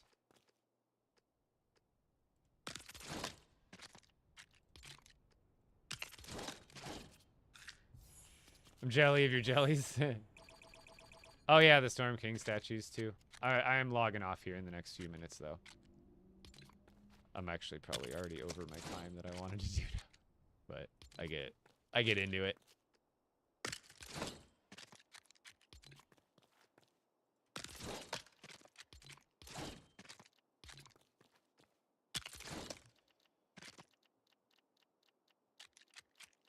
What's the yellow one?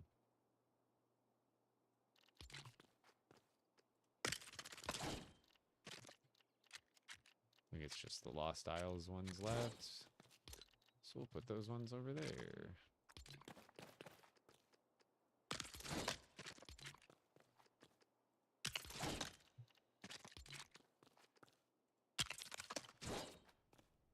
There we go.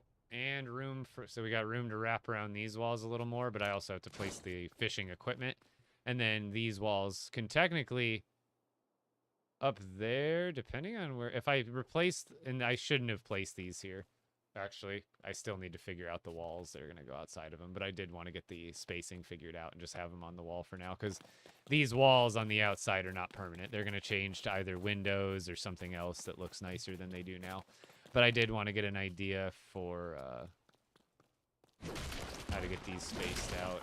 And I think, and again, if I go with the nubless, see, that would be, hold on.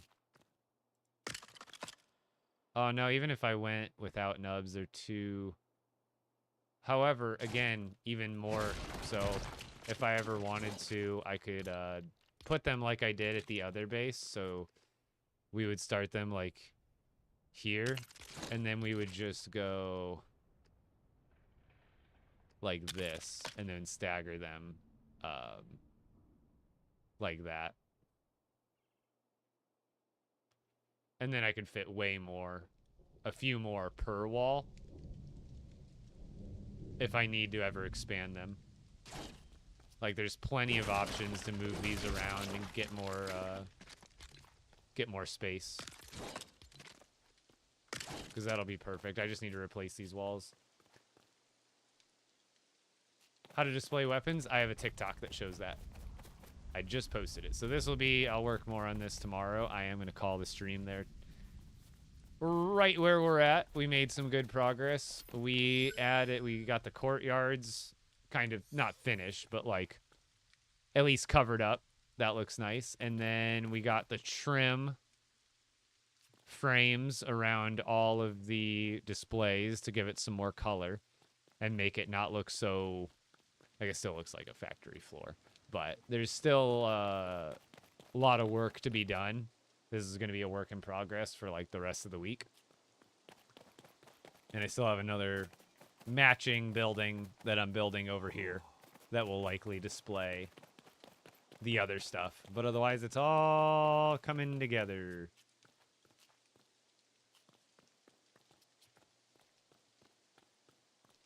Yeah, I'm going to have a good birthday, Din.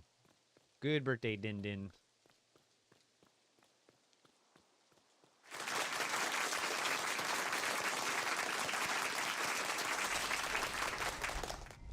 Have a good one, Charlie.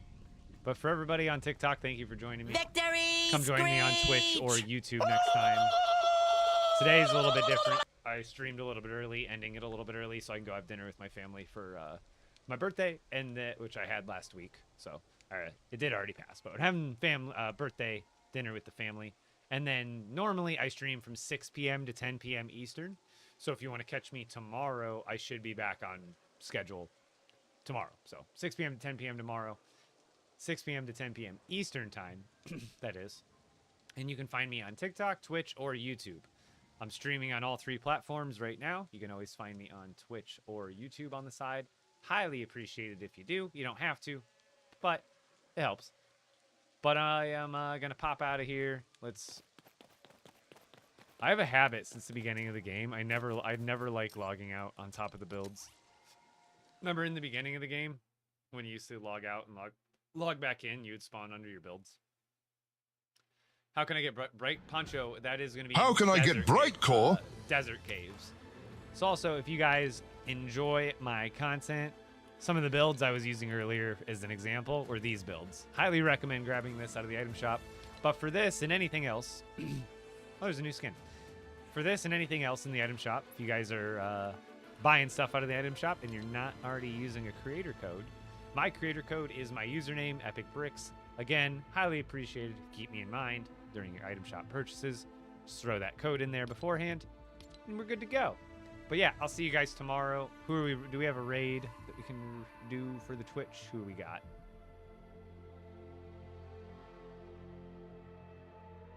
Oh, J-Dub's on? Let's go.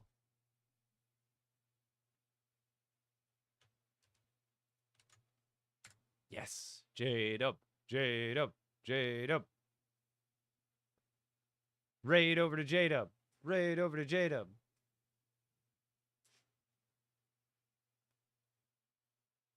Yeah, I know. I saw him on TikTok a week or two ago, and I was like, dude, it's so nice to see your face on and Fortnite at the same time, and LEGO Fortnite at the same time. Because he was like one of the OGs. Like in the early day, like it's only a year ago now. But like, you know, in the early days when not a lot of people were streaming this game at all, he was one of them. Like, he's a true OG. He took some time back. I'm sure some life, you know, sometimes happens. That's, you know, life. But, you know, I'm glad to see him streaming again. So more than happy to throw him a raid. Give him some extra love. Everybody, I'm out of here. Have a great night. I'm going to go have dinner. Love y'all, Twitch. Have a good one. And then let's tag him up here. I don't know. Wait.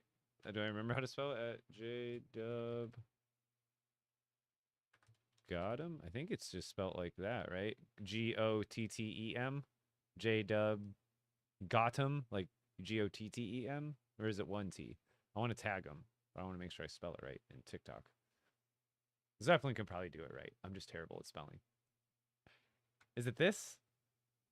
Is that how I spell J-dub's name? Or did I do him a dishonor and on my family and spell it wrong?